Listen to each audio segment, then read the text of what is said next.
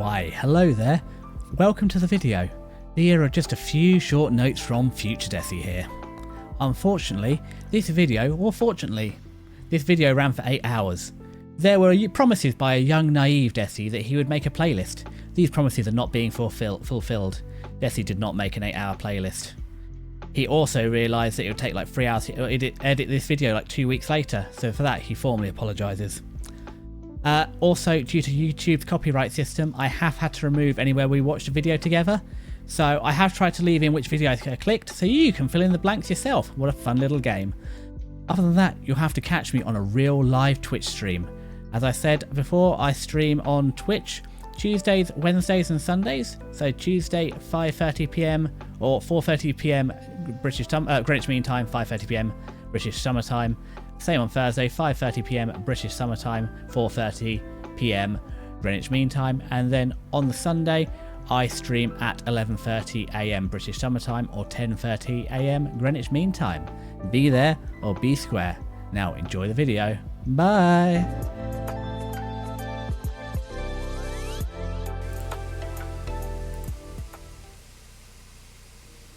Hello, welcome, and here I am. Sorry to keep you all waiting, but I think we are going to be living out of Scuff City today. And boy, oh boy, am I loud today. What is going on? Where do we begin? So let's quieten me down a mite. Let's go for -3 is always a good option. No, not +3, -3. I swear, every time you log back in, something has changed. So, yeah. I'm sorry for the delay.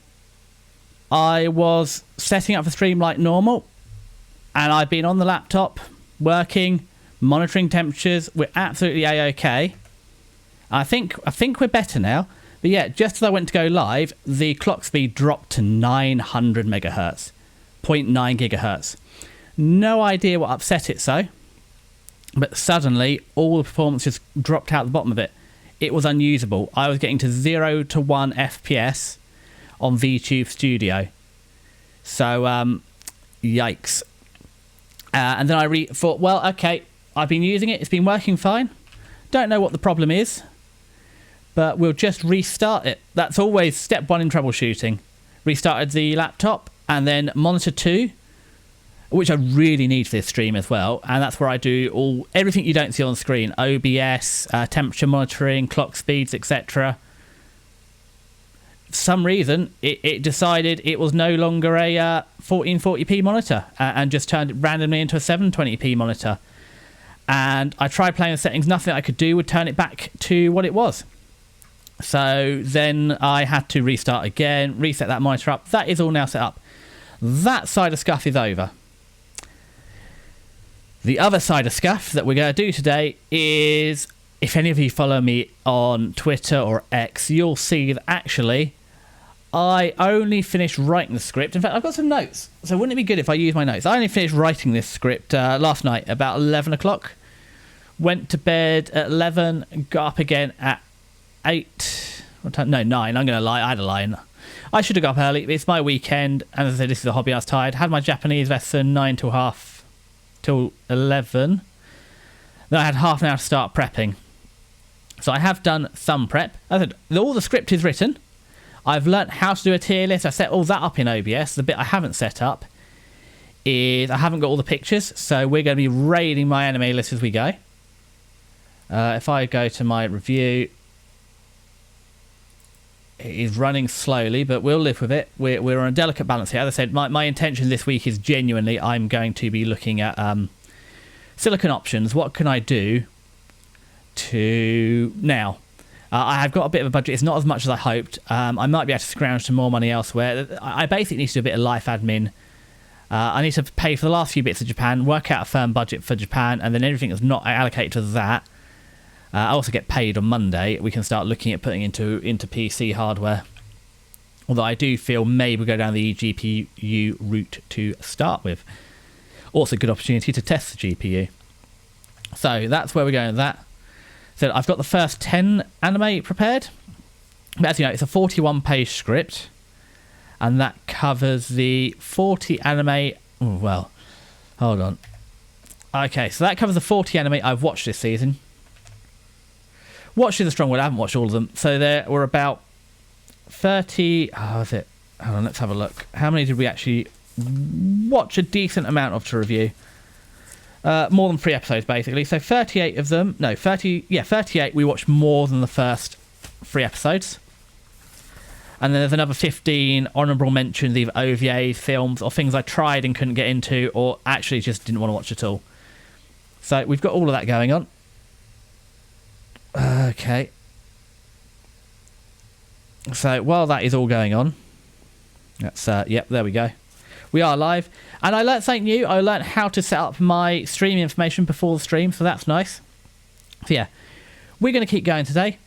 It's a little warm. It's it's getting warm out, but PC Chan seems to be happy, or Laptop Kun. Really, Laptop Kun. PC Chan would be a better choice here, and he'll come in future.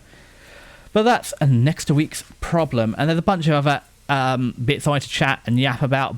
We'll see how long this stream runs, and also a lot of people are coming here. If anybody's coming here, you come here for the content, not for me to hear about me at this stage in my fledgling VTuber career. So without too much further ado, we'll start working our way through. So I'm also experimenting with copyrighted music.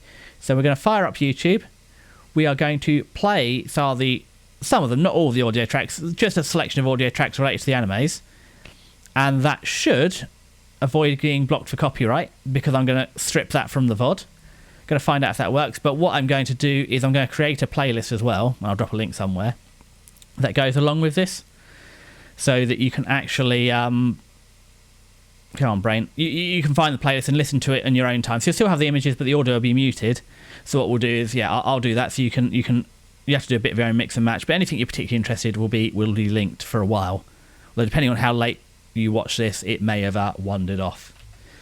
So yeah, we're doing okay. We're between 1800 and 2200 megahertz. So actually, we're somewhere between where we were last Tuesday and last Thursday. Not as good as last Thursday. We're sitting at a nice stable 2500, and we could stream in 1080p 60 FPS, but enough to run VTube Studio and to run OBS and to run Edge.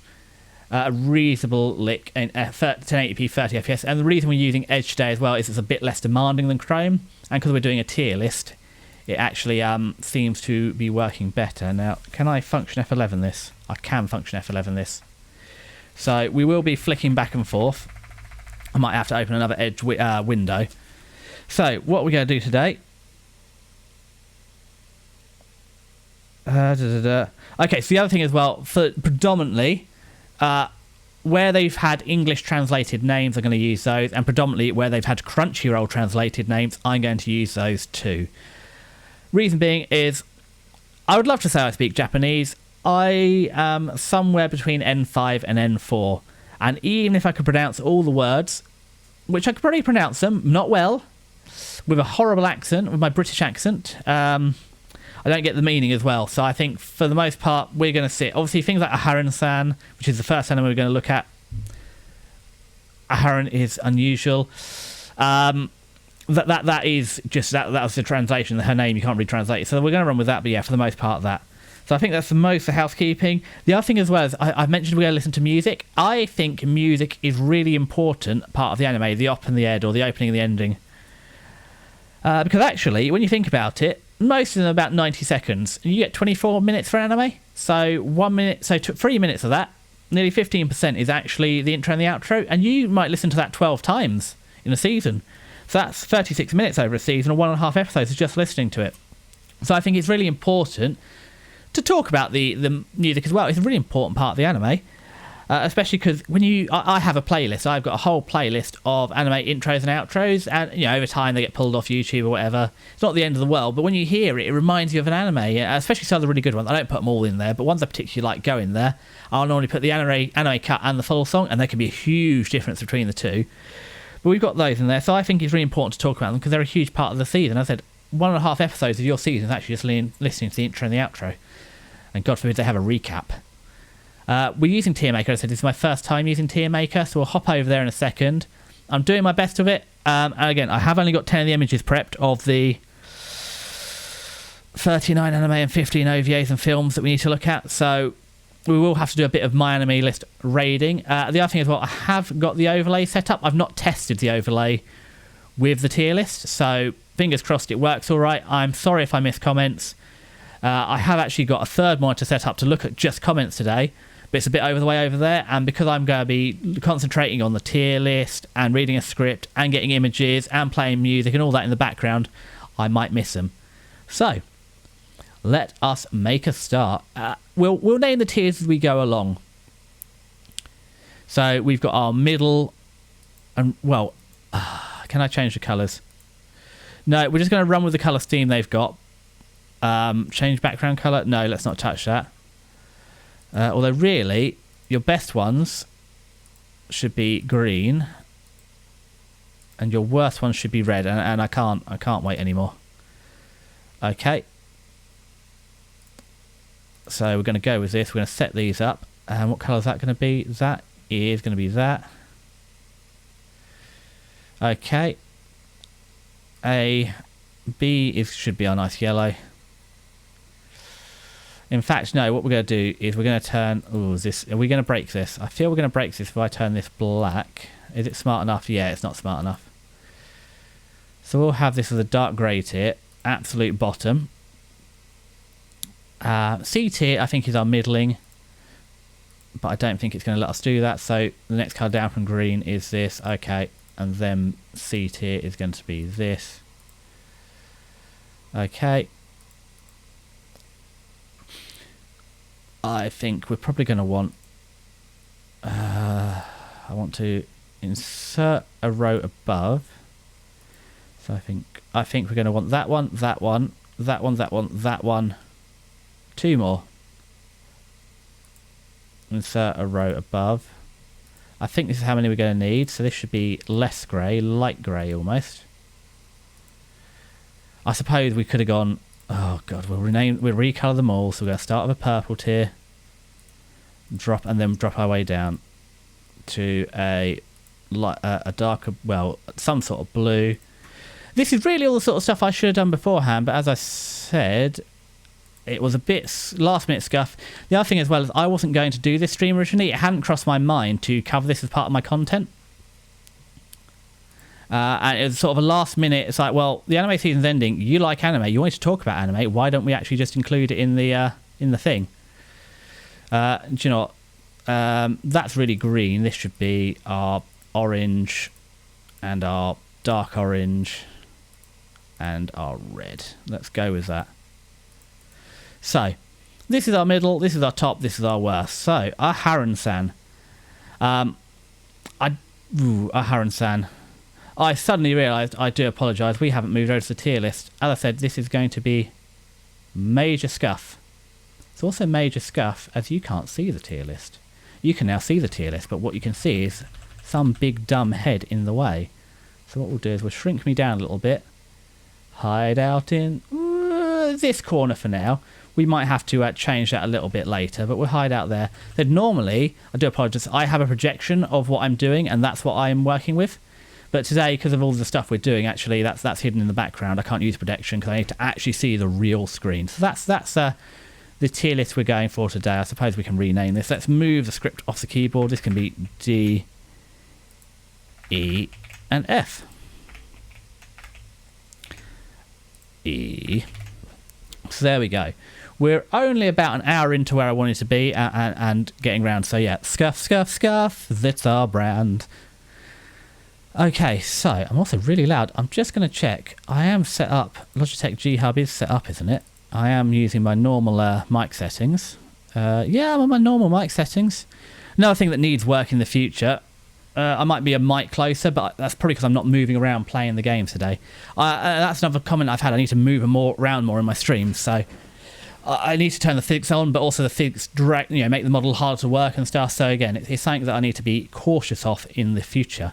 So, Haran-san, and what I think we'll do is if I run, do I want to run Chrome? No. So, am I going to break it if I run another window of Edge? Let's see. Hopefully not. Let's open a new window.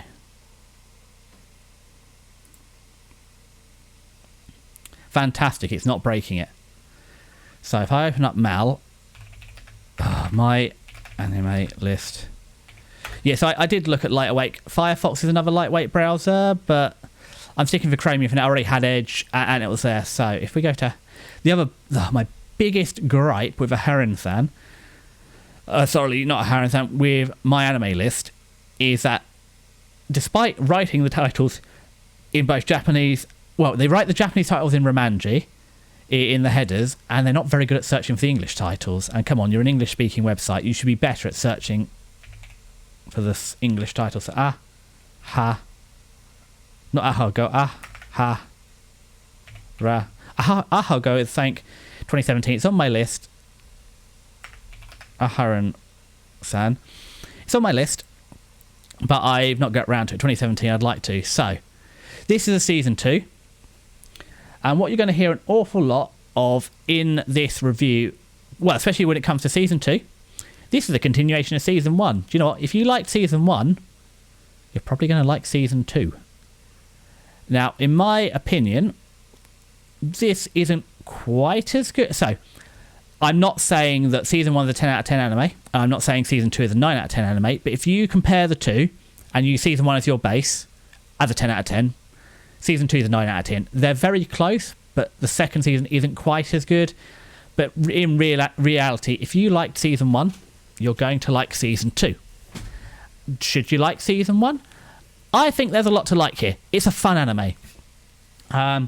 I know, do you remember the wars last season about solo leveling being peak, XYZ? Well, I'm also still really too loud. I think I do need to turn myself down a bit more because we're bouncing right up against the limiter. So let's knock a couple, maybe 6 decibels. We're way too loud today. So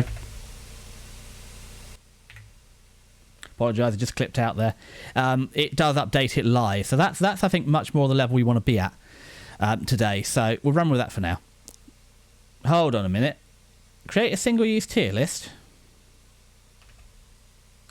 Why does your tier list not look like my tier list? Okay, let's unfull screen it.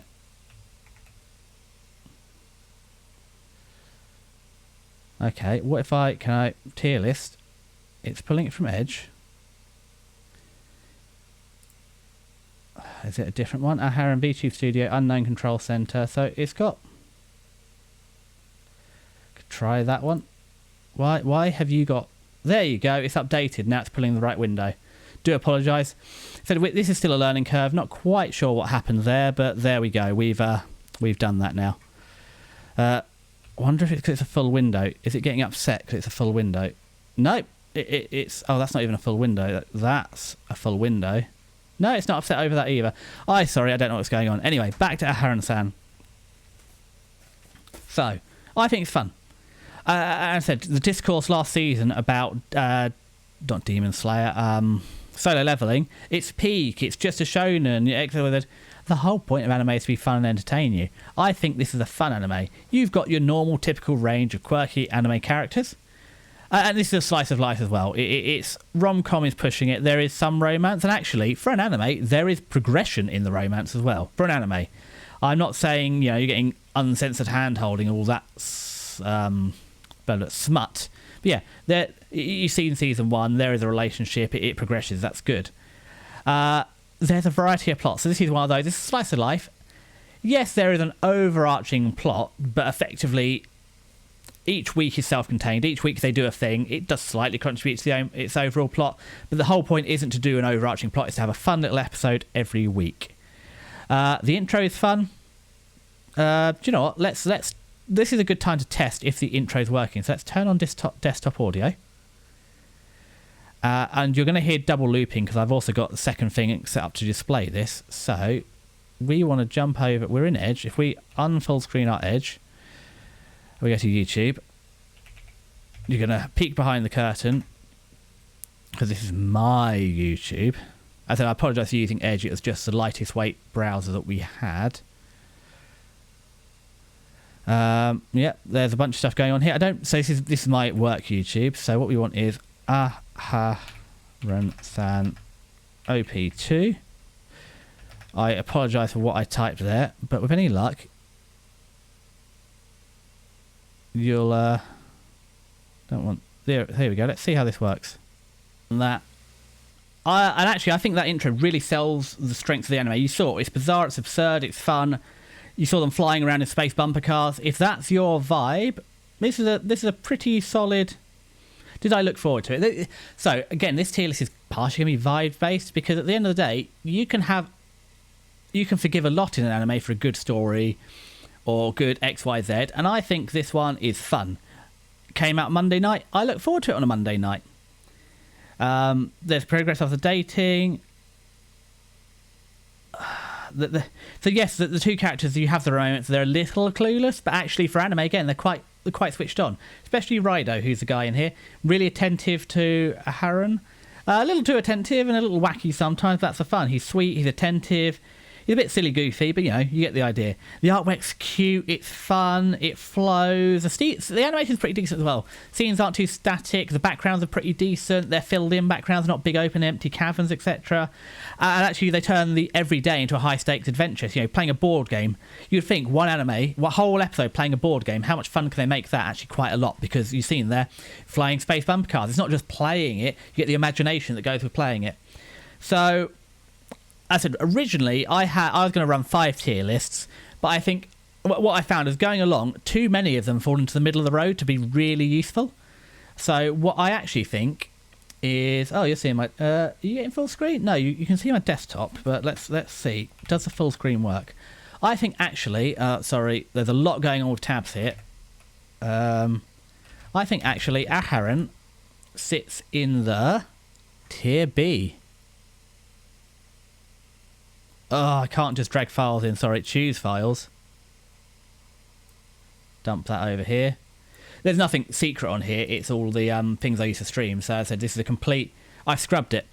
There's no personal information on this profile, and any information of my main profile I've scrubbed as well. So I changed the name, the owner, everything on the laptop. So shouldn't dox me. But you want to see a nice pretty window, not my whole. I'll show you quickly. Look, I actually do use folders. This is organised and planned. So if I go into the one called Spring 2025 Anime Review, 01 Aharon saying, look, they said, I did try. This is as far as I got before stream, before everything broke down. So we got a quarter of the way there. So I said, we will be raiding Mal as we go. I was going to read you the blurb from Mal as well, because I thought that's a bit better, because I don't want to spoil the anime. But I also wanted to talk about them. So I think reading the blurb is probably good, and then talking about my feelings isn't too spoilery anyway. In fact, I think we can do a block upload. Don't want to block upload that one. So let's see. Open. Oh, we can block upload. So apologies, I should have done this before, but yeah. Boop, boop, boop, boop. Tier B. So I might as well do the big reveal. Seasonal plus. Seasonal. Seasonal minus. So again, as we go on, I'll explain the tiers a bit better, but seasonal is anime come in seasons, 12 to 13 episodes. And I think, it depends how you watch it. I try and watch it as it comes out. If you're the sort of person that likes to watch a season behind, just to pick up either the cream of the crop or what's good, and filter it, I think this is a good seasonal anime. I don't think it rises to the higher tiers, but I think this is a good seasonal. This comes out, there's a season 3, I'll definitely watch it. Season 1 was good. I definitely was going to watch season 2, so it's definitely a good seasonal. And this can range. It also depends how many do you want to watch, how much time you got. Also, does this type of thing appeal to you? Do you want a fun anime that makes you feel good and you enjoy it? It's 20 minutes of a little dopamine. It's cute. It's fun. It's silly. It's goofy. If that appeals to you, then this goes higher. But I think overall, this is a seasonal plus. I don't think it's quite good to go enough to say if you only watch the cream of the crop, I don't think it's worth going back for. But I think if this appeals to you and you want a silly, goofy, fun anime, this is and you should watch this. But again, it does get harder with season 2 as well. But season 1, season 2, you don't have to watch it all at once either. You can watch however you want. But I think you could chain this one. It'd be okay chained. I don't think chaining or not chaining, binging or not binging really affects this one too much. But that's the way it is with this one. Okay, so I'm also not going to read the manga. This one really lends itself to an anime as well. This is the silly, goofy, the voice acting, the pop colours. That's a big thing with manga as well. Something silly, goofy, fun like this, all the pop colours are really sold to anime. I think this is a better anime than it makes a manga. So that's what's going on with this one. Okay, 1 down, 38 plus 15 to go. Next up, we have Boku no Hero Illegals, or whatever it is. My Hero Academia Vigilantes. Now then, I actually think... So remember, how long has My Hero Academia been going on? And I think it suffers from every shonen's problem of power creep. This is a return. The power creep, the power curve is fixed. We've gone to normal people with quirks. It's set before My Hero Academia as well. So there are Easter eggs. You do see some of the heroes dropping in and stuff. But it's set a period of time before. So all the powers are a lot weaker. And that makes the heroes much more likeable, much more believable. And again, this is your friendly neighborhood Spider-Man versus like who's saving the world, Superman or whatever. They're trying to save their city and their section of their city. They're not crazy powerful. They're doing local crime fighting. So yeah, I think it's enjoyable. The lower the stakes, the weaker the quirks, the actually better, the more intense the fights are, because there's much closer level. And there's more invested. It's not a big, I've got to save the world or whatever. It's like, I'm going to save my city and hang out with my buds. This feels like almost a club. This is fun. This is what My Hero used to be. This is the vibe. Characters a little older as well. You're talking university, high school, adult, that sort of range from high school up to working adults and college. The main character, Goichi or whatever he is college or university. So I prefer the age range a little bit more. Yeah, I say, I've got a note here. So I have got a note. This is another one. So Aaron, I wasn't going to play the intro, but actually it's quite good. I know some scuff where I accidentally muted that instead of OBS because I didn't want to hear it. But that's all fixed now. I said I apologise, but I've got all that worked out. So what we're going to do quickly is jump over to one of these tabs, Uncle from Another World. And if I'm lucky, you are going to see that. Fantastic. So now we're going to search. I don't know how to turn... that off. We're going to look for My Hero Vigilantes opening.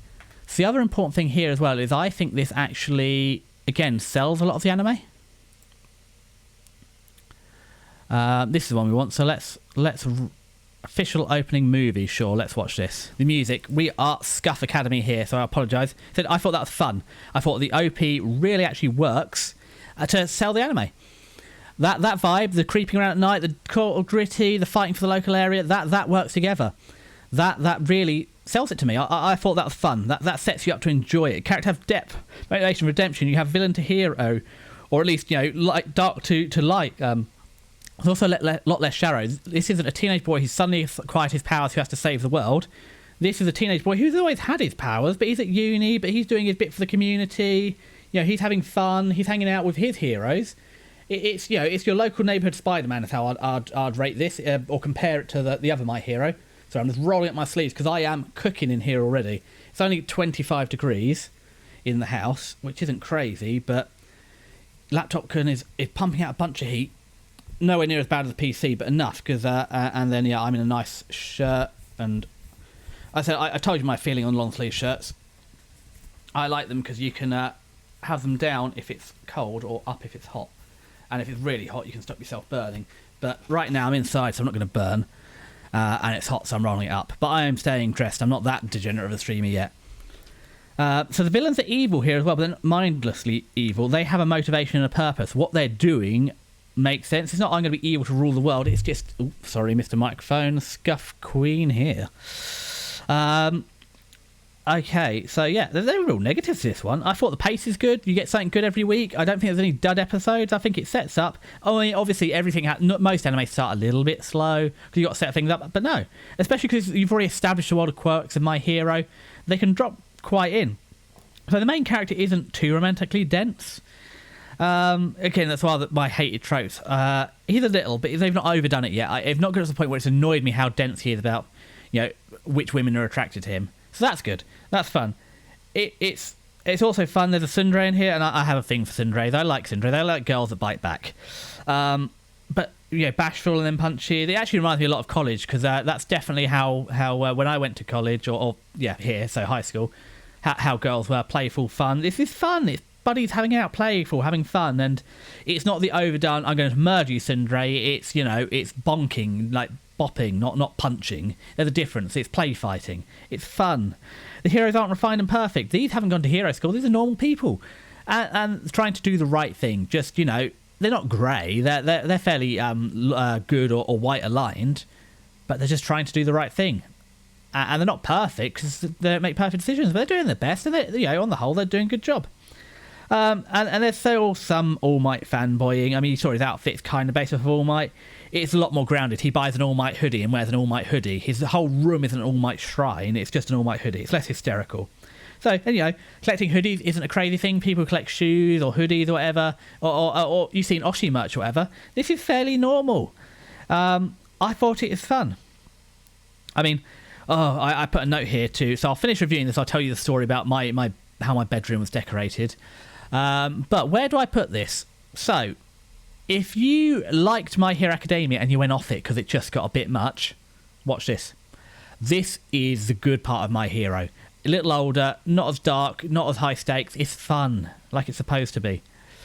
I think that's all the thing to say. I think, actually, if you haven't watched this and you've not watched any My Hero, go back and watch this. This is good. It's a spin-off, but it's not an out-of-ideas spin-off. This is things that they couldn't fit in the main manga. They spun off into a separate manga, and this is how spin-off should be.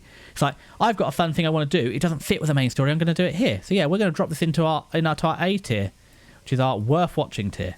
I'm not going to say you have to go watch this, but I think you should.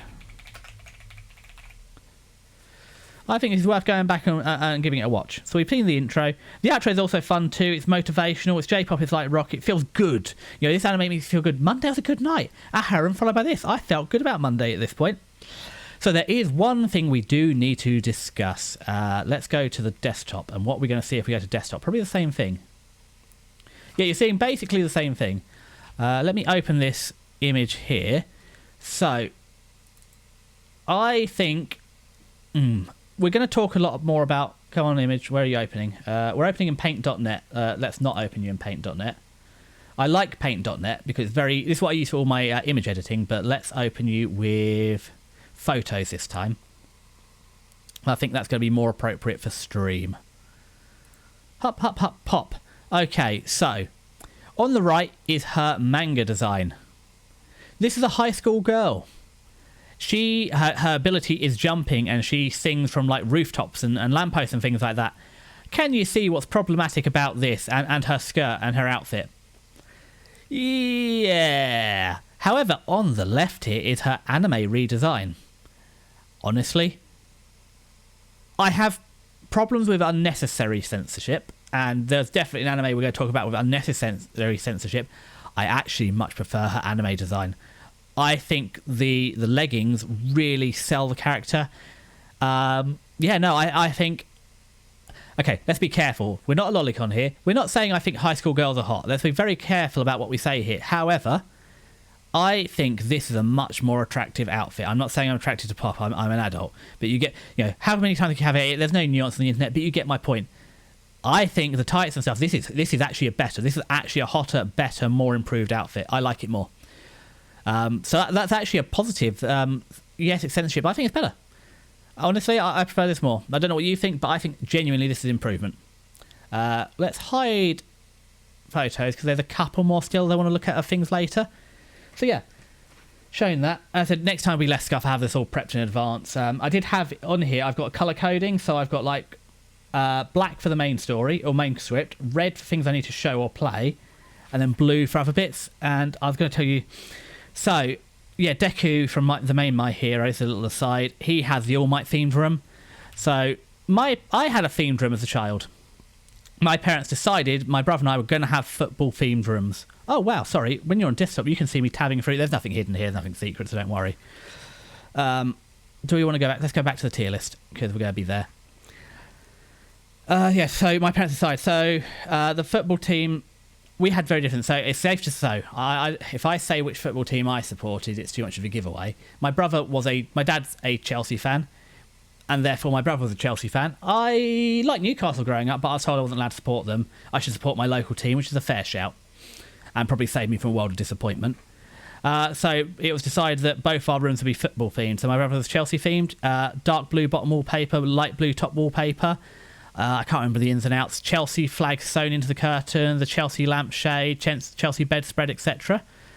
And mine was my local team, not non-league, so my local league team.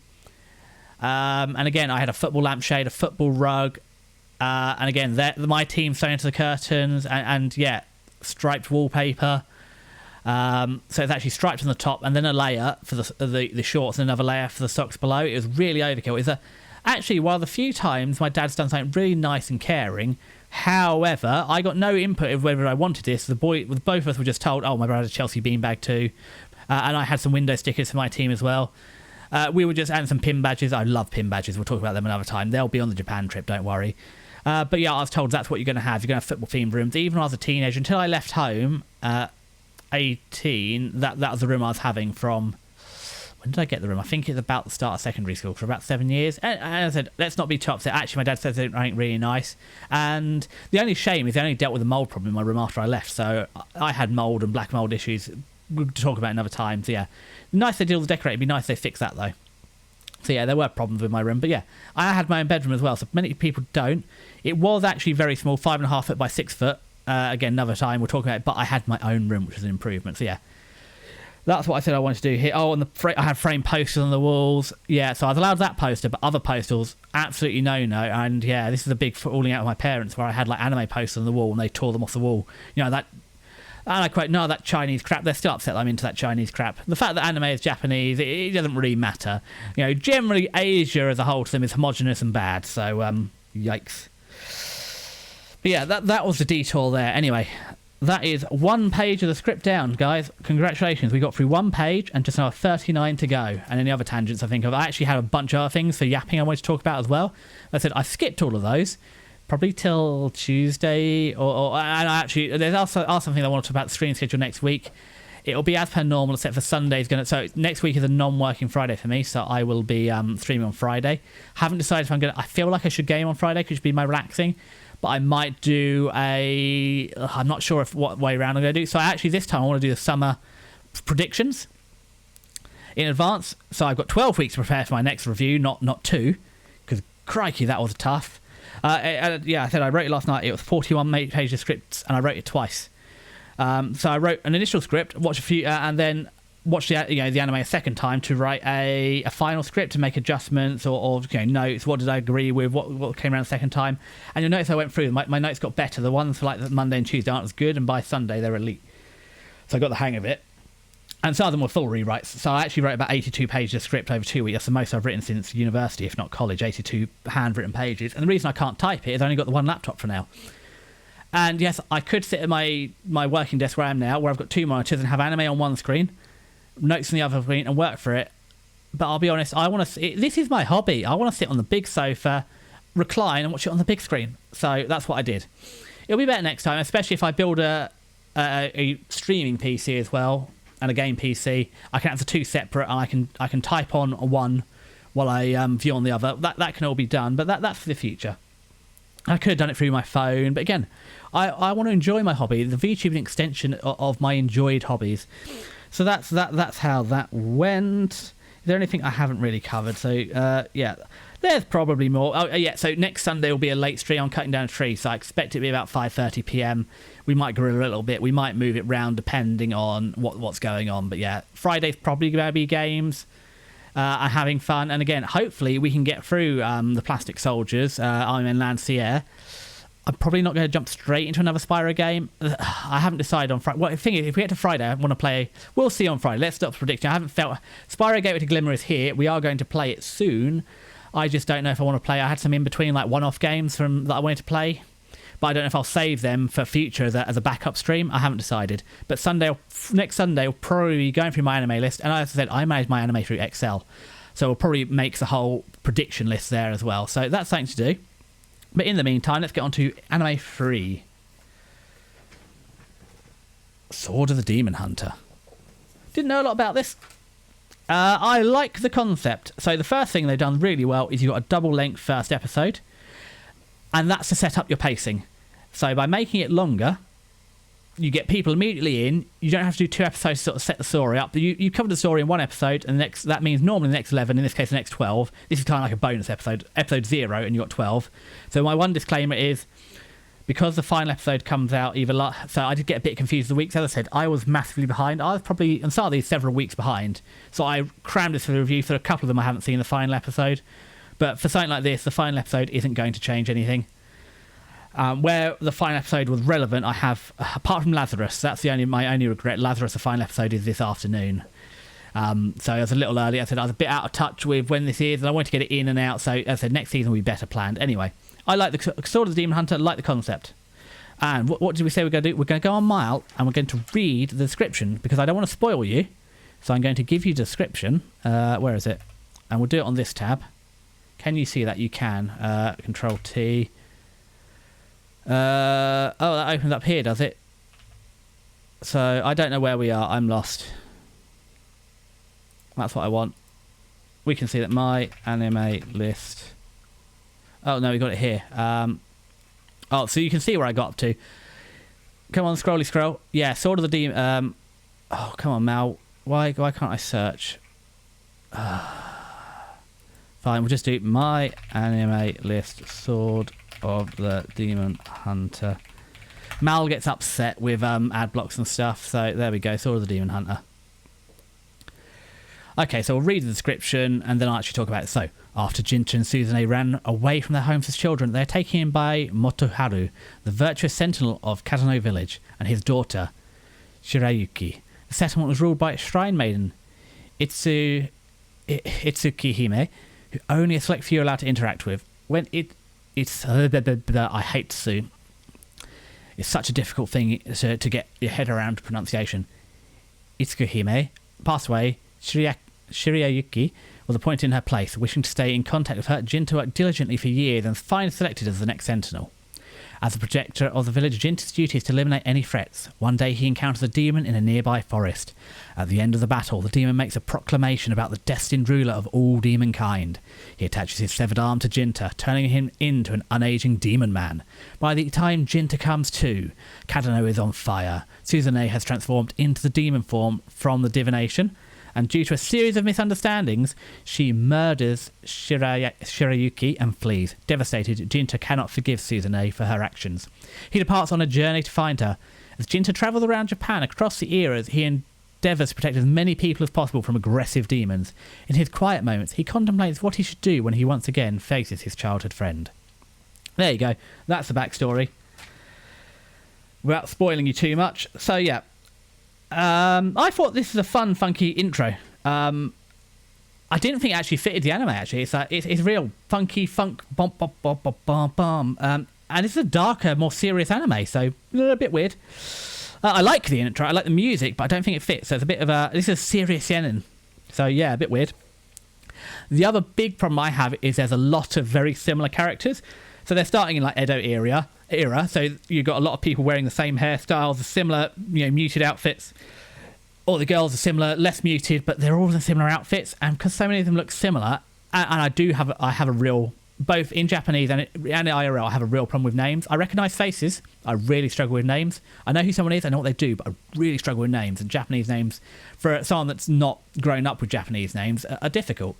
So I do struggle with that, especially where some of them are similar. So I did find, for a while I got it, so there's a shop clerk and there's a samurai, and they look quite different. And over time I worked out who they are, but several times I got them confused, especially when they're early on, when they're in the same scenes together. There's also the girl that works in the soba shop and his childhood friend. Sorry, not his childhood friend. There's a girl here we go. There's a girl that works in the soba shop, and there's another girl who's a noble's daughter.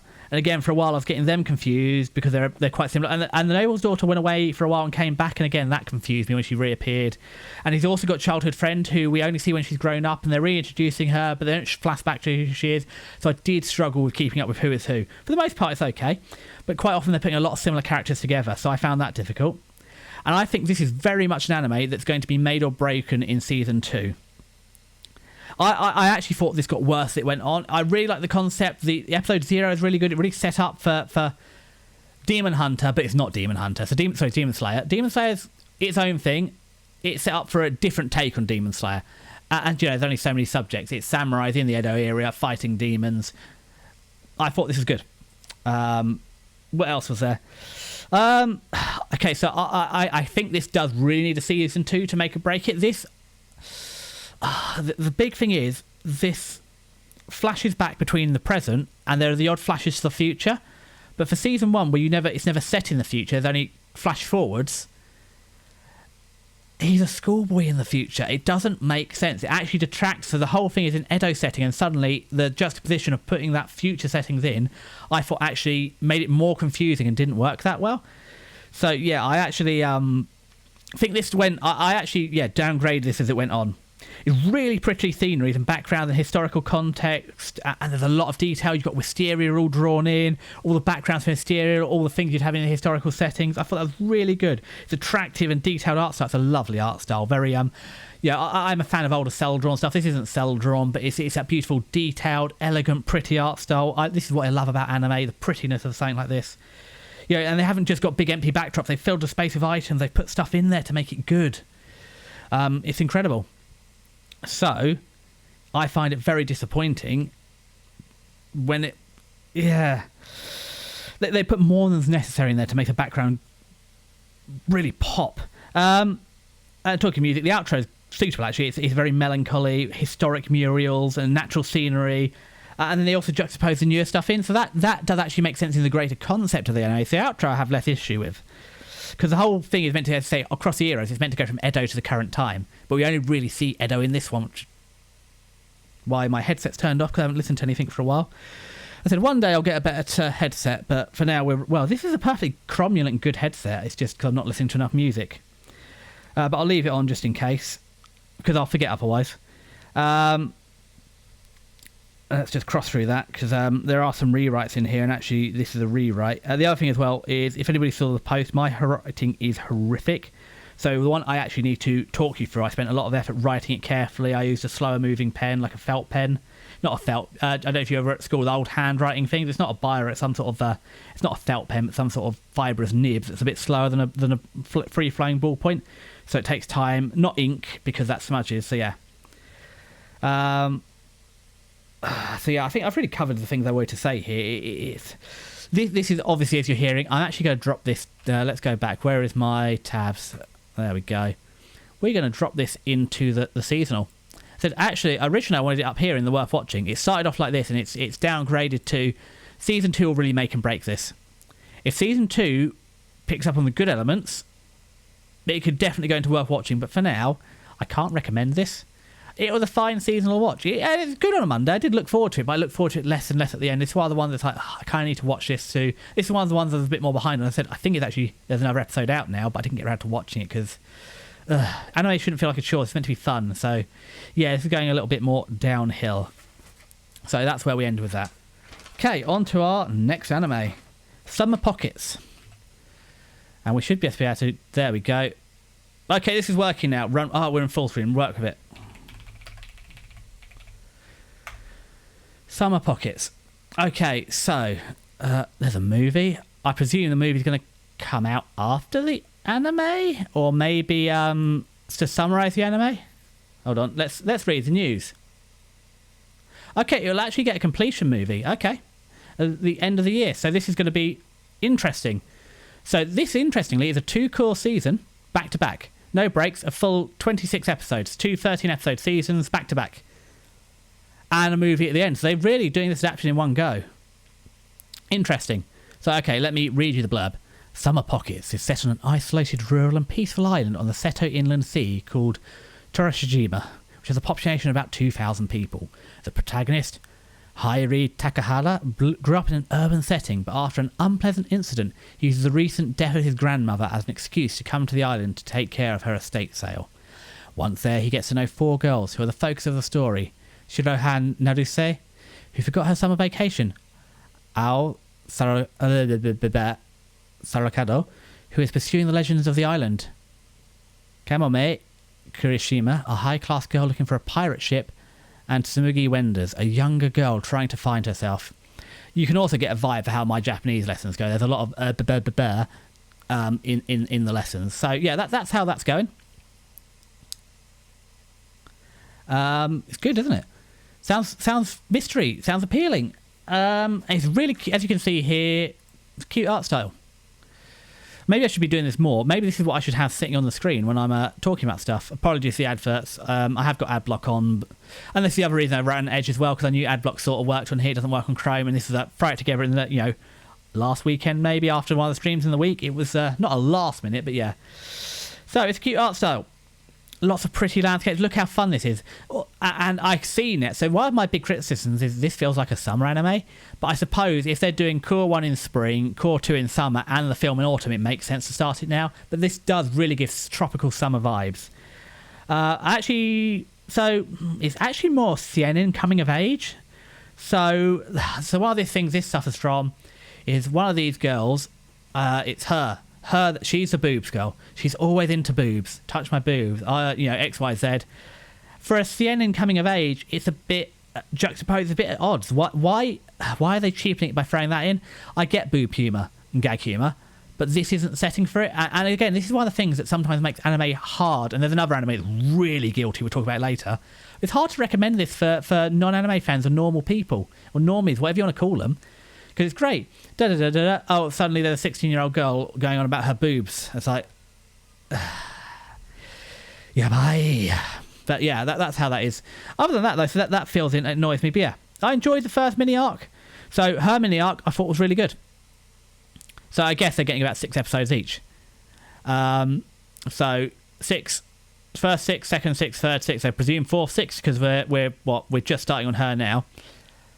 After just finishing, so this is a high class girl. I can't remember their names. This is Smoggy, and this is the one we're on now. So we're on the boob girl arc. Okay, I mean she's fun and all, but you can be fun without boobs too. I know it may be a shock. I apologize. It's a bit of a small image, but yeah, it's just something pretty in the background for you to look at while I yap around anime. As I said, this is why I became a VTuber. I've got one friend that watches anime, and we'll talk about that more another time. But this is why I want to be a VTuber. So I have other people to talk to anime about as well. And I'm selling myself to have people come and hang out with me. Yeah, so the other thing, the problem is as well, she, as I said, a younger girl, and she's just a bit young. And I feel like when you've gone from this high class girl, who, more mature, to her, to I don't know what this is, the drop in maturity for a seinen takes it away a little bit as well. Again, this started pretty good. And faded a bit on me, but there's another 13 episodes.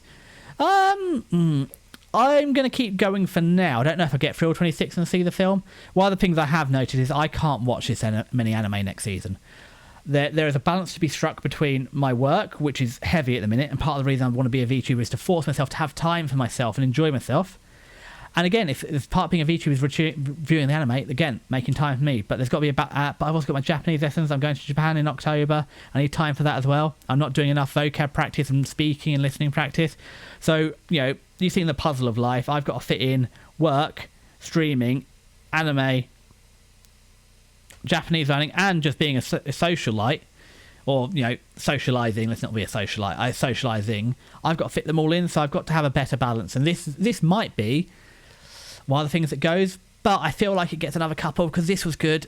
This is better. I think, apart from the boobs, I think she's better. So I think it'll get to 18 and we'll give it a couple more and see.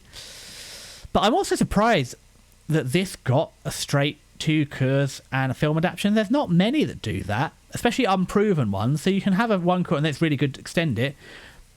But I'm willing to give it some rope. So you had 2.5 Dimensional Seduction a season or 2 ago. And the first 12 episodes of that as well, pretty mid. And then the second 12 episodes, the second cour, it was like it was a different anime. They were incredible. It was dramatic. And it went from a boy who only likes his anime waifu to a whole family drama. It's excellent. So anything that gets 2 cours now, I'm willing to give it the benefit of the doubt that maybe sometimes the studios do know what they're doing. So that's what's going on with that. But yeah, this faded.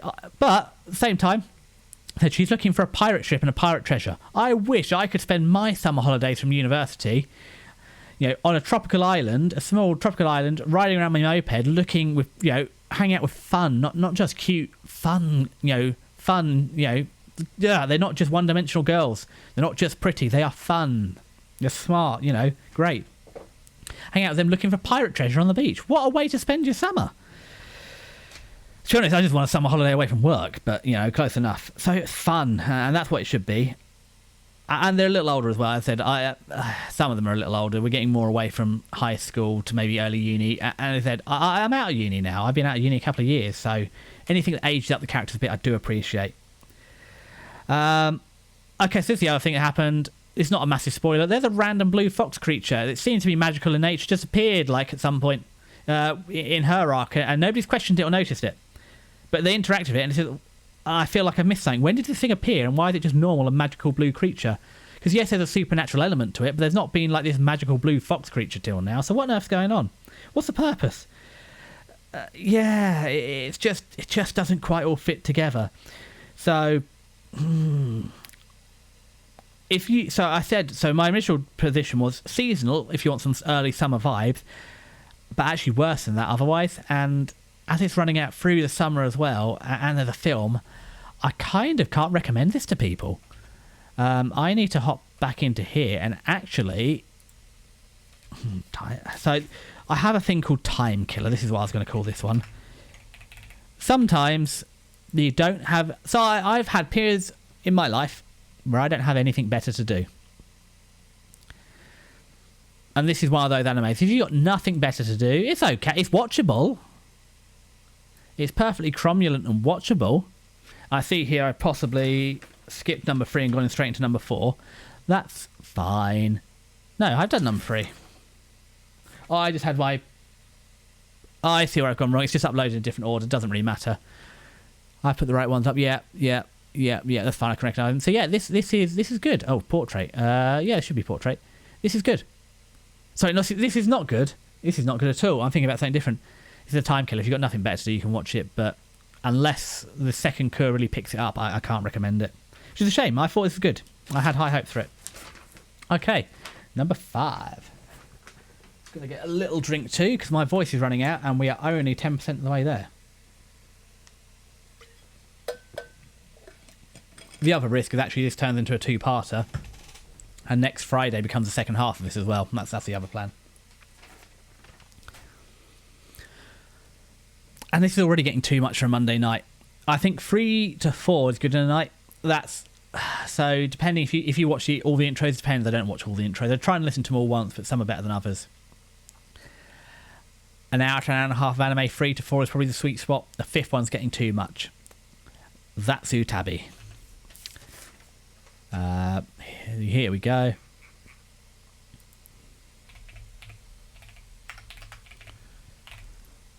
That's Tabby, that's Journey. And if you're a VTuber fan, we're doing a Zatsudan now, almost just chatting. Yes, it's a tier list, but it's just chilling, it's vibing, it's chatting. And obviously Tabby, that's Journey. This is a travel anime. So let's read the synopsis. Chika Suzugamori, an 18-year-old newcomer manga artist, has just had 3 of her drafts rejected in a single day. Her editor suggests incorporating her interests into her work, but Chika is an indoor person who only thinks about manga day and night. At a loss, she feels a sudden desire to get away from everything and go on a journey somewhere. Due to the results of an online poll she posted on a whim, Chika hops on a train and heads north from Tokyo on an impromptu solo trip. When she ends up at the top of Mount Hagula in Aizu Wakamatsu, she realises she is refreshed and feels more motivated than before. Even if her projects get turned down again in the future, Chika plans to journey around Japan with her friends, new and old. It's what you expect. It's a cute girl doing a travel anime, and she's a mangaka. 6.5. Right, let's that's the thing. Let's look at the pretty picture, and then I'll tell you what I think of it. Because come on, we are trying to one day be a semi-professional at this. That's a better picture, but that blows her up more. So there we go. What do we think? I actually think it's a decent travel anime. I have a penchant for travel animes though, because I'm going to Japan. So I think, and again, these are propaganda. These are supposed to make people travel around Japan and visit places. If Japan has worked out internal tourism, make an anime, make a TV show to show off the place. Works really well. Eurocamp's really bad for that, but we'll talk about Eurocamp later. Eurocamp's a different thing. So I like this. I think it's got some inspiration. It gives me some inspiration going to Japan and things like that. So actually, I think that's the selling point of it. If you want to travel to Japan, these sort of animes are quite good for selling off things to you. It covers dam curry again. I'm so upset. I'm not going to go to any dams on my Japan trip this time. But it's on my bucket list to have dam curry in Japan, because it seems like such a big fun thing. This is like the fourth anime to mention it, fourth travel anime. Yeah, as I said, Eurocamp is Eurocamp's a really good travel anime. This has sold me on it as well. Different vibe, but yeah, this is fun intro. It's a journey. It's nothing special, but it fits it, and that's nice where they put them together. Same with the outro. It's fine. You know, you can have a perfectly cromulent. It's adequate. Everything about this anime is adequate. Outro's forgettable. It fits it. And actually, I think this gets better across the season. It finds its stride. It finds its pacing. It goes more. So this goes from, it gets better as it goes. It's a reasonable animation as well. There's good. So they've spent the budget on the nature and backgrounds are not watercolors, but that sort of well drawn out, pretty, not photorealistic, but realistic style. That's where the effort's gone. So when they plonk in like a house or a man-made object, they're very plain in comparison. You can tell that wasn't the main focus. They look out of place almost. Some of the houses look like they've been not photoshopped in, but not bad photoshops. Like they don't fit. I don't know if this is meant to be a deliberate artistic choice to juxtapose man and nature or whatever, but I feel it just pulls the attention away from the pretty backgrounds and nature. I feel like that. I don't know. I don't think it hits the mark. And then again, once they get into the towns or in the cities and stuff like that, again they can be quite empty as well. This is drawn here, but actually, I mean this one here. Imagine this bit here as a whole frame. That's a bit, yeah. That's actually got a whole pagoda in, but a lot of the frames are very empty where they're not out in nature, whereas the nature shots, as you can see, are much more like this at the top. So they've blown the character on I think they've blown the animation budget on the backgrounds, which makes sense for this kind of anime, and it's prioritization. If that's all the money you've got, that was the best use of it. But, I wish they had a bit more.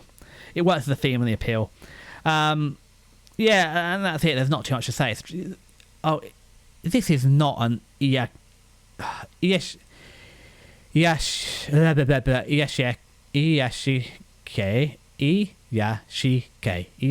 This is not an Iyashike. This is not a healing anime. We'll talk about them later. This isn't that. I mean, for her it is, but for me it isn't. This is a travel anime. Again, adventure, slice of life. That all fits. So where are we going to drop this? In here. Where is my Datsutabi? So originally this was going in the seasonal minus. It wasn't great. However, it's promoted itself to seasonal. And actually, if you're into travel, I think it could even go seasonal plus if you want travel material, but on its own, seasonal. Number 6. The Shinuji Family Children. Okay, we'll read this and tell me what... No, not that one. Go back to where we were. Just a single alt tab. You tell me which one this reminds you of.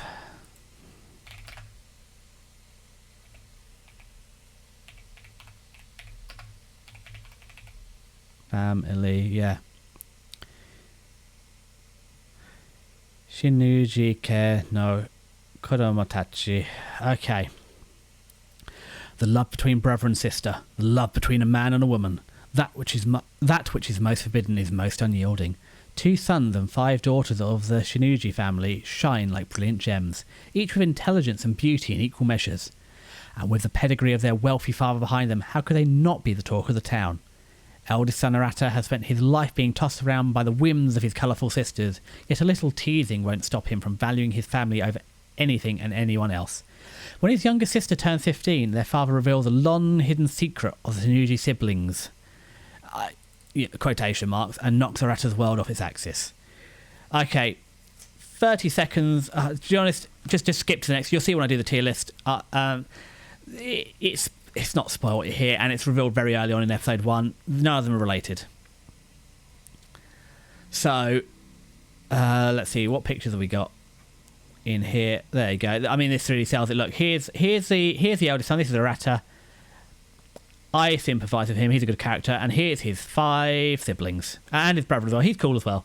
So the 2 guys are pretty normal. And look at the designs as well. The main character. This is an MC self-insert. Look how reasonably plain he is.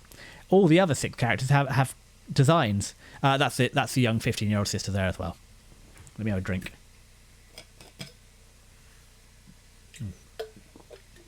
And this is a range of ages. So these two here are about the same age. I think they're about 18, maybe a little older. She's 22, 15, 16, 17, 16, 17. I don't know the ages, but that's the eye. We'll talk about her in a minute. And I'm not sure. I think these two are similar ages as well. So yeah, that's how that's going. So these two thought they were twins for a long time. They're not. So it's sister leveling, isn't it? It's not sister leveling. Oh yeah, we'll talk about her in a bit. Well, look, they've got some nice panels about all the girls. She's the sporty one, so I don't know why they've got her squirrels. She's the Kudere or Dandere. She's Dandere. Tsundere. Kudere. This is the Aeneas and kind. Yeah, this is a sporty girl. You know, you got your 5 types. God, what anime with 5 different types of girls where you know, and one guy can you think of? Oh wait, it's Quince, but with extra steps. And I have my own beef with Quince, but we'll talk about that another day because this isn't Quince. Okay, so what we're going to do is we're very quickly going to watch the intro. We're not going to watch the whole thing, but there's one scene in it that we need to see, and basically this is where it's probably the best bit of the entire anime and where they put all the budget. And yeah, when the entirety, the best moment, and the entire budget goes into like 10 frames in the intro, you know you're in a spot of bother, aren't you? So where's my YouTube? Is it here? Go away, new tab. Come on, can we not scroll up? There we go. The G family children. I apologise. These were meant to be pre-populated, so I meant to have the playlist for this. I will get the playlist done after this while I'm editing the VOD and stuff. Now I want the OP, not the episodes. Come on, YouTube. You know the difference between E and O. I did not ask for episode 6. I asked for OP, and now my headset's just turned off.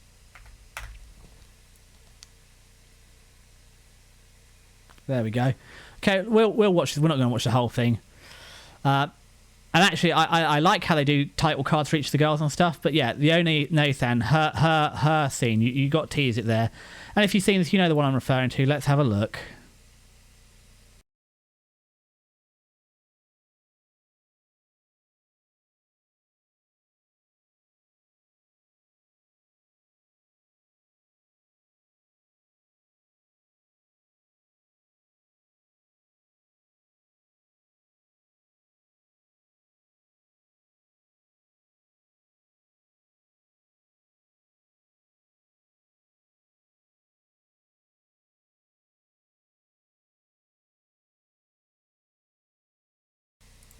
There you go. That was the entire thing. That was the Onesan. So yeah, look how shocked the girls are behind her. Do you know what? One more time so you can see it. That's it. And look how much airtime her boobs get. That's like, what, 3 seconds of airtime? That's it. It doesn't get any better. So we're not going to watch anymore. That's it. Right. That's her personality, basically. She's a big teaser Nathan. That's her entire personality. It's just frustrating. So yeah, you got Sporty One, the Tsundere, the nerdy, the sort of the Kudere, analytics, no boundaries. You know, she's too smart to understand human boundaries, etc. What else have we got? Oh yeah, but he's got a normal girlfriend. His brothers, he's got a normal girlfriend outside of it. And this isn't Raido. This is what was his name? I've forgotten his name. Hold on, because as I said, I watch too many animes. He's not Raido. He is eldest son, Arata. Sorry, Arata. I feel sympathy for Arata, because we've also got to bear in mind here, this poor man is a teenage boy. Oh, sorry, if I didn't make it spoiler siblings, yeah, they're all adopted actually, none of them related. I think 2 of them might be, but none of the girls related to him, which is the main whole point of the anime. The brothers are the same ones. That he has a normal external girlfriend, and while obviously all the sisters are trying to hit on him, he's like, no, you're my sisters. Just because we're not blood related didn't mean we didn't grow up for an entire lives. This is weird. I'm sorry, Arata, and they're going to ruin him in the end, I feel. They're going to make him fall for one of them. And don't get me wrong, he's a poor teenage boy being hit on by, 5 Bishogens, isn't he? 5 beautiful women are trying to hit on this man. Of course he gets, he gets excited by that, but he keeps himself in check like a normal person. And he keeps turning him down. I guess you're very attractive, and yes, this is hot and heavy, but I don't want to make out with my sisters. Because despite not being blood related, we grew up together. This is weird. I know the genre. I didn't have a sister growing up. I have one younger brother, so actually, the genre as a whole doesn't massively put me off. I don't have the emotional investment to be like, ugh, sister love. However, and Sister Leveling, by the way, it's a parody. It's like one Sword Art Online Abridged, but for Solo Leveling, it's really good. You should watch Sister Leveling. It's fantastic. What a parody. Anyway, it's YouTube Shorts. Anyway, back to this. Yeah, so he's saying he knows what they're trying to do. And you can't blame him for this. He's doing his very best to avoid it. And the anime is going to ruin him in the end. I'm sure of it. But, yeah. And the art's actually decent for this. They spent a lot of money on the boobs. The art's fine. It's kind of glossy. It's not hentai glossy, though. Art's fine. Fairly decent. But this is just like a known formula. You know how it's going to end. You know how it's going to go the way through. I'm not going to read the manga. I don't really care how it ends. He's going to pick one of the girls. I don't really have a favourite. I mean, I feel like she's being set up as the main girl. His sister is fun and funny, but oh god, too over the top. I do have a thing for Dandere. She's just too kudere and too, I'm nerd scientist. I'm too, interactions, and she's just sporty and fun and passionate. It's just not doing it for me. If another season came on, I might.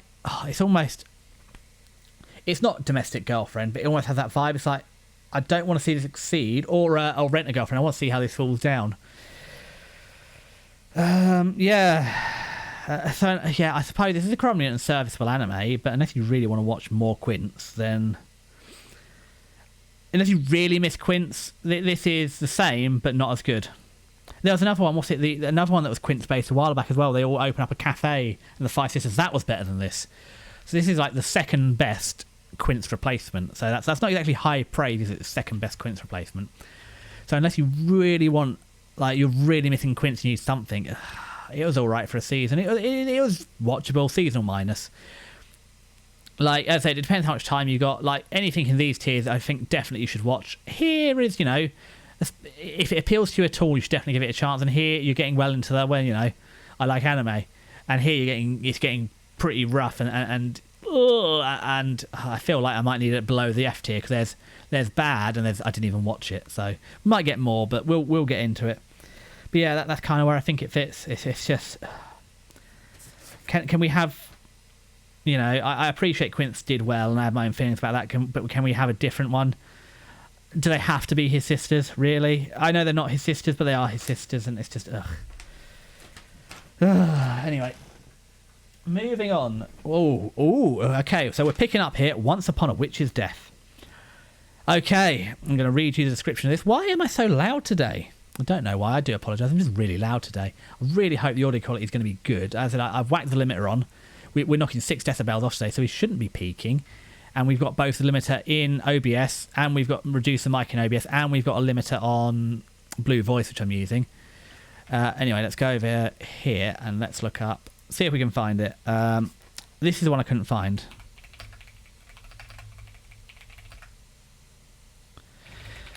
Because this is one of the things. Maybe it is that one. Doesn't look right. Death Note. That my anime list is really bad at looking for. Thank you for that search. That was really good. Okay, right. Into our third tab.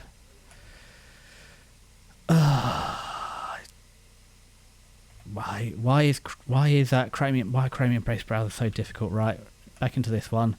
Unfull screen it.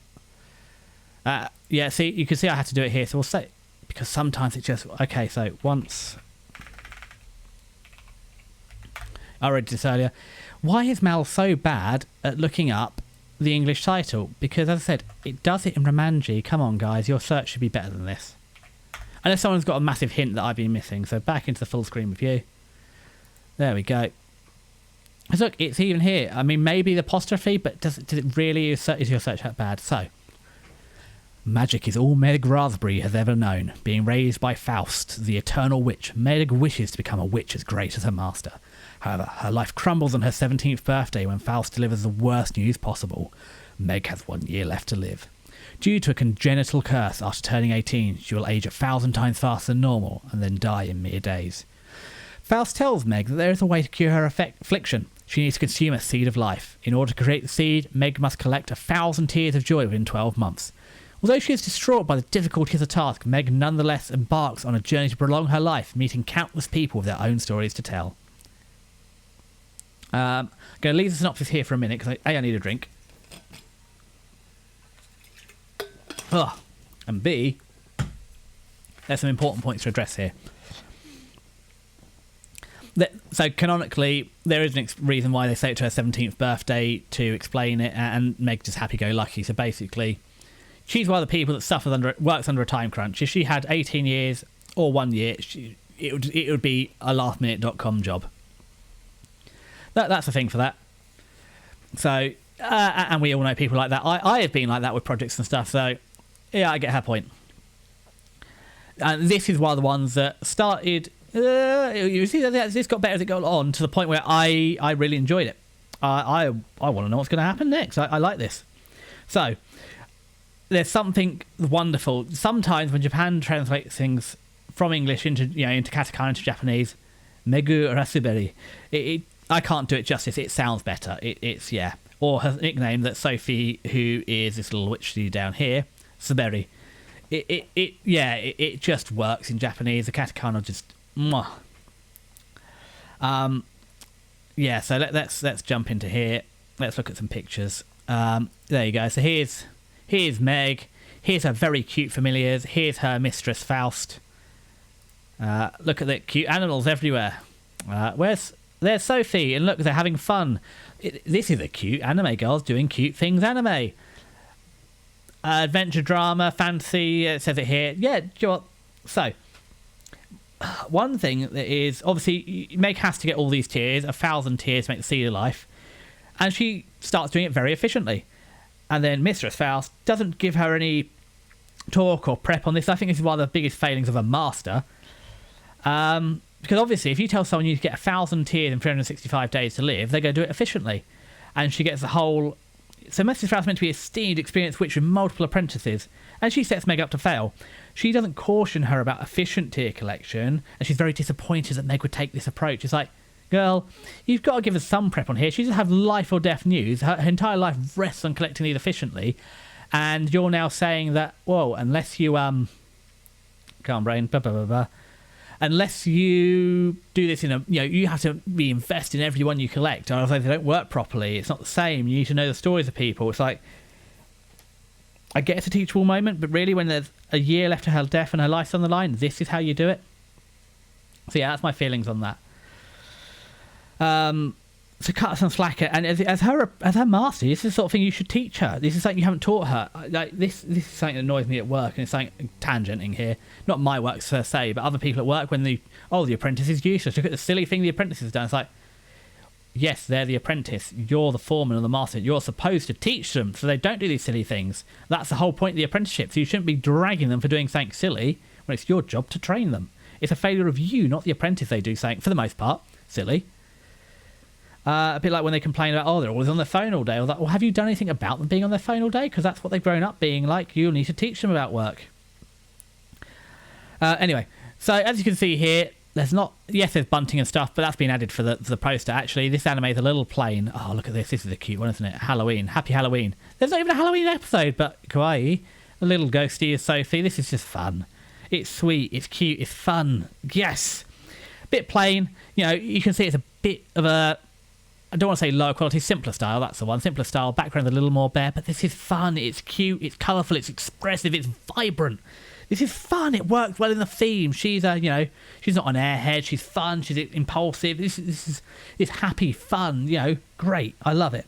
It's a sweet anime, it's worth watching. I want season 2. I'll be honest, I'll tell you right now, I want a season 2, and if I don't get a season 2, I'm going to read it. Again, this style really works well in anime because of the pops of colour in that.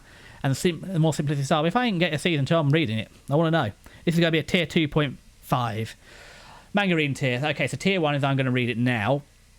Tier 2 is I'm going to read it, but it's in a list. So tier 1, I'm buying and reading it now. Tier 2 is I've got a list of things I will read and buy. And then tier 2.5 is, oh, this might even be a tier 2. It's too new, so things will move up from tier 2.5. It's like, I will read it, but it's not a priority to read. But as time goes on, they might move up because you don't get the adaptation. And also, some things work better. I think this is better as a manga.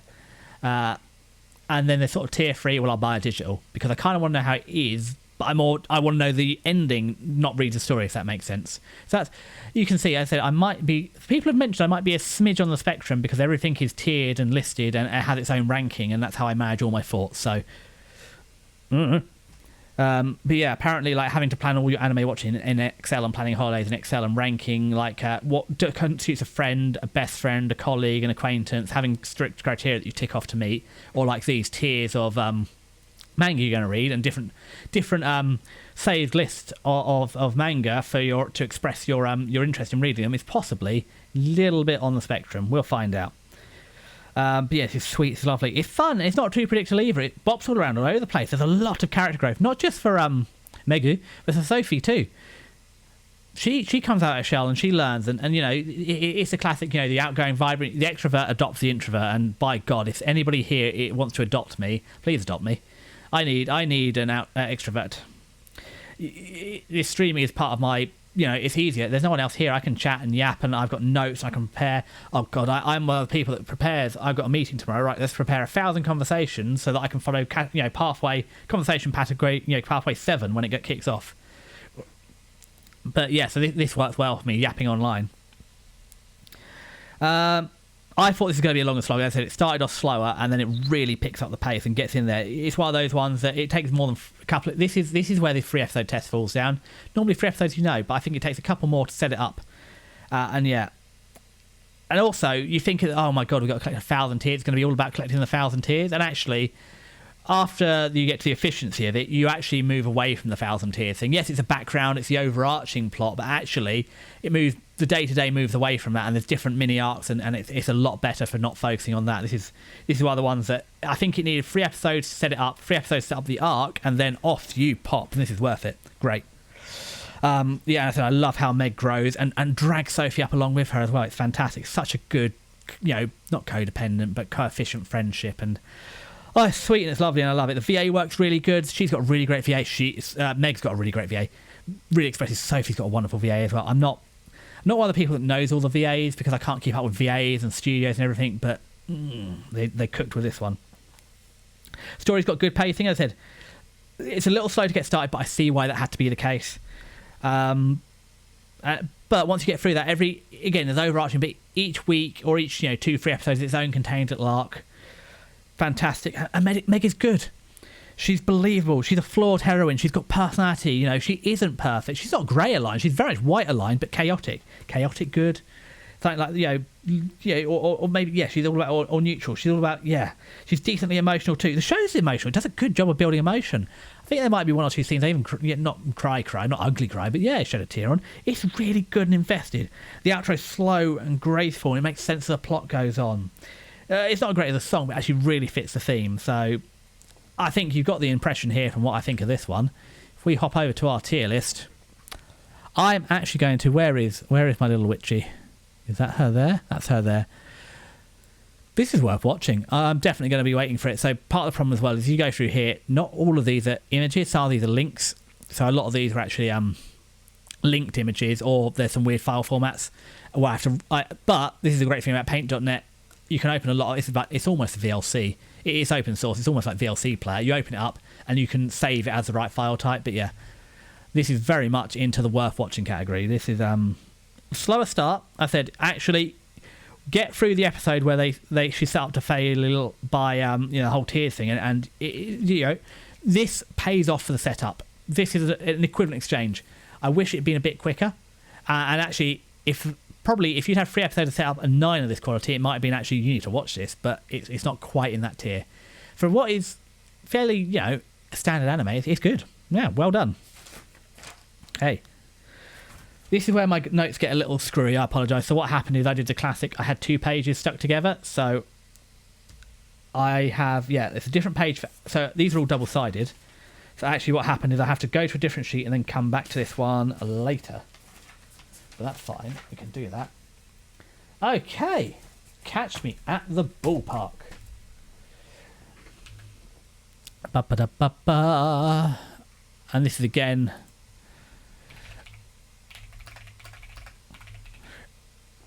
I've seen different translations. Catch You at the Ballpark, Catch Me at the Ballpark. I've used the Crunchyroll one. Because I think this is Catch You at the Ballpark, isn't it? Oh, Catch Me. I don't know. As I said, I get all my stuff through Crunchyroll predominantly. I get a little bit from Netflix and Amazon, but I have Crunchyroll. And to be fair to Crunchyroll, because I primarily... and the Netflix is... the Amazon Prime is the free tier because it came with my Prime. And the Netflix is... I still use my parents, so that's free. So... Considering what's it, £5.99 a month? I think it's 50 quid a year or something. What's that, £5?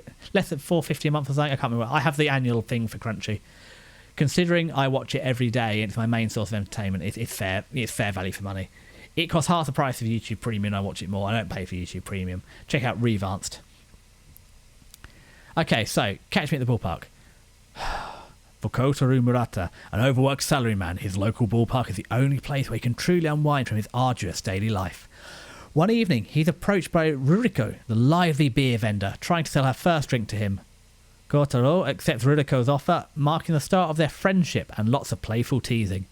While Kotaro tries to enjoy baseball to the fullest extent, and Ruriko diligently seeks for more customers, many fans with heartwarming stories of their own come to fill the ballpark and enjoy the space that brings them all together.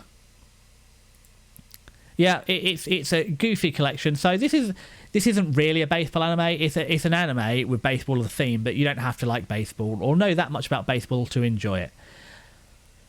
So so the opening is good. It's a call to arms. It's easy to chant along with. It really sets you up in the right mood to enjoy an engaging, fun anime. So what we're going to do is we're going to hype ourselves up here. Let's play that intro. And this time I'm going to remember to unmute myself after.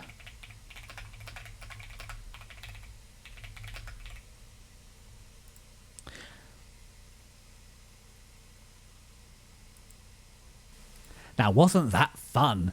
And you're lucky here. So this is part of the reason I've been told I need to move more. I need to change some of the settings on my model. Again, we toned the model down a bit because running a Chromium-based browser does eat into the laptop's ability. But where we're just doing the normal stuff, that was a fun. Oh, so we're well into Tuesday night. We've had Meg, and then this is, it's Tuesday night. You know, not quite a hump day yet, but well, some days actually is my hump day because I do the compressed 4-day week. So I do the extra hour or so every day to have 1 day extra off a week. One of the things I was debating is, do I actually try and go for the full 2 days off and try and compress my hours and just do like 10 hours every day or something? Because I'm already basically doing that anyway and not getting the hours back, so maybe I should just move to a 4-day week. But it crunches the evenings even more. I mean, especially if I want to stream, it would make it great to stream on a Friday, but it really hurt the Tuesday and Thursday streams. And I think I want to spread my pleasure out a little bit more. I'll talk more about spreading the pleasure out, dripping out the dopamine. But yeah, I'm ready now. That was what a fun intro. And if that was fun, then you're going to love the anime. So there's an overall story, but each episode is 2 or 3 mini stories. And my initial fear and feeling, this is going to be a rom-com. Oh, the older salary man. I don't know how old Ruriko is. I don't know. She's a Gyaru, obviously. I don't quite know her age. Is she high school or whatever, I feel? But yeah. They're going to pair them up. But no, and the age gap concerns me because, older adult, younger teenager, salary man, and yes, it's great. I mean, we all love that happy, having a girlfriend is happy and upbeat like that. That's the issue. So coming with the healing anime vibe of, when you get home from a long day of work, or Senko-san is, Senko-san the fox is, that vibe. But it actually just turns out to be friendship, which is great, and I have nothing wrong with just having a good friendship. Yeah, she's a little bit of a flirt and a tease, but that also comes with that kind of service role, and it's just fun and happy, and she's trying to sell beer, and yes, they're friendly and stuff. This is more of a slice of life comedy. The art is a little plain again. As I said, I'm not an artist, so I can only give you the layman's term of someone that likes watching a lot of anime. I'm not the biggest anime watching out there. At some point I have to look through the list, but I've only watched... Well, okay, only. Depends who you ask. I'm in the sort of 600-700 club. There's definitely 1,000 people, and Life is in there, but yeah, I'm not a complete novice. I've watched several hundred. I haven't got the list on this profile, but if I go look, I've watched well over 600, maybe as many as 800. And obviously that goes... I've added not 50 this season, but you get the vibe. And also, do you count ones that you drop part way through? It doesn't really matter. Getting away from, I'm pumped, I'm ready. So, but again, this pop arty, this fun, you don't need so much background and stuff. And the benefit of the more playing background is you have these bright, colourful, fun, exciting characters and stuff in the foreground that really sets it up. And then this came on the Tuesday, so Tuesday, Wednesday are pretty dour. But yeah, you got Megan this, and yeah, this is setting me up for a Tuesday night. Oh God, I enjoyed this. It was Meg Monday, I can't remember. Anyway, I can't remember the exact thing. But yeah, this was good on Tuesday. Oh wow, what a reason to feel better. It does feel a bit summer coded, so this feels like it'd do better next season. Because this is, it's this, beer and the sun and the heat in the baseball stadium. I said I don't know anything about baseball. You could enjoy this, but yeah. It's also an easy watch. You don't really have to keep a track. So this is both manages to be fun and easy. So this is just brain. This is dopamine drip. Oh, I'm tired after work. Let's watch a fun anime that makes me feel better and heals me. This is it. This is what that is. So if that vibe appeals to you, this is worth watching. I'm going to put it. I think, yeah. So we're not going to rate it just yet. As I said, my feeling is it's really tough with this one because I think definitely for a certain audience, this is really much a watch. But I don't think it has that overall appeal to make everyone you should watch this. It's very positive. It's not toxic. It's not sickly. There's a lot of characters and they're all distinct. So that's the thing. So it's not one of those ones that's hard to tell who's who and the names and stuff. It's very distinct. There's several different characters. I'm sorry, we're just looking at a picture of beer, so that's going to get us banned or age rated. Let's look at this one again. Oh, there's another beer. Oh well. Yeah, it's not toxic though. You don't have to win every game as well. I mean, baseball has like 139 games, so you can't win every game. You don't have to be successful and fun and feel good about yourselves and to develop. Oh, God, the outro as well. That's a right bop. We're watching the outro for this one too. The music, the vibe. This is someone who put the thought process together. This is all tied in. It all just works together. I love the art. I love the vibe and we'll play. It's a fun celebration. This punches above its weight. This is actually a moderate surprise. I wrote mine. Actually, this is a moderate surprise this season. I thought this would be all right. Like, this is a seasonal. This is actually, this is good. I really enjoyed this. It's like I came to look forward to each week. Also, right at the end of the season, it sets up for another arc. I kind of want to read the manga. This is going to be this is a tier 3. I want to know how it ends, but I'm not so interested in the story. And also, again, black and white manga doesn't really work with such a poppy thing, and it's like this might be a one-hit wonder. This might be one season, perfect, and a second season would ruin it. So for that reason, as I said, that's how we feel. So what we're going to do is we're going to quickly listen to the outro because yeah, and okay, ED. So we don't want the full one because I think the imagery goes well with it. This is what you're getting every week. Ooh, I'm out of breath from dancing and singing along. I said this is. Ooh, I can take my glasses back off now. Woohoo! Fun! What a good thing for a Tuesday night. God, don't you feel better? And again, we're 2 hours into a stream almost here, and I've been on the computer longer. Scuffing. Yeah. I feel good now. So, where are we? We're in a seasonal plus. Clearly, as I said, depending on who you are as a person, this could be a worth watching. If this isn't quite the healing, I can't remember the Iyashiki, because Isha is the doctor and Ki is whatever. Iyashike or whatever. It's not quite the healing one, but it makes me feel good and motivated and pumped up for a Tuesday night to go and do my adult things. Yeah. Ugh. So I don't even like baseball, but yeah, it wasn't like. Did I just drag the wrong one? Yeah, seasonal plus. So if that's the anime for you, it's worth watching. Otherwise, it's a seasonal plus. This is good. Yeah. Okay, I feel like now, yep, we've done that one. Number 9, Apocalypse Hotel, which is here. And fortunately, Apocol is hard. Apocalypse Hotel. No, that's the one. So I feel I'm a bit of a dissenter on this because it's got a pretty decent rating on here. So, many years have passed since humanity vanished from Earth, yet the Galaxy Tower Hotel in Ginza, Tokyo continues to operate. At the centre of its staff is Yacho, a dedicated hotelier robot, along with other employee robots working tirelessly in various departments. Together they spend what feels like an eternity maintaining the hotel despite having no guests, as they await the return of their owner and the day humanity reappears. Now a small miracle is about to change everything for Yacho and her robotic colleagues. Pop. Yeah, that's probably the best image. Don't think there's not a way to make it. Oh, magnify image. Even better. Little lower resolution, but hopefully it's good for you to look at. Okay, I had high hope for this, and it got different as it went on. And I want to point out, different doesn't necessarily mean worse. It got different. Do I dare full screen this? What happens if I... Okay, it doesn't do that. Or maybe I have to get rid of that. No, it just doesn't full screen. So, yeah. I felt frustrated with this one. I think this had the potential to be good. I wish and I wanted it to be better and achieve its full potential. I mean, I love the intro. It's a little retro. But they've cushioned it up for modern taste. And again, the art, this isn't the best. It's a bit low res. But that's not good. Yes, this is the best one. It's not retro, but it's retro coded. It feels a little older. But it's cutesied up for modern taste. I can feel the vibe here. I get it. And this might be a personal bias. It also could just be a personal bias. So let's make it. I don't know if that's. Oh no, not a new tab. In magnify, it's not great. I don't know if I like the direction it went in. Now I like this is actually fairly original. They've gone their own way on this. Yep, I fully support. I wish more animes broke out the mold and tried to do something different. Also covers a long period of time, 3 generations.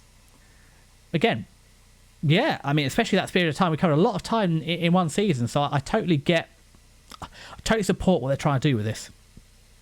I like the absurdity of aliens is just played off. It's like, okay, you can see here there's aliens. That's not really a surprise. And sorry if I spoiled it for you, but yeah, you're also watching the seasonal review, so I'll try not to spoil too much, but yeah, these are clearly aliens.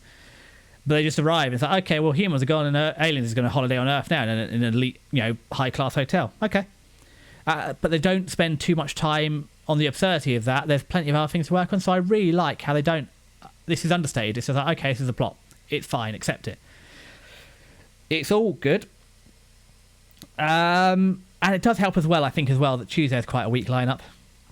And Wednesday, the midweek of this season wasn't that great. But it just felt slow. One of the Gingro Hotel, one of the ways I know if an anime is good is do the episodes feel short. Do I feel like it didn't last long enough? And this one, you're looking at how long's left. It's like that's always an indication I'm not enjoying it that much. It felt a bit slow and long despite being the standard length episodes. Again, the outro, it follows the same old vibe. It's like a lounge song, which keeps the high-class hotel, Gingro Hotel, setting with a bit melancholy because, again, the humans are left, the aliens have come in. And again, you've got generations of aliens. There's a lot of emotional attachment. They changed direction. They revitalised the hotel. There's a lot of good going on. You've got the classic, humans are left and the world's getting better. I think of 30, robots, orbital cannons, rods from gods, all that fun stuff. And here, Ponko. This little girl here, Yachio is this robot here. She's cool and all, but actually Ponko, when she comes along and across her generation, is actually the bright spot. I think she's the best part of this anime. I actually quite like her, but there's not enough. Again, it takes a while to get her to her peak, and there's just not enough here for me, I'm afraid. So, I did get to the end of it, because, again, this is almost that tier 3 manga. I want to see what they're doing. I don't really care what how they're doing. I just want to see what happens. So yeah, I'm afraid this is getting dropped down into the I can't really recommend it, which is this one here, into the Time Killer.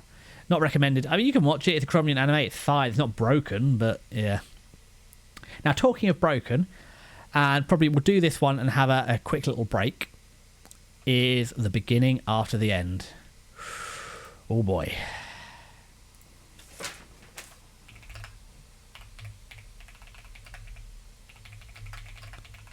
This is another one we might have to... No. Oh, Clannad After Story. We haven't discussed Clannad After Story, and we will discuss that one time, because I have the strongest possible feelings about Clannad After Story. Oopsie. Oh, no. Have I accidentally just shut the entire tier list instead of that image? Well, I can see why we're going to be having a break shortly. I mean, that's not the end of the world. I can remake the tier list fairly quickly. Oh, well. There we go. OBS doing... Oh, no. unfull screened OBS. That's not what I wanted. I wanted to full screen this one. Also, I wasn't brave enough. There's an OBS update, and I'm going to do it after the stream in case I break anything. I didn't want to break it right before. I'm not updating OBS right before stream. We'll do it after, because apparently it's broken audio for a lot of VTubers. So yeah, it's something to bear in mind. So, where were we? We were over here, the beginning after end. So, the story follows the strongest king in history, Grey. Although he possesses unparalleled power, wealth and fame, there is no one who stands by his side, and he trusts no one. One day, Grey suddenly meets his death and is reincarnated as a powerless infant named Arthur in a world of magic. Surrounded by a loving family and companions, Arthur starts to experience joys in this new life that he never knew in his previous one. However, during a journey, his family is attacked by bandits. Thus begins his second life, filled with love and adventure. Okay, so I'm interested if anybody's heard about this one, because there was a lot of controversy about this one. It's a light isekai. So as you see here, he's actually not from Earth to here, but it's a light isekai. You know, he's reincarnated in a different world. They kind of use it to set the scene, and they use it to give a young character an old head on his shoulders, and some of his motivations, and explain why he gets so strong so quickly, because his training's more efficient, because he's got the adult brain to understand it, and some are parallels to his past life and his sword work and stuff.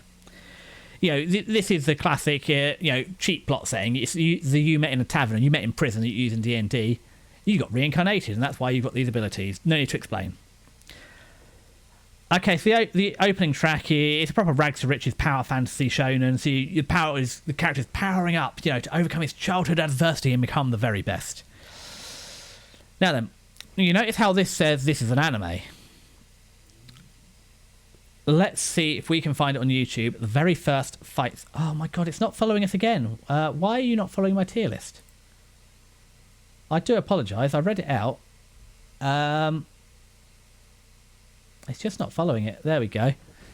Yeah, I don't know. It was working a minute ago, and then since I accidentally shut that, maybe because they're all in the. Maybe if I. Let's not play with anything. Let's get through this one. We'll have a little break, and we can look at other bits. Where's my YouTube gone? YouTube.com.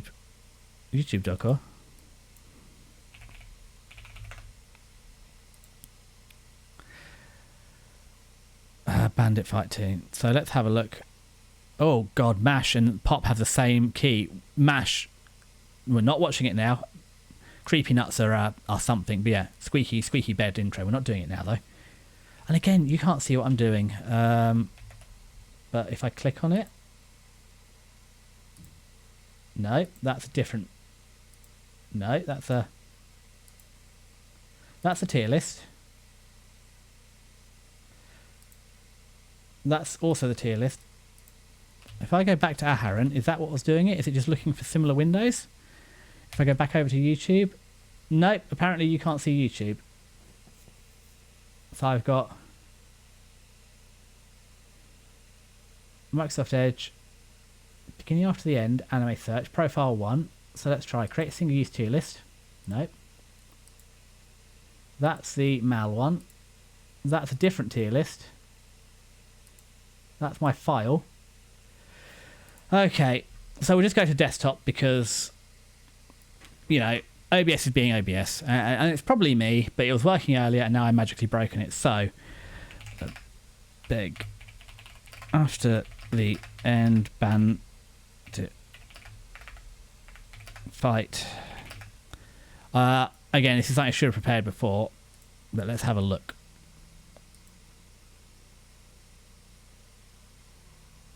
Did someone... I can't see it here. Basically, bandit fight scene.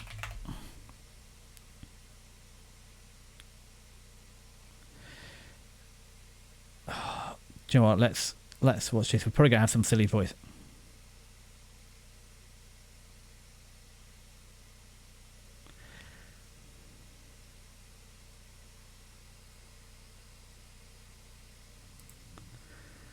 So I'm muting the audio because it's pretty horrific, but this is the pinnacle fight scene where the bandits and his life changed forever.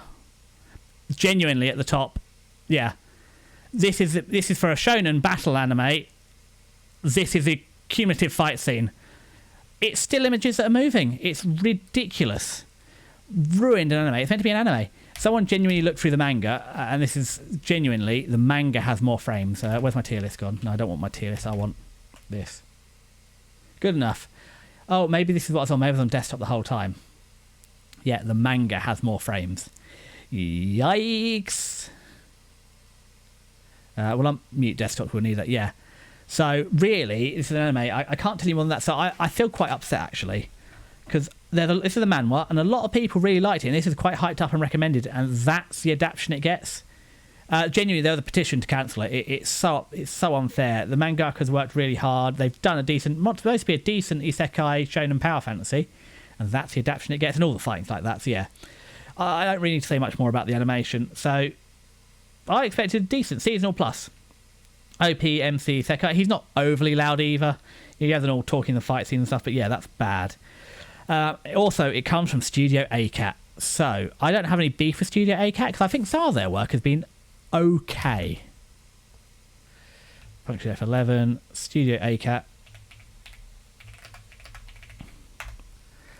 And the... where is the Wikipedia? So, the mangaka...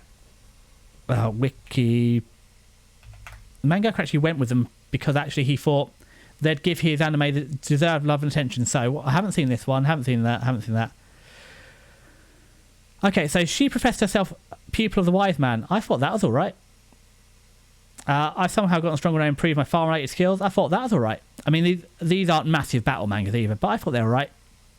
The strongest magician in the Demon Lord's army was a human. I thought that was okay. So actually, they've done 3 okay. I don't think they're elite by any, but I thought they're okay. But then High Speed Atole, that was bad. That was bad animation.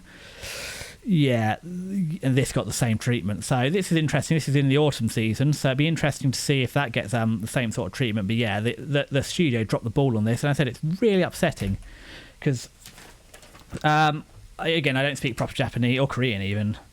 Hangul, I'm not expecting in Korean language. But he specifically went to Studio ACAT, a smaller studio, because he thought if he went to a big studio, they wouldn't take the time, care, and attention for the adaptation. And he spoke to the director for this anime, and they reassured him they're going to put everybody on it. They go really hard, and he felt, do you know what? These are people that get it. These are people I can work with, and this is a slop they served him up. What a betrayal! I am sorry. This is bad. For a battle anime, that level of sword fighting, and it gets worse. We'll come to that in a second. So yeah, I've not seen anybody happy with this. There's a petition to cancel. Yeah, and he thought they'd screwed him over. So given all this is a massive miss. Especially if you're a fan, don't watch this. This is a betrayal. We've seen it with other animes before, where the adaptation ruins it, and this is one of them. On the plus side, this is a brain out watch. You don't need to pay attention. He goes and fights stuff, every week. You don't need to pay attention. You can just put this on as background. You barely even need to speak Japanese to know what's going on. It's also a 2-cut. So they've rebranded it as a season 2 for spring 2026. Because it's meant to be a big deal. Studio ACAT landed a good deal here. But it's going to be the same Studio ACAT team. I don't predict it's going to get any better. So... I might still watch it because I do have a thing for brain out anime like this. Sometimes you just want to sit and relax and not think. This is the Wednesday night lineup as well. I don't know. I might watch it, but not because it's good, because it's not good. Yeah. So we're not expecting a lot from spring 2026. We'll see. Maybe we'll get surprised. Maybe ACAT will pull their thumb out and do it. But this is a weak seasonal. As I said, the manga in fight scenes had more frames. That's bad. This is a weak seasonal. It's not really got enough frames to call it an anime at points. Also, okay, this is what really drops it into a skip. Episode 12, the final climactic fight scene. They cut it. They charge into each other and it fades to white, and there's the result afterwards. They do a couple of flashbacks to show small elements of it, and actually they repeat a lot of the frames as well. So they show it again, and they show it again with a different thought pattern, a different speech overwrite, and yeah, this is your climactic fight scene for the season, and you cut it. You generously, I was giving it. Again, it's good. It's a good story, and yeah, maybe maybe we can live with the poor animation because the story is okay and it's easy to watch. No, this is avoid. This is unwatchable. That broke it, so that is unwatchable. And that's where we are with that. So as I said, hello and welcome back. Sorry it took a minute longer. I realised I should eat something. Oh god, I got myself hiccup eating the carrot too quickly. Ugh. Yeah, didn't have time to make anything, but I suddenly realised it's like 2 PM I should eat. So today is lunch, is girl dinner of 1 carrot. Actually, I had a separate rant prepared about tangent, not rant. I don't rant, I tangent, and many other things about pudding, which I discovered this weekend. The concept of pudding, as in rather than being an adjective, of being a noun. But that is saved. That might be a later in the week thing. Anyway, that's what's going on with pudding. I have a nice hot tea. Oh god, it's a bit humid in here because again, I have to keep because I'm west facing, northwest facing. I have to keep the windows and the curtains shut during the hottest part of the day like this because it blocks out the heat. But it does get a little bit humid in here. We're going to stay outside for a couple of minutes, get a bit of air over me. It's not too still outside. It's scorching hot, but it's not melt the soles of your feet off hot because I got the dogs out obviously because it's hot. And I've got laminate floor, so it helps a bit in this. So every couple of minutes I move my feet to cool them off. And I've got metal frame at the bottom of the chair. No, it's pleasantly warm outside. Like, I wouldn't want to do any strenuous work or walk or anything. Just standing still outside is quite nice, like 29 degrees. It's lovely now. I wish I could stream out there. Won't ever be possible in this location, but this is where gaming laptops are good because you could sit out in not a field, but as long as you can run power, like if you've got a big garden, you can sit out there and stream, and it's not too noisy out there. It would be wonderful, but we can't. So I don't have a private garden.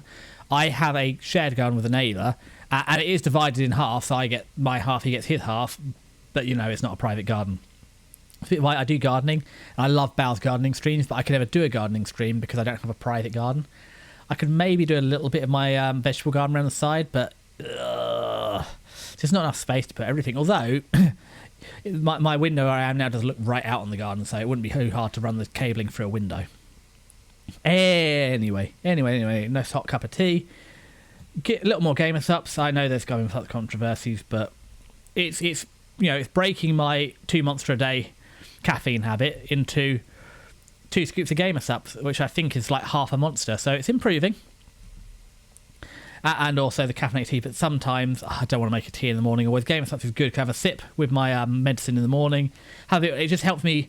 Don't have to drink it all in one go like a cup of tea. It's the same thing. I normally drink it over the morning when I go to work, and I have tea too. I've got a nice hot one now because it's only 30 degrees out. This is not too hot for tea. Anyway, back into so we've done 10 animate out of like 39 plus 15, so 54. So we're like, what's that, 20% of the way there? In nearly 2.5 hours. So I said, we'll see how this goes. This could turn into a 2-parter possibly. So, and this is where I said I have to apologise. We get a little bit scuffy because one of the reasons I took 10 minutes, and also I've realised I should just make Sue time instead of change the time. I just have a 5 and a 10. But one of the things I've realised is that I don't have any more images, so we're going to have to pull the images from Mal and convert to JPEG and upload them as we go. But that's fine, because we're going to go to Mal anyway, and maybe I should shut some of these, but this is how I normally run with this many tabs open. So we're just going to run with it. Run what you brung. So, why are we here? The 2 Perfect Saint. Oh, that looks suitably long enough. So, the official title is The 2 Perfect Saint, tossed aside by my fiancé and sold to another kingdom. In the kingdom of Giratonia, the Ardner family has been giving birth to saints for centuries. 2 sisters from the newest generation of holy women protect the lands from monsters and calamities. The eldest, Philia, is considered a prodigy in the field, capable of solving any problem in no time. Meanwhile, the youngest sister, Mia, is not as extraordinary as her older sister, but has charmed the entire country with her lovely personality. And this isn't ironic, this is actually just her personality, not her personalities. Despite the striking differences, Philia and Mia share an unbreakable bond. Sadly, Mia is the only person who truly cares for Philia. Because of Philia's expressionless face and aloof demeanour, their parents always scold her and the citizens complain about her. Moreover, Julius Giratonia, the second prince and Philia's fiancé, would rather have a more amicable girl as his wife-to-be. For that reason, he cancels the engagement and sells Filia off to the neighbouring kingdom, Parnacotta, which has recently lost its own saint. Having no say on the matter, Filia immediately goes to serve Parnacotta. As a foreigner, she presumes that she will not be treated much better than Giratonia. However, contrary to her expectations, Filia might have finally found a place with people worth smiling for. Right then. So let's look at the pictures and subtly just that's quite nice, stained glass and Mia. Yeah, that's quite nice, but this is the picture that we're going with. So let's save image as, thank God. Please, please, let's drag you over to the other side because not everyone needs to see my beautiful files. Yes, it's a JPEG. So this is number 11, the 2 Perfect Saint. And I'm not going to bother like typing out the full name. It's good enough. So, again, on Wednesday night, we've had the crappy action, and now we've got this. So, average introduction, average OP, nothing special about the intro. It's generic anime music. This is a hot new meta. It's already going stale, though. It's already overused. Filia is actually the strongest in the world and essential, but nobody really appreciates or notices how strong she is, and then until she's gone. And then suddenly everybody realises how valuable and strong she is. Sorry to get rid of that for you. Oh, no, click on the image. And it's all going wrong once she's left. They realise after all, oh, we do need Saint Filia. And I say it's a hot new. The thing is, it does appeal. So there's definitely, we all like that at work. There's great Malcolm in the Middle, isn't there? It's like your colleague's an idiot, your boss is an arsehole, and you're underappreciated. And I feel like that at work sometimes. But yeah, nobody knows what they've got till they're gone. And again, it's another egotistical, isn't it? It's like, oh, I want the, you know, they're both pretty. That's the whole point. But she's a glassy beauty and she's a warm beauty. It's like, oh, I want the everything wife.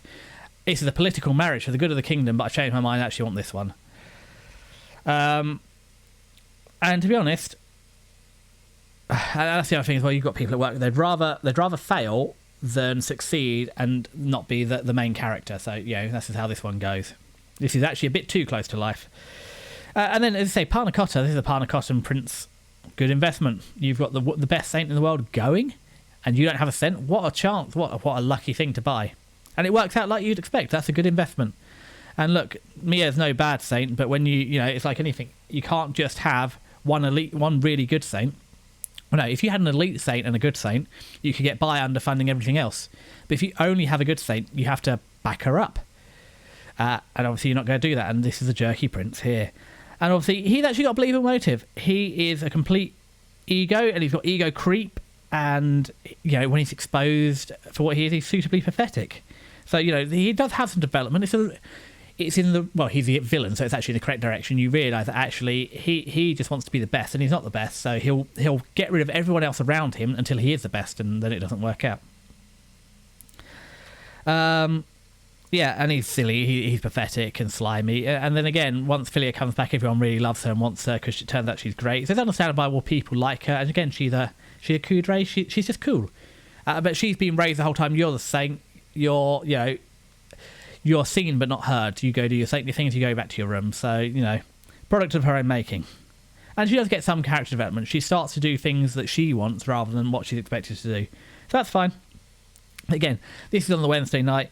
It's a weak Wednesday and a weak midday lineup, so this is nothing special, and probably in isolation, it's probably worse. It's probably a seasonal minus, but actually, this is a perfectly prominent seasonal, especially for that midweek miss. It's fine. But give it a few weeks into the summer season, I've forgotten this ever existed, and this will be one of the ones when someone says, "Did you ever watch this?" We go on the Excel. It's like, "Oh yeah, I did watch it." And I really should be better at rating stuff on the Excel, but I haven't. So where we are. What I will say, though, is one of the things I did like, she was pragmatic enough not to sacrifice herself and the world because she can't even let her own enemy die in her presence. How common trope is that? No one can die. I'm going to save my enemy. Oh, no, I've been mortally wounded at the expense of the world. It's like, no. I'm going to save the world, and if he dies, he dies. So I did like that about her. And again, the ending is nothing special. I don't know if there's any after story. There's no, at the end of the season, there's nothing. It doesn't tell you, like, oh, see you next week, or thanks for watching. It just ends. That's it.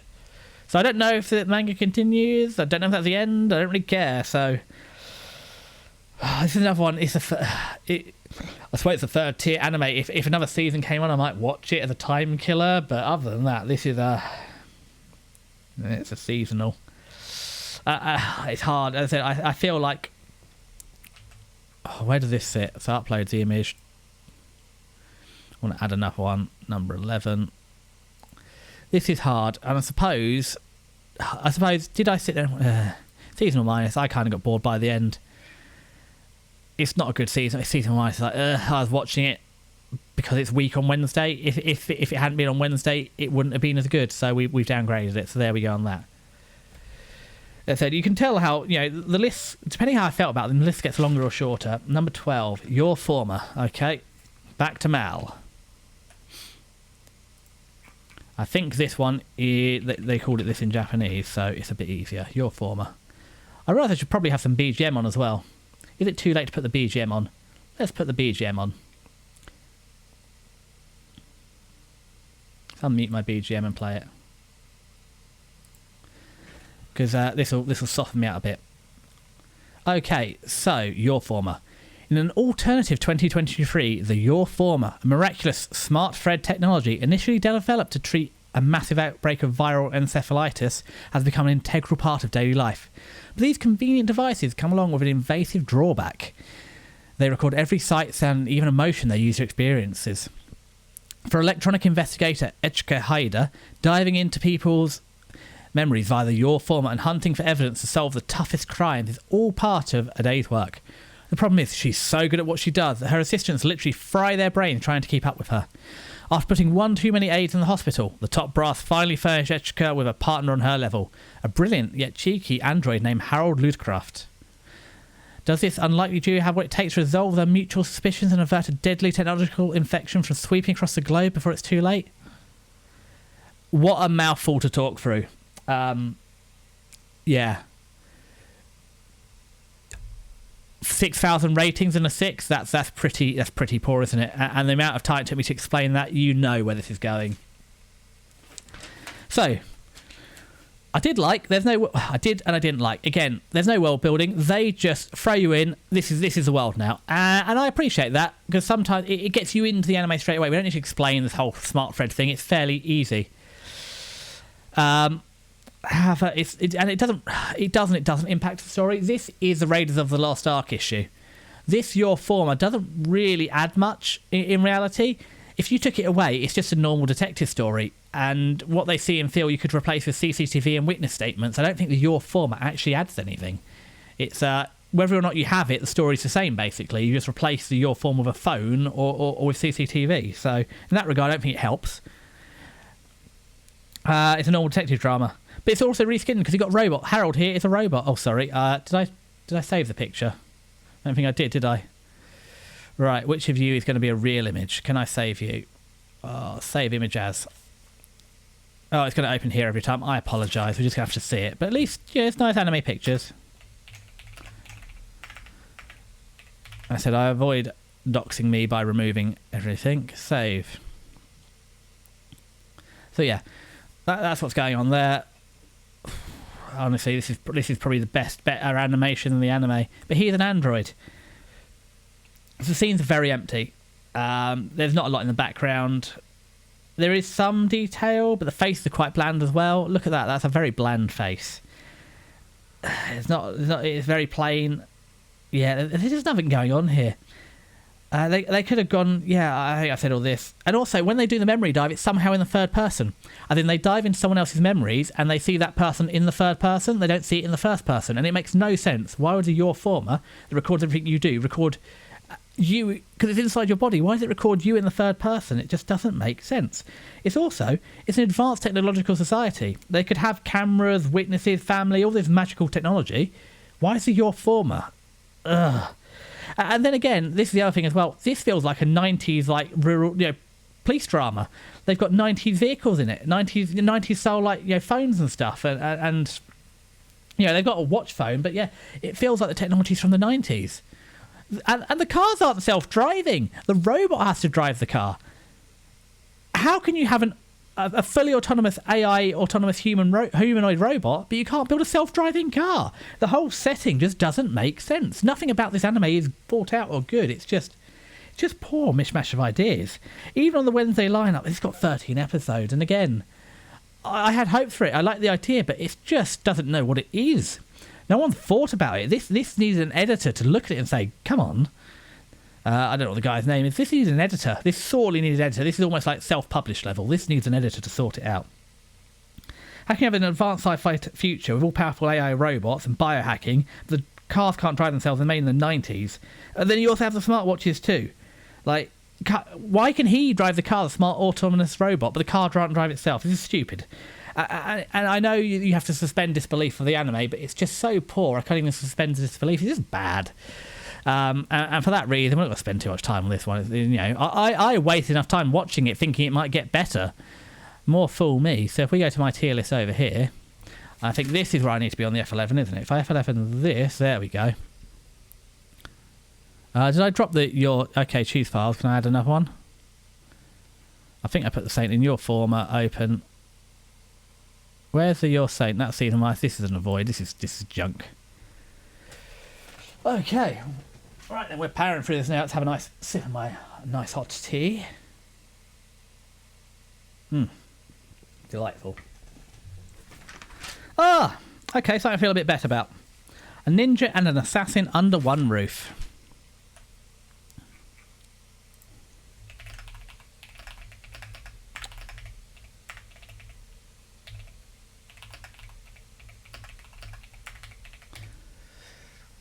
Oh, I don't know which it...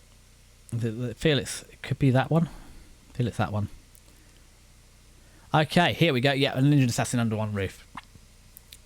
Satoko Kusagakure, a female ninja who left her village with her comrades, finds herself living with Kohana, a high school girl working as an assassin in the city.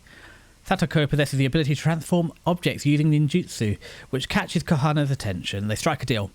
Konoha provides Satoko with a place to live in exchange for Satoko's help in cleaning up after assassination jobs. As they face off against assassins sent by Satoko's village, indulge in delicious meals using money earned from assassination jobs, and navigate the chaos of their unusual living situation, the story captures the heartwarming yet chaotic lives of these two unlikely roommates. Yeah, I mean, this sounds like an anime, doesn't it? Right then. This is fun. I said I wanted to play the intro, so it's fun, intro, cute art style, and it really sets up for the tee-hee, oopsie. I'm not an anime girl, I can't do it. I haven't got the voice change to go, tee-hee, oopsie. Oh, I'm sorry for that. Murder anime.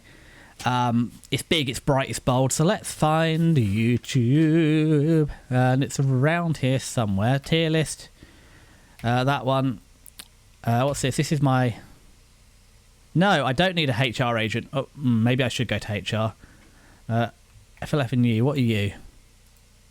Is that my tier? I don't know which tier list this is. That's the one I'm just working on.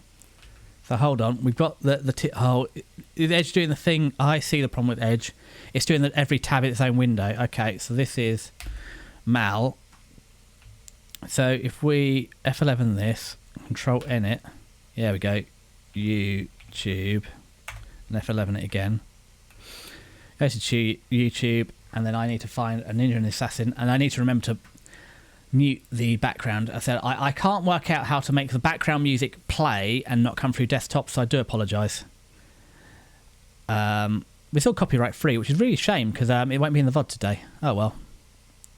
We'll work that out later. So if I can always add it back in, to be honest, to the YouTube VOD. Oh look, Spyro stuff, because I had to look up Spyro. Let's see, what are we doing? A ninja and under one roof. That's what we wanted. It's learning. Okay, so let's mute the background music, and I feel it's this one. And again, wasn't that fun, boys and girls? So, yeah, if you enjoyed that intro, and you got the vibe of that intro, it's a fun anime, which is what anime's supposed to be. It doesn't want to be doom and gloom and serious. This is fun. Vibrant pop art. Again, you can see my appeal. I love happy things like this. It makes me feel good. You know, tee-hee, silly, oopsie murder. It should be horror and gore. This girl here is a dangerous, deadly assassin. And then after she's murdered the people, and so is this girl as well. Look at this cute little girl here, another dainty, deadly assassin. And after she's murdered people, she just turns the bodies into leaves. That should be horrific, but they turn into such a fun little thing. And yeah, Look at all this pop-up backsplashes. So again, they've not got the biggest anime budget, but for scenes where they can't afford to do a detailed back thing, look, lovely, fun backsplashes. This is, you know, working with what you've got and knowing your audience, and yeah, it's just joined up thinking. I love it. This is great.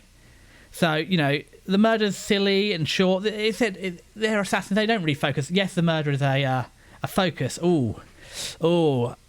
Interestingly, even though I'm on desktop, why is my chat not working? Oh, my chat is working. Right then. So, have I got Chrome somewhere? I haven't got Chrome. Oh, no. I'm going to have to try and sign back into Twitch. Let's put that over here. Go to twitch.tv. Please let me sign in. Please say I haven't forgotten the session. Fantastic. Yes, I'll accept your cookies. Oh, look. Wow, I look great on Twitch. I'm just looking at it now, but I need to go into the creator tools. Stream summary. I said I learned how to set up my thing beforehand, so no more streaming the wrong thing. But what we're going to do is we are going to jump over here, and no, it wasn't not stream summary. Oh dear. It's stream manager. That's what we want. And we want to go into here. And where's my chat? Yeah, best viewers, you are getting biggity bonked. You have been biggity bonked. Goodbye, chat. Where's my OBS gone? OBS, there you are. I got my OBS back. There we go. So, Ninja and Assassin under one roof. So it's fun, cute art, oopsie murder. You turn the bodies into lead. And also, you saw there's evil robots. There's the robot. There's the rocket-powered robot. There's the evil doctor. And look, here's a Prince Charming. This is a Prince Charming woman. It's not hidden in the show, but yeah, fantastic. What fun. Murder and assassins. You know, there shouldn't be anything special, but this is a weekly dose of semi-absurdity. It's happy, bright colours. You know, it hooks the dopamine right up to my brain. And tee-hee, silly oopsie girls. Airhead Central. She's got a blimp for a brain. So this is hard. So I said, a couple of years ago, we had the Apothecary Diaries and Freerun in the same season. That's really redefined to me what is a good season. Although next season, not too much spoilers, we've got Dress Up Darling 2, Dan Da Dan 2, and Sakamoto Days 2. So not the same, but yeah. Apothecary Diaries, the 25th rated anime of all time. Freerun, the number 1 rated anime of all time, in the same season. Get out of here. That was wild. Woo. Still living on that high. You can't all be like that. And this is perfectly acceptable. This is good. The part of the benefit of anime, I watch so much, is they pump out 40 or 50 a season. Law averages say that some of them have got to be good. And again, we're not all robots. We don't all have to like the same thing. So this one, actually, I enjoyed. I can take my glasses off now. I'm not bopping anymore. I need a party hat or something to put on. But yeah, it's not. Is this not seasonal good? But we didn't spoil, and it's something a little different. It's midweek lineup, especially Wednesday. Very bland and boring. And this Thursday, I can't remember. This pops up. It's like, yeah, I feel good again. This is like the witch, not Witch Watch. Once Upon a Witch's Death. It's fun. It's silly. I have fun. And this is really the point of anime. I'm watching this for entertainment. I'm not here as a connoisseur. Ooh, yes, this is a fine vintage. No, I mean, there's good ones, but this is fun. And also, somehow, at some point, it's going to do a slice of life like Domestic. Because somehow these end up living together. They're almost like husband and wife, and somehow she becomes their daughter. There's a whole list of shenanigans and stuff that's going on to get to that point. But yeah, isn't that fun to get there? Yeah, so it's actually quite good. I didn't even realise that the characters are growing and developing. It's subtle, and over time suddenly you realise, yeah, husband, wife and daughter, what on earth happened? And I'm 11 episodes in, and wasn't this great fun? And also it's the Gat Moe, because, you know, she's a silent but deadly assassin, complete airhead, and it's like, this is just wonderful. Again, I think this is a bias of me, so if we escape out of here... No, don't play it. Whatever we do, don't want to play it, because... No, stop, because we'll get the autoplay. There we go, we're out of it. So if I tab over... let's shut my Twitch. I don't like leaving that open, because it eats the resources. And if I go to my Mal... let's open this up. I never even got to this point. But yeah, it's fun. It's pretty... Yeah, Leaf Girl. Let's download this image. Save image as... And go over here. This is going to be, what, 13...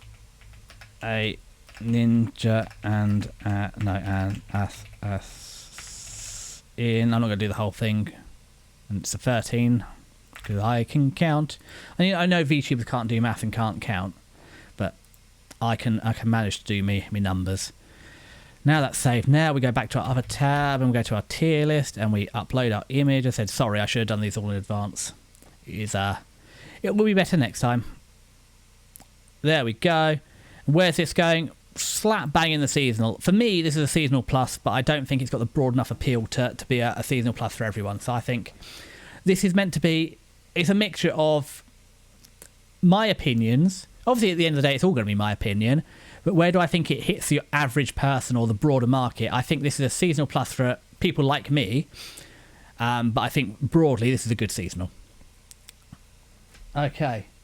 And to be honest, there's a season 2, I'll probably watch it. This is what, when you think of anime and the absurdity of anime, this is what you think of absurdity of anime. And it's not too, they can do it without any, even though it's all girls, you can do it without being erotic and stuff. There's one obscene character and they kill her, and the whole point of her is being obscene. So it's a meta commentary. That's not as bad. It's not the same. So yeah, there we go. What have we got next? Okay, The Brilliant Healer's New Life in the Shadows. Let's find... Apologies, we're F11'd out this one. So this is F11 up again. Yeah, I don't care to exit full screen. Oh, do I got The Brilliant New Healer's Life in the Shadows. That might... Is that it? I can't tell from here. My eyes betray me. Oh, there we go. It is the right one. So what have we got here? Life hasn't been kind to Zenos. He was born in the slums, and his dirt-poor background has denied him almost every opportunity. After an encounter with a healer, he throws himself into studying to become one, and finally catches a break when an adventurer invites Zenos into his party. Zenos is thrilled, so thrilled in fact, that he's willing to part with his teammates, treating him like garbage. Rubbish here in the UK. They fail to appreciate his talents and ultimately kick him to the curb, claiming he's outlived his usefulness to them. Now, bereft of money and out of options, Zenos decides to put his self-taught skills to use elsewhere and opens an underground clinic. Word quickly spreads about the brilliant healer working incredible magic in the city's shadowy underbelly. Even the royal palace is taking notice. Can Zenos buck the odds and carve out a life for himself in a world that spit in his face? And can he save the lives of the patients who wind up on his doorstep in the process? Okay, so the other thing as well is I've tried not to look at... Well, I haven't. Apart from one anime where I saw the score, I haven't looked at what the other scores are to avoid biasing myself. One of the ways I do that is on Crunchy. I rate it myself, so it's not as obvious what the bias is. It scored lower than I expected. Yes, this is kind of generic, and I will absolutely give it the it's kind of generic. But as I've spoken about before, it can be generic and good. So, you'll have noticed here, this is a sane trope, and stop trying to sign me up for Mal. I won't sign up again. The strongest utility support, he's vital to the party and really stronger than all of them, but they throw him out because, you know, egos. It's like, how can one guy possibly be stronger than all of us? But again, it doesn't lean too much in it. It doesn't keep coming back to it. That's sort of how it starts off, and then that is dealt with in the first couple of episodes and goes away, which is, yeah, it's we meet in a tavern, it's a plot point, we can live with it, it's okay. So what happens after that? Well, after that we look for some images. Do we have images in here? We've got some in here. I'll have to Google a couple of them. I don't think it matters too much actually. We can just, where's this one? We can make it bigger. Let's do that.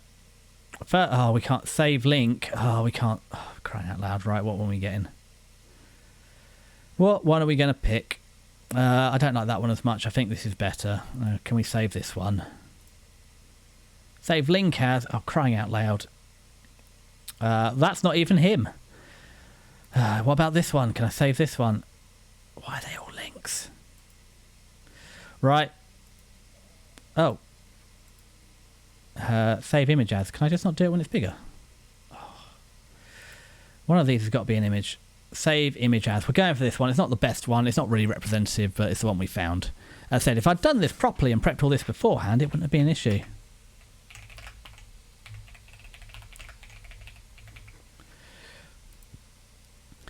But what we can do is we can have this one open because it tells us the most. So can't zoom in. Oh, don't click off of it. Come on, Desi. Come on, boy. Put your brain in. So what have we got here?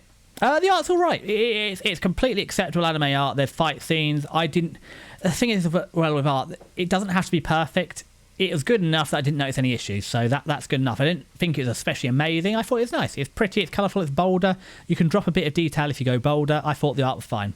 They put some effort into filling the scenes with people as well. The tables have crockery and food on them. Walls even have patterned wallpaper and framed pictures. He has textured and layered hair. Look, they've all got hair and stuff, so this isn't careless animation. It's had good animation.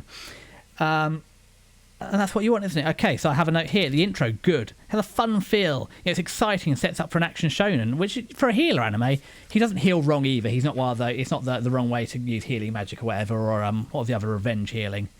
It's not that. He's a healer, but yeah, it's good. So if we hop over to here and we search for the brilliant Healer's New Life in the Shadows OP.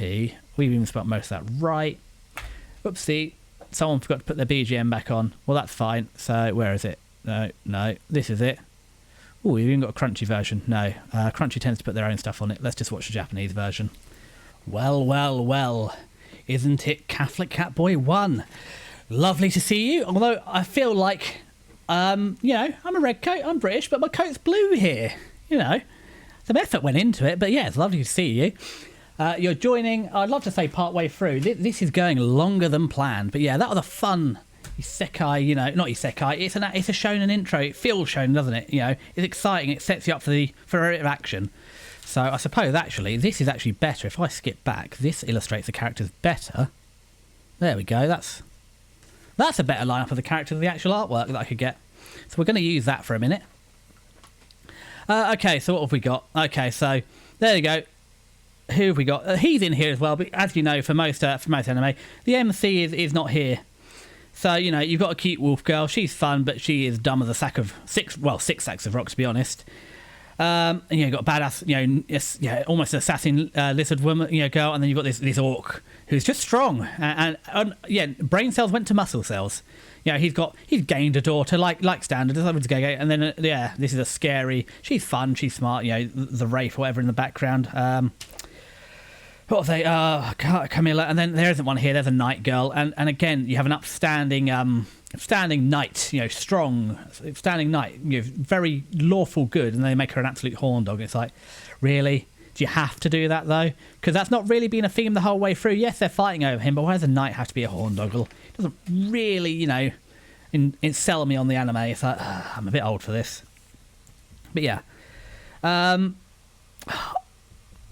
This again, it's also this runs that same trope. They've thrown out the strongest guy, but he doesn't know how strong he is because he got thrown out the party for being weak. And then every time he does a miracle, it's like, oh, look at that. So that was annoying me, but actually as it gets on, especially when you get to the sort of the second half of the season, he realises, actually, overall, I'm strong. I'm in the hospital with all the strongest healers. I'm better with all of them. So it does kill some of that the annoyance. One of the things that's annoying me. It's also, I like, he's very sharp as well elsewhere, which is what frustrated me with his not understanding his power level, in that he's very sharp. So when there's a lot of warring between factions, as a really powerful healer, he says, right, have at it.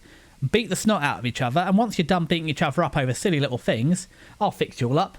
You can't die, and you feel better. It's like, oh, the bad blood's gone. Great, we've united factions. Wasn't that fun?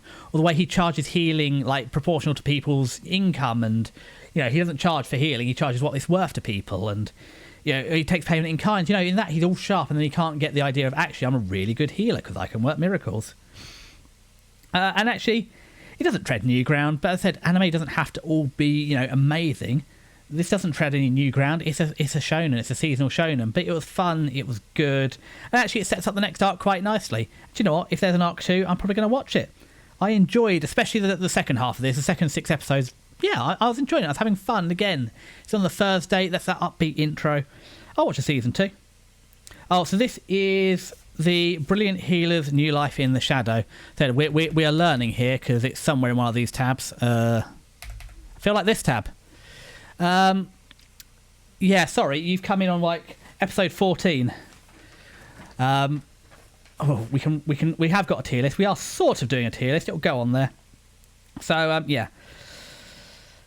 I'll watch season 2. I'm not going to rush it, but it's on my manga list. It's 2.5 out of free third tier. So explain quickly the manga list here. 1 is I'm going to read it now. 2 is it's on my list to read when I get through tier 1, and 3 is I don't really want to read the manga. I don't care what happens. I just don't want how it ends. And actually, this is sort of 2.52. I'm not in a rush to read it, but if we don't get a second season, I kind of like to see how this pans out. I do fear it might be one of those one season animes, but yeah, I think this could be fun. So then we find our tier list over here, and we're going to drop this into. Do you know what? I think this is. I said actually, I've been a bit dissenter giving this a reasonable rating because I thought it was one of the better ones. I said I looked forward to it, so we're going to drop. Oh no, it's click and upload open. So if I prepared more of this beforehand, we'll whack in our seasonal plus. I enjoyed this. I thought it's good, and I think again we just sometimes need to remember anime is meant to be fun, and even the outro is pretty decent too. Okay, from something fun like that into Windbreaker. So let's go to Mal. I said I'm trying. This is a season 2, so you're going to learn the theme here. If we go to Windbreaker, I don't really want the. Is it a manhwa? Interesting. There's it's last season. That's fine. There's what I wanted. Season 2. That's fine. I've used Mal before. We'll just go down to the. Where's the other bit? Oh no, I've lost the other bit. God, where has it gone? I don't want the season 1. I want. Oh, bugger! Everything's moved. That's fine. We'll just go to Windbreaker. And somewhere Windbreaker season 2 TV. That's what we want. So actually, it's just seeing how the scores dropped a little bit between the two actually kind of reflects my opinion as well. So, okay, I'm going to say the line. This is a season 2. If you like season 1, you'll like season 2. This is just more of the same. It doesn't change. If you didn't like season 1, you won't like this because it's also more of the same. And what I've realised is actually Mal has let me down. The synopsis of season 2 is there is none. So let's go to here. Let's go to the previous one. Okay, so from an early age, Hakura Sakura was made an outcast due to his unconventional appearance and lack of social skills. However, the rough treatment turned him into a proficient fighter, which is now the only thing he prides himself on. Starting at Furin High School, where it is rumoured that strength is valued over academics, Sakura has only one goal, taking the top spot. Involved in a street brawl the day before his enrolment, Sakura happens to meet a group of his future schoolmates. Instead of the usual re-ejection, they fight alongside him, demonstrating that what the school actually cares about is protecting the town of Makochi from any harm. Hence why the students call themselves Bofurin. Surprised by the support and appreciation of the townspeople, Sakura has a hard time accepting their goodwill. Though unfamiliar with kindness being shown to him, Sakura must learn to push past his discomfort when Bofurin is pitched against formidable enemies. After experiencing the feeling of acceptance, he finds himself fighting for the sake of others for the first time. Yeah, well, the thing is, manhwa... you manhwa, I know, the joke. It's coming. The Japanese can't have it all their way. The Koreans and the Chinese, the manhwa and some of the Chinese stuff is coming. Let's and the thing is, the more competition, the better. It forces the people to up their game, and if you get a decent adaptation like this, instead of some awful, 5 out of 10 adaptation of some bottom of the pile manga, I'll take it. Yeah, this is it. So, Joyce, we'll just use the season 1 artwork. There's not really a lot of it. Actually, no, we should use the season 2 because there's an important character that's introduced. Hopefully, they're in the artwork. Let's see. If they're not in the artwork, they're not even in the artwork. It's like half the season is based around their input, and you didn't put them in the artwork. Oh, that's I know why they haven't put. Oh, it's here. We'll use this one, the Entertainment District. So, as a disclaimer for anybody, they have a serious cross-dressing character. If that's a make or break for you, just something to be aware of. I don't really care. Again, in a lot of anime, you have cross-dressing and stuff. This is actually a serious, or at least an attempt at a serious portrayal. So, if that's a deal breaker for you, you can skip it because they're quite essential to the storyline. Okay, we'll save this. Okay, save that for later. So, what have we got? The intro is quite good. I mean, you're setting it's a battle manga. It's setting you up for a battle shonen. It's a good intro. And actually, between season 1 and 2, everyone's grown a little bit. So Sakura, the half hair here, he's thinking about more than just fighting. He's actually learning, trust your others, rely on your allies. You can't fight everyone yourself, so use your support.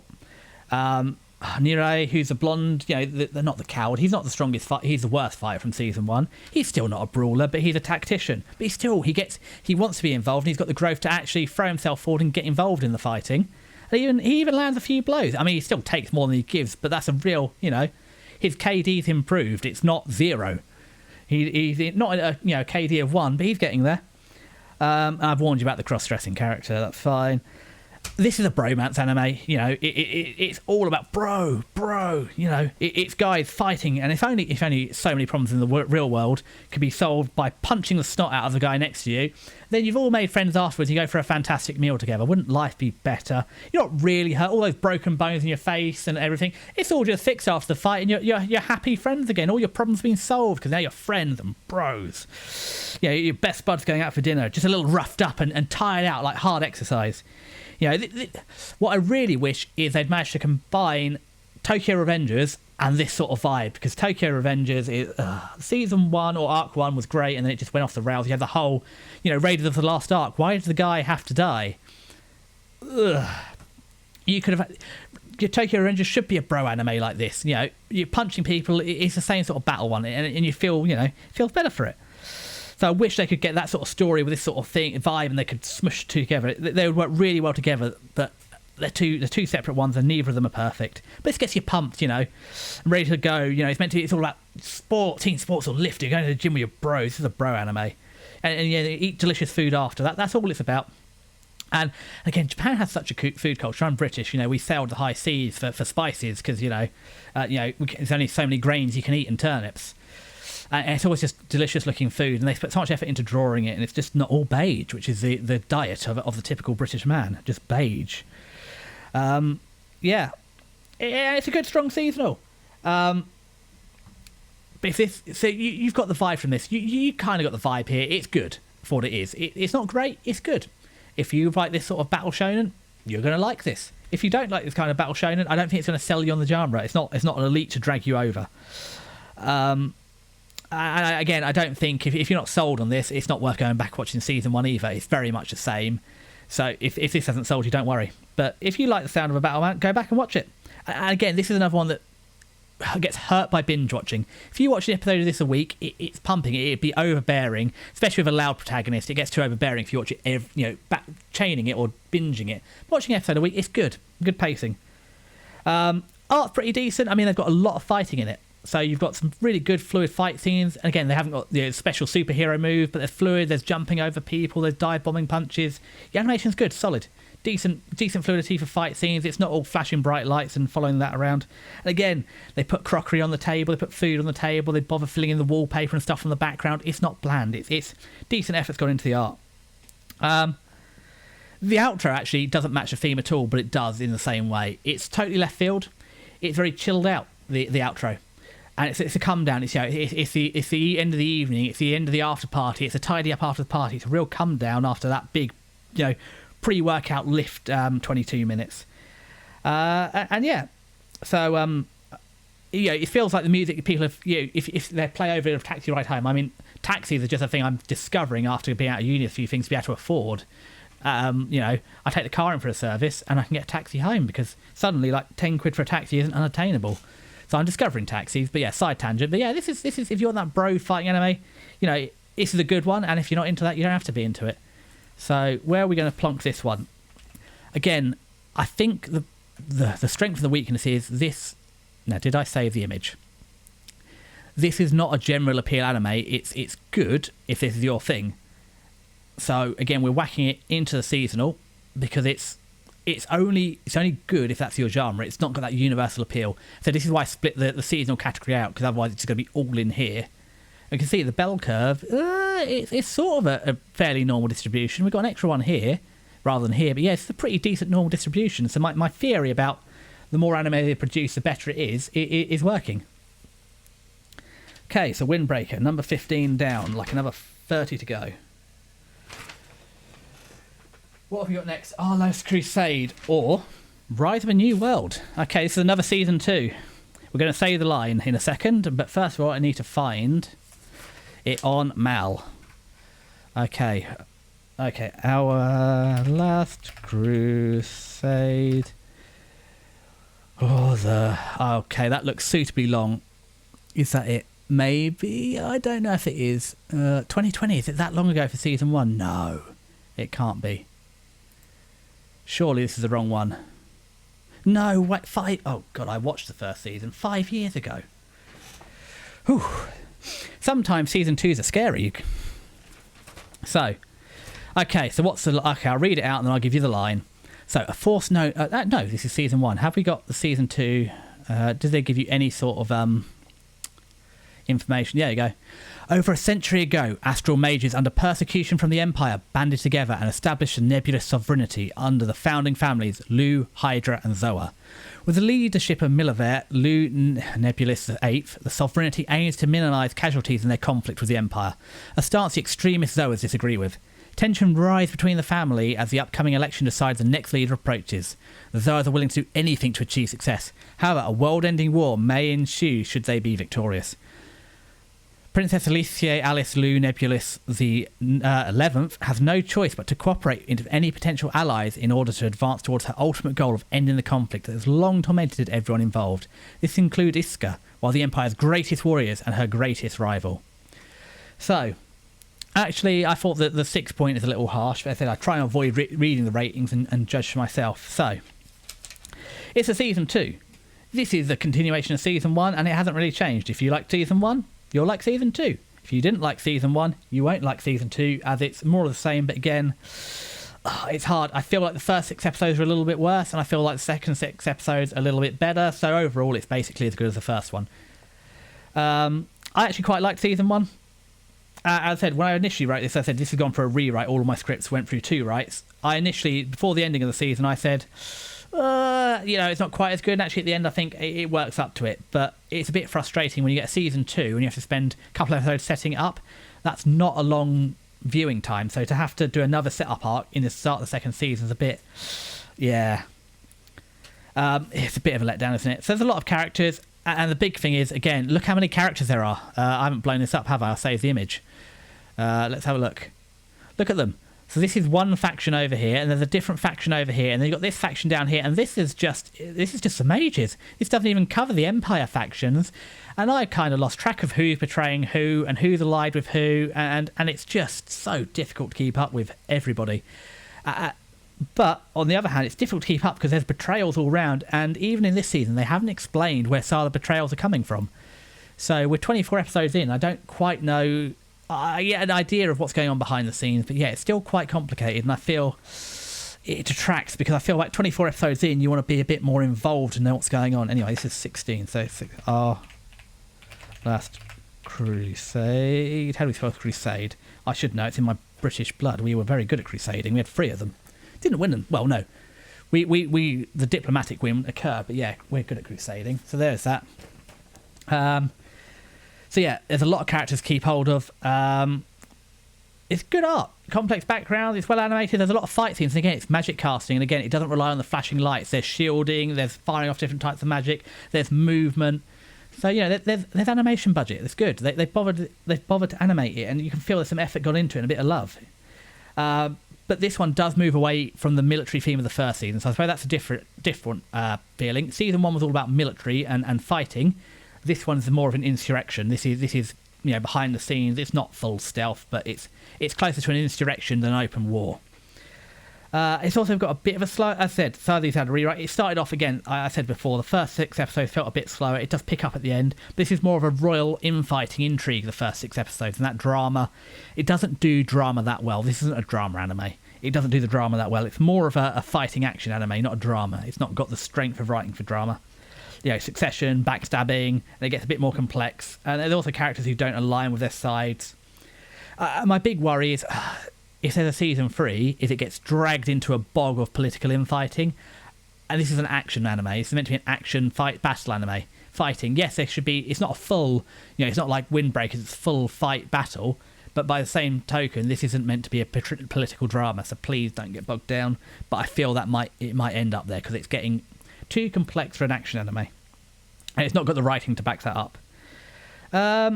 Is it worth watching? I really liked it, actually. I thought it was good. I know I'm criticising it harshly, but it's always easier to criticise. And it's much easier to say what's wrong with something. As I said, I don't write anime. It's much easier to say what's wrong with it than what's good about it. Again, well, I watched 2 seasons of it, so it's got to be a good seasonal. I think it also lends itself well to anime. Again, these sort of battle mangas do lend well to anime, especially with all these complex characters and all the fighting and the magic. That lends well to an anime. So I'm not going to read the manga. And actually, to be honest, I do want to know what happens at the end of it. Again, the how is less so. So again, it's more of a tier 3. I don't particularly care how we get to the end. I just want to know what happens at the end. And again, you have you've seen season 1. It's a strong romance because rivals make strong romance. You know, your biggest enemy is the person you don't want to lose to. I like that vibe. They're not too sappy or over the top with it. The opening and ending are adequate. But actually, quite often, they did an interesting choice. They've cut the intro, the outro, to fit everything into 24 episodes. So again, it does feel, you get that hint of being rushed and they're trying to cram too much in because they've had to cut the intro and the outro. So, yeah, I mean, their priority's good, the pacing's good, but yeah, it feels probably like a seasonal. It could be good. It's just missing. There's too much wrong with it to drag it up to being a seasonal. So, yeah, we're going to drop this out. Oh, sorry, yeah, beyond anything more than a seasonal. So, yeah, let's work on this normal distribution. Where are we? Our Last Crusade. Open this one up. And we're going to drop you into squarely in the seasonal. And I just think it wasn't so bogged down. It could have been a good one. But, yeah, that's where we're sitting with that. Number 17.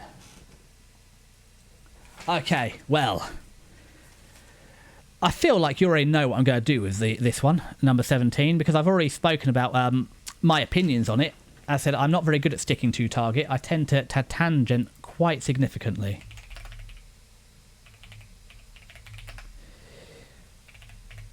And also, I haven't got enough brain cells to type at the same time as I yap. Ooh, okay, this has gone up. I think, actually, if I look at season 1, is season... Okay, well, I think, really, season 1, the 25th best anime ever. Season 2, the 22nd best anime ever.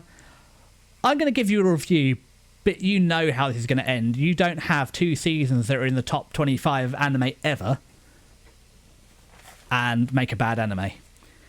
So obviously this is a must-watch. There you go. I put it line 1. This is a must-watch. I'm not going to sit there. This is mandatory watching. This is the top 25 anime of all time. You got 2 seasons.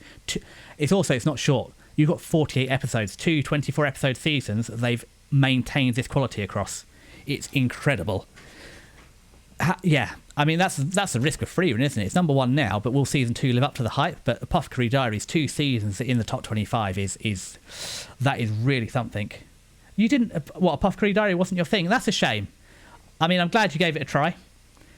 Yeah, I can't criticise you for trying it, but yeah, I loved it. I love this as a drama. Also, there's a trend here of people showing it to their mothers and getting their mothers into anime this way, and I can see it's not a K-drama, but it has that same drama vibe that appeals to... It's breaking containment. This is a sort of anime that's safe to show a family member. There's no anime, silly ecchi scenes or anything in it. It breaks containment, and this is dragging it into the mainstream. As I said, this and season 1 and Frieren were in the same season. That was a season that's ruined my expectations of anime going forward. Again, it's a double-length season. We just got 2 cores back to back, 24 episodes back to back. This has beautiful, elite artwork. It's meant to be pretty. They're all courtesans, and Jinshi is pretty, and this is the whole thing. This is meant to be pretty. That's the whole. Oh, I'm hoping Frieren's good, but also part of the appeal of Frieren is didn't come out nothing about the studio or the studio etc. was the best. It was the director and his knowledge of people and how he managed to pluck out the right people to make Frieren from not the best anime studio and make an anime that's greater than the sum of its parts. He handpicked a team. I just hope that it gets that same treatment. Frieren's going to be good. It's not going to drop off, but will it be, can you keep up 2 24-episode seasons of the best anime ever? Or will it drop into a top 10 anime or something? But yeah, Apothecary Diaries, this is beautiful. I mean, obviously not all the scenes are like this, but beautiful artwork. And a really strong script. It's elite production values. And again, it's got proper background music, not background sounds. It's got background music. It's separate compositions for the background. You know they put time and care and love and budget into this adaptation, and it keeps it up for 48 episodes. There's always, again, it does a perfect amount of foreshadowing. It sets you up. It dangles the hooks. It baits the hooks. So you know stuff's coming. And again, you can start putting things together in your head, and you get your fan theories. This is a gold mine for that. It's something I miss from the old Animemes days, or even some of the old Twitter days. All the fan theories, where X has gone to, where it's gone, and Reddit's locked down and stuff. A lot of this has gone to Discord, away from the public. And again, they got rid of the forums and Crunchyroll and stuff. So you've lost all that discussion about the fan theories, which is a real shame. But this is such a setup, and again, 6 months of it is just a peak. It's the highlight. This is on a Friday night. I look forward to this every week. I'm watching this, and again, this, you could binge this. You could sit there and watch it all in one go. But the beauty of over 6 months is it's sustained release. This isn't instant gratification. This is delayed gratification. Every week you've got something to look forward to and watch, and you could binge it. It's bingeable, but don't. This is something you get of an experience of waiting a week to watch it and just hitting that dopamine for 6 months. Again, it's just about to end. I'm going to sorely miss this when it ends, but I'm not worried about getting a third season because, again, number 22, this is better than season 1. Did I have feelings? Okay, so I actually had feelings about this. I am, again, 24 episodes. Oh, actually, no. So one thing I do need to do, we need to listen to opening 1. So opening 1, I love. One of the biggest weaknesses is opening... Okay, so opening 3, because it's the second season, and opening 4 isn't as good, so let's hop over... Did I sound it? Let's save the image, in case I didn't. This is 17 Apothecary Diaries.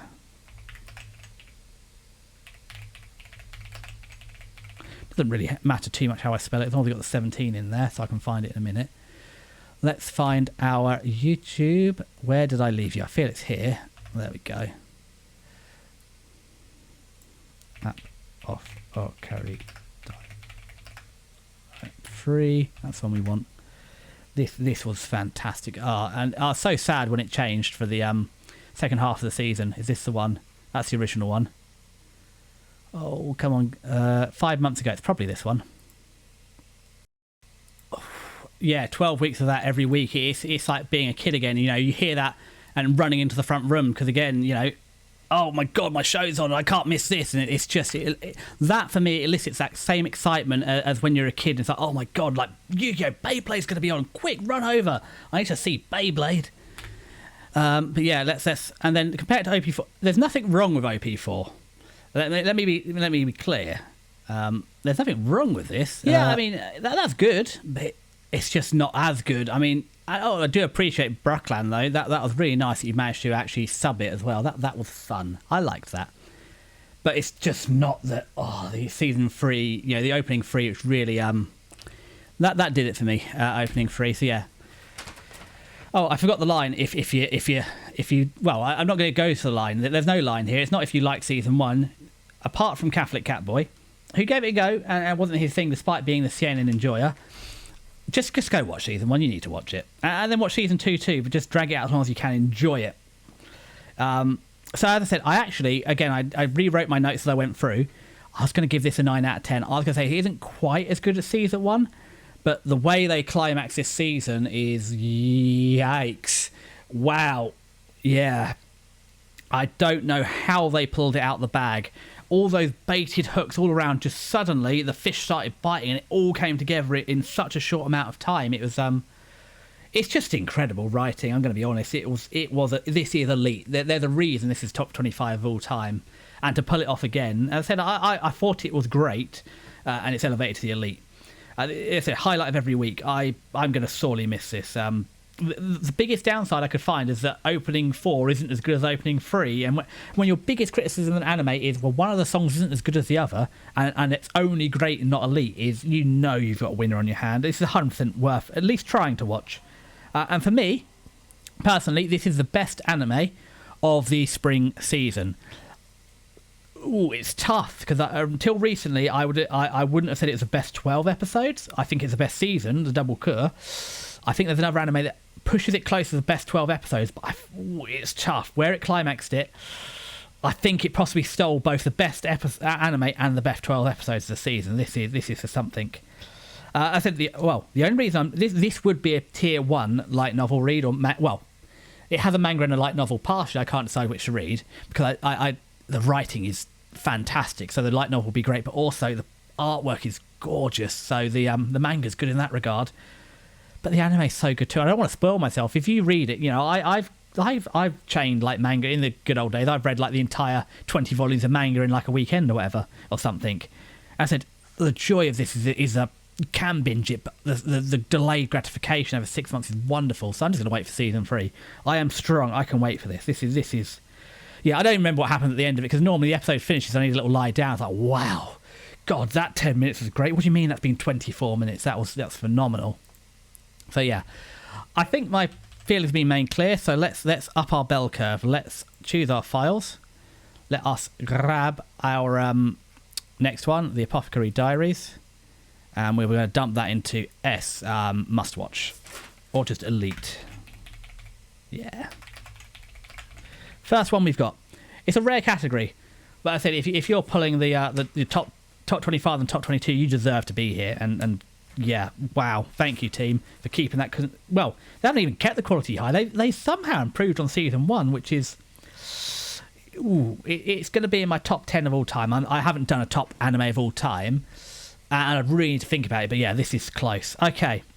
And from one anime that made me feel strongly to another anime that made me feel really strongly too, can a boy-girl friendship survive?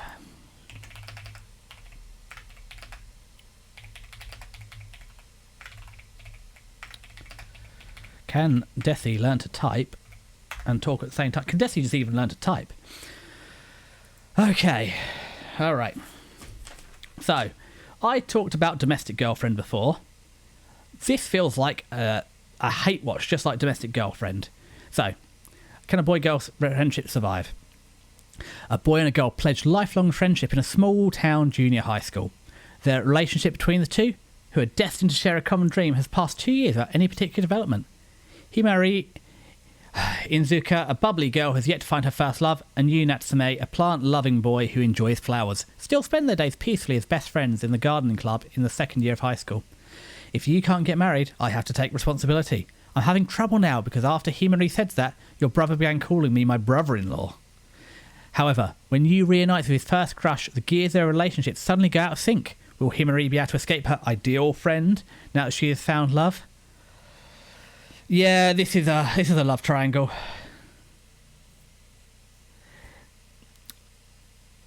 Desi can walk and chew gum. Thank you very much. She just drools a lot at the same time. I can't use my hands. I can use my mouth and my feet at the same time, just not my hands. And I can't keep all the gum in, and I might swallow it. But apart from that, yeah, I can do 1.5 things at once. But yeah, thank you, you have Catboy. You have exposed my deep secret. The 2 simultaneous brain. I only got 1 brain cell. I can't do 2 presses at once. I sometimes get to borrow the other one from one of the other VTubers when it's on loan. But yeah, whoops-a-doodle. So, okay. This is a hate watch. Okay, this isn't. So I love Domestic Girlfriend because it's a disaster. I mean, the Crying for Rain, the OP for Domestic Girlfriend is perfect for such a disaster of anime. And I think it's poorly rated. It's what it suffers from. Actually, people hate what happens. The anime is good, but they hate the story. This is, yeah. Oh god, I hated this. I was hate watching it. Genuinely, Himari actually genuinely annoyed me. And the only reason I couldn't stop watching is because I was so angry. Is I had to see how this worked out.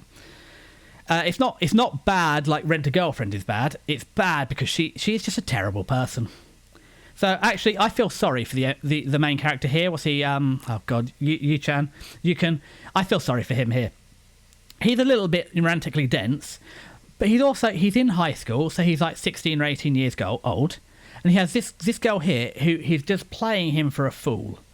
Again, remember this is aimed a little younger. Remember this is shown and is aimed for like teenagers, young adult, and I'm a bit beyond that now. So just bear that in mind. But she plays on him. She's like sets him up. It's like, oh, we should do this, and then she sets him up, gets him to close his eyes, and then it's a joke. I was never going to kiss you after all.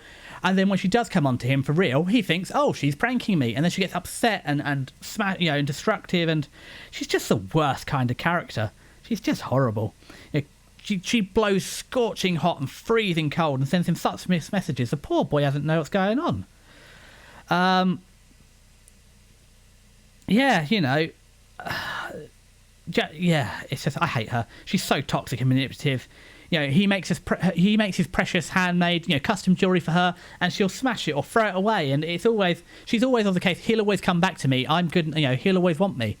But the thing is, as well, she's so toxic because, yeah, Yamato, his first crush here, she sets the two of them up, and then when he actually likes her, and she likes him, she gets all butthurt over it. She's just horrible and toxic and the worst kind of character. And then she leads him on, and then mocks him and laughs at him, and it's, yeah. Oh, fantastic! We can play with the marbles later. I have to be careful. This is why my model doesn't move too much. If I move too much, the brain cell will roll out my other ear. And it's not just because the poor laptop is absolutely on its, you know. Well, what are we up to? I know we're looking at it before. It's coping. The laptop is coping for the stream. Anyway, back to complaining about horrible girls. Okay, so I think I've made it clear that I don't like Himri. Oh god, yeah, she sets them up. I've covered that. She's not a confused teen girl. She's just horrible. Yeah, and yeah, I don't like her in the slightest. The thing is, you've got Emoto, is a nice girl. Yu is a nice guy. The two of them are perfect for each other. They're both just nice people. They treat each other nicely. These two deserve each other. And she just... that's the thing as well. She orchestrates a whole, I'm moving to Tokyo. This is my last day. I'm leaving. Chase me to the airport thing. And then just moves back anyway. Like, oh, I wasn't really doing it. It's a prank. And just makes a fool out of him. And it's just horrible. And this is meant to be sold as, haha, look at the silly tee-hee girl. Isn't it funny? No, she's awful. I'm old enough to know she's awful. Terrible. She doesn't deserve happiness. Let the two of those two be happy together. And then, yeah, as much as I hated it, I mean, the anime did make me feel something. So, as I said, in that regard, it's kind of like Domestic Girlfriend. It made me feel something. It made me feel, you know, alive and passionate. Got my blood boiling, very much boiling. I think it was meant to be like that. So, if this is your thing, like, if you like Domestic Girlfriend, maybe give this a go, because I think I get the genre. But if you didn't like Domestic Girlfriend, and I haven't sold you on this, don't watch it. God, I hate her. And actually, the intro is pretty good, actually. And this is the other thing. I normally like the blue-haired girl who doesn't win, the childhood friend who doesn't win. I normally like that. But, God, she's put me off it. And then her family gets involved and the friends get involved. It's just horrible. And yeah. Well, I did write a good note. Yeah, so this seems to think, what's it, a rom-com? Is it, yeah, romantic comedy. This is not a rom-com. I don't know what it is, but it's not the romantic comedy it thinks it is.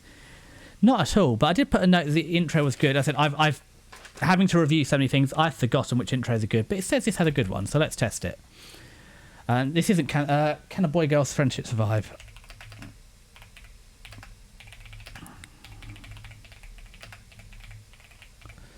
Opening. Is it good? Okay, let's give it a go. How long are you? 1:30, it sounds right. Oh, God. No, this wasn't good. Who wrote this? That's awful. Okay, well, I apologise. They're the typo in my handwritten notes. Somebody, I live on my own, but I blame the cat. Monstron the cat has clearly given me the wrong idea.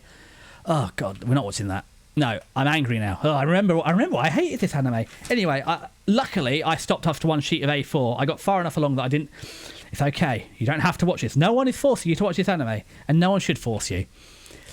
This is a hard... no, I didn't even download the file. I got overexcited.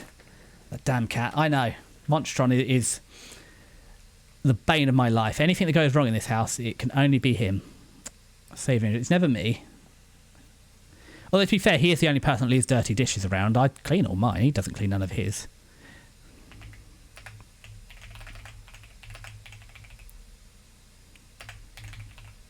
Fry and ship.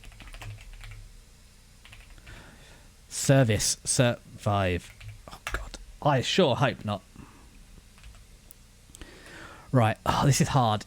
Because I did watch it to the end and I had to watch it. Oh, the thing is, as I said, it's hard. It's got to be at least seasonal because, well, I watched it and I wanted to watch it every week to see what I was going to be angry about. Like an old man watching the news about, oh, this is what's wrong with the world back in my day. So, oh, where do I put this? Did I look forward to watching it? No, I hated it. I feel like it does it just. I feel like we're putting it in seasonal. The cop out. We're having a cop out. I felt it enough to go in seasonal plus. I hate it enough to go in seasonal minus. So it sits in seasonal. Fits our normal distribution. This is why I split the seasonal category into 3. Oh, okay. Right, what's next? Something better, surely. Okay. What is next? Oh, Teogonia. Okay, Teogonia. Okay, we feel a little bit better. Teogonia. Oh, and this is where my career as an anime reviewer ends. With Teogonia.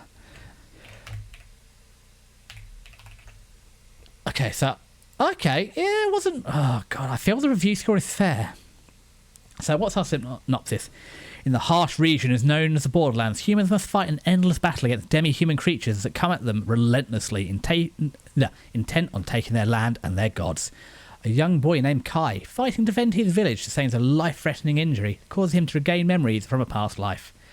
If you're not a guardian bearer, it's like you're playing life on hard mode. Kai's newfound knowledge gives him a new sense of the unfair rule set that governs the world around him.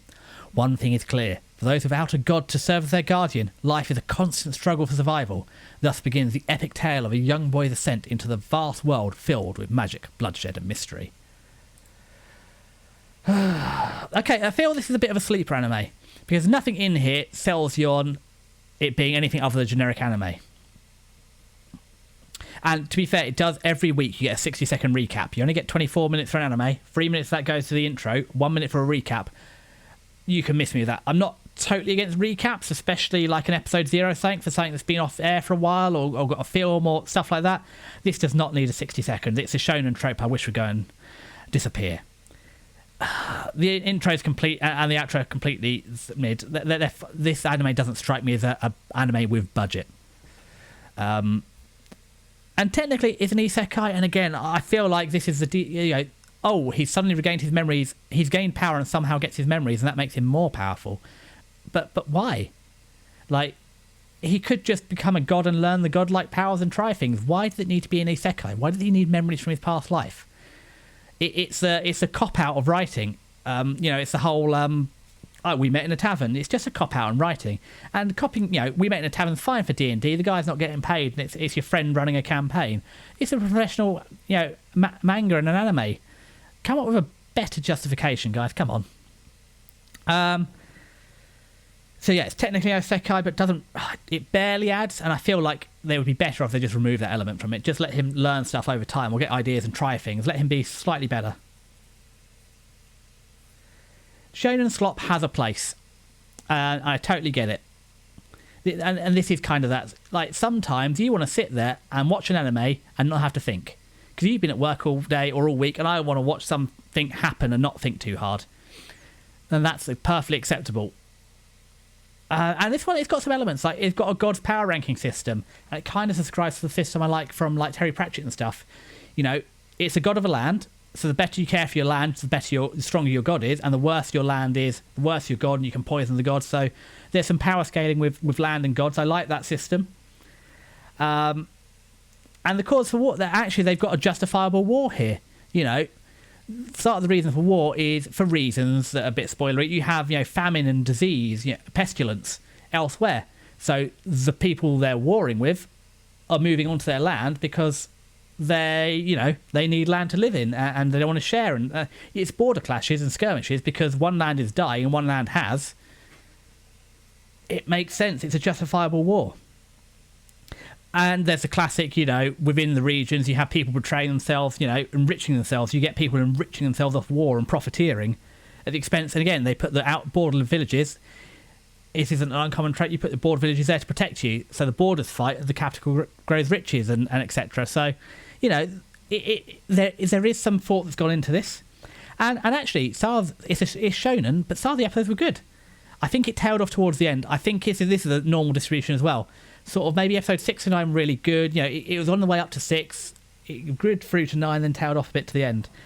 It's a power fantasy. You get overwhelming power. You found your own village. You save the girl from the bad guy. You adventure and you save the world. And actually, the animation's all right for shonen. Like I said, it's none of this flashing lights. There's actual, reasonable fighting, moving scenes. You've got weapon fighting, jumping around each other. The backgrounds are pretty good. So in the forest especially, they use a lot of, again, they use the scenery around them in the forest to give you a fairly decent background without having to do too much. Again, when you're in the villages and stuff, or in buildings, that the backgrounds aren't quite there because they haven't got the budget to fill them in. But, you know, again, you use a budget where you've got it, and if you're going to have a battle fighting anime, you've really got to animate your fights, and they prioritise appropriately. There's no CG, it's good. On caves as well, very boring terrain. And again, as your shonen hero, he's fairly decent. Which one are we going to use? We're going to use this one. Oh, we're going to use. He's got his face paint on. We'll put. Can we say? Is the face paint one available? Can we have this? Yeah, we'll have this one. Yeah, he's suitably flawed, and again, he's meant to be. He is mentally weak, you know, and flawed because he's not brought up to being the hero. He's not perfect, which is fine. You don't have to be a perfect hero from day one. Te o go nia. There we go. And he does grow, and also his motivation for being the hero, it's not to save the world, it's to protect his village by fighting outwards. And again, he's protecting, and he matures as well. It's like, why would he help his enemy? Well, because actually, if he helps his enemy, it deals with the root cause of why they're here. So by defeating his enemy's enemy, he gets rid of the whole problem that he had in the first place. So the people he's got a problem with disappear. Clear your enemy's land, defeat their enemy, and then they leave you alone. So there's some good bits in it here as well. Yeah, so this isn't a good review. I'm not really talking about an anime very well. Honestly, it feels almost like a setup. It feels like some of this feels like a setup for a bigger one. It's almost seems like a prelim season. And I think this is going to be a make or break on a season 2. I feel season 2 might break it. I'm not optimistic, but I feel like actually this was good. I enjoyed looking forward to it. And again, the gauge is, did I want to watch this every week? Yes. I actually, every week I enjoyed it. After the first, I didn't think I would. I thought it's completely middle of the road. And actually, I thought, I'm not going to say you should go back and watch this, but I thought actually it's better than the normal middle of the road, you know, here's a shonen. There's definitely some thought that's gone into it and some care. And I'm going to bump it up. We're getting a seasonal plus. It's not middle of the road. It's got its strengths, it's got its flaws, but overall, actually, I feel like it's better than your completely average shonen. You know, there's so many average shonens out there, and it's better than that. Right. Oh, God. Fire Force. Oh, okay. Okay. Let's find our Fire Force. Not that one. Okay, so Fire Force Season 1, 2019. Fire Force Season 2, 2020. Fire Force Season 3, Part 1, 2025. Fire Force Season 3, Part 2, 2026. Now, I hate this trend of splitting them like this. Like, I get it sometimes when you have to do 2 cours because you need 1 cour and you need a 3-month break to work on your second cour and bring it. So I get that, why you split. You have a season in between, but why a year? Oh, 3rd season, they've not done me a synopsis. Okay, prequel. I mean, at this point, Fire Force is fairly well known, but if you're new here, maybe you don't know Fire Force. Okay. Spontaneous human combustion, a chaotic phenomenon that has plagued humanity for years, randomly transforming ordinary people into flaming, violent creatures known as infernals. While infernals make up the 1st generation accounts of human combustion, the 2nd and 3rd generations become known as pyrokinetics. People gifted with the ability to manipulate and control their flames while remaining human. To combat the infernal threat and discover the cause, the Tokyo Armed Forces, Fire Defense Agency, and Holy Church of Seoul produce their answer, the Special Fire Force. Young and eager 3rd generation pyrokinetics Shinra Kisabi, nicknamed Devil's Footprints for his explosive ability to ignite his feet at will, becomes a member of the lively Special Fire Force, Company 8. Upholding the brigade's duty to extinguish the blazing infernals and lay their souls to rest, Shinra is determined to become a hero who will save the lives of those threatened by the flame terror. However, this is not the hero game Shinra imagined. The Fire Force is a fractured mess of feuding brigades, abnormal infernal sightings, and infernal sightings increasing all over Tokyo. And there's a shadowy group claiming to have answers to the strange fire that caused the death of Shinra's family 12 years ago. Faced with many obstacles within and outside the Fire Force, Shinra fights to uncover the truth behind the burning mysteries that have kept him in the dark. Okay, that's Fire Force. Shonen. This is a good shonen. So go out there and say, yes, it's a shonen. This is definitely not your shonen slop. This is why your top tier shonens. It does Okay, so... and again, I'll say the line, if you like Season 1 and you like Season 2, you're going to like Season 3. If you didn't like Season 1 and Season 2, you're definitely not going to like Season 3, because it continues to be the same thing. Okay, so I was quite hyped to see this. So I enjoyed Season 1 and Season 2. The biggest problem for me is I've forgotten what happened 5 years ago. 2020 was a while ago. A lot's happened since then. So I don't know what's going on. And I say I don't like recaps, and this does have the annoying thing at the start of every episode. It gives you this whole spontaneous human combustion thing. It's a shonen. We've got a lot of action to pack into 24 minutes. We've got 3 minutes of the intro. Why don't we have another minute of the same thing we've had for 3 seasons? Just give me the extra minute of content. Anyway, sorry, sidetracked. So yeah, I've forgotten what's happened, and this needs an episode zero just to like, or a short film or something, to put it all together and remind me what on earth happened over the last 24 odd episodes. Or however many episodes are there. I've forgotten what happened. I need some help here. I'm not going back and watching 25 episodes or whatever to relearn. I need an episode 0 here to help me. So part of the reason I didn't enjoy it so much is I just don't know what's going on. They brought characters back from Season 2, which is 5 years ago, and I can't remember who they are, what they did, or why they're here. So let's have a look. Where's the Fire Force? Actually, no, let's get the Season 3 image. Because, you know, while we're here, let's find our Season 3 sequel again. Okay, Fire Force Season 3. There we go. Who's in this image? Yeah, we haven't even got all of them in here. Okay, so save the image before we forget. What's this? 20. Good news. We are nearly halfway there. Save that. Okay, so. The opening intro, it's typical melancholy. You know, the heroes being set back and they're all dejected and defeated because, you know, the end of Season 2 they get set back, and or at the start of the season, I can't remember. Definitely at the start of this season they get set back and knocked down.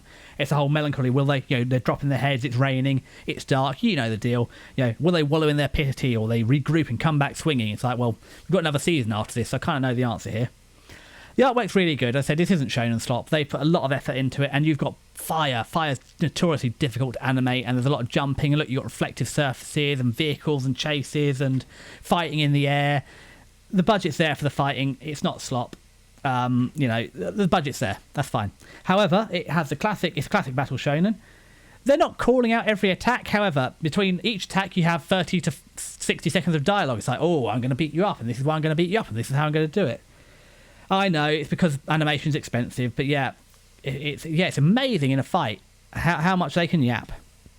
And also, Shinra has a protagonist cursed in a shonen. He is so loud. Look, he's got spiky teeth. Jesus Christ, Shinra, please be quiet. It's Friday evening. I'm tired. Be a little more quiet. So yeah, that's actually sod the flaming feet and super speed. His biggest power is his loud mouth. Okay, I need a drink because I'm fading after like nearly 4 hours. Okay, so the biggest flaw with Season 1 and Season 2 of Fire Force is Takami's Lucky Lecher Lure. This is a perfectly good shonen anime. You could recommend this to people. It's quite good. You know, it's an action film, you know, great. Except, randomly, all her clothes just come off for reasons that, well, that's it. Just all her clothes fall off occasionally. That just happens. It's like, how can I recommend this to someone when there's a random teenage girl whose clothes just randomly fall off and that's her power? It does happen a bit in Season 3, but a lot less, thankfully. They've turned down the sex appeal and pushed more towards action movie. They used to use Maki as well. You know, really strong. She's a firefighter, so of course she's going to be strong and fit. And again, they like to show her in like tank tops or whatever, or bralettes or whatever. They've toned the sex appeal down. She's not too bad because she's an adult woman and in athletic gear. That's not as bad as like having a teenager whose clothes randomly fall off. But yeah, another thing as well is I'm 5 years older, and shonens like this don't appeal to me as much. It's a coming of age. I'm grown up. I kind of want to see it through to the end. However, yeah. So that's it. Lucky Lecher Lure is less. It still happens, but it's not as much. Oh, and also, again, although it's a battle shonen, occasionally there's still the fun side quest. Arthur here, Knight Arthur. He just goes on. There's a couple of episodes where he goes on a quest to find Orichalcum or whatever. He's just wandering around the sewers looking for rocks. He's an idiot, but you know, his power is his imagination. He's so dumb that his power, you know, if he thinks he's fighting like a dragon or whatever, and he's a knight, it powers him up. But yeah. So yeah, I did feel a bit of a letdown. I mean, I didn't like Lucky Lecture Lure at the time, and I'm glad it's gone away and I'm 5 years old. But yeah, it is it's hard to. I feel I'm moving outside these shonens that are just loud. But this is actually a good thing to binge. This is the sort of thing. There's no just watch it all. You know, half the episode, not half the episode. This isn't as bad as others like Black Clover. What's the other one? It's all filler, no killer. Maybe a quarter of it's filler, but you can skip through the repeats and stuff. That's what the skip button's for. So this benefits from binging. Skip a bit of it. You don't have to watch it all in one go, but a couple of episodes. You know, you maybe get 10 to 15 episodes of content in each anime. Just skip it. Or Attack on Titan is the worst for it. You're lucky if you get half an episode out of it, out of an episode. Again, this season felt slow and difficult. There's a mole creature who's sentient and just pops out of the ground and talks to them. It's like, I feel he is. I sort of remember the magical mole creature, but I don't really. And he's back now. I don't know what's going on. Oh, that's it. No, both previous seasons are 48 episodes. I can't watch 48 episodes to remember what's going on. I need someone to distill that down to a quick film for me. Help me out here. And also, I can remember there's good factions and bad factions, and I can sort of, in the good faction, remember the different alliances and stuff in the good faction. But the bad faction is split. So Black Clover.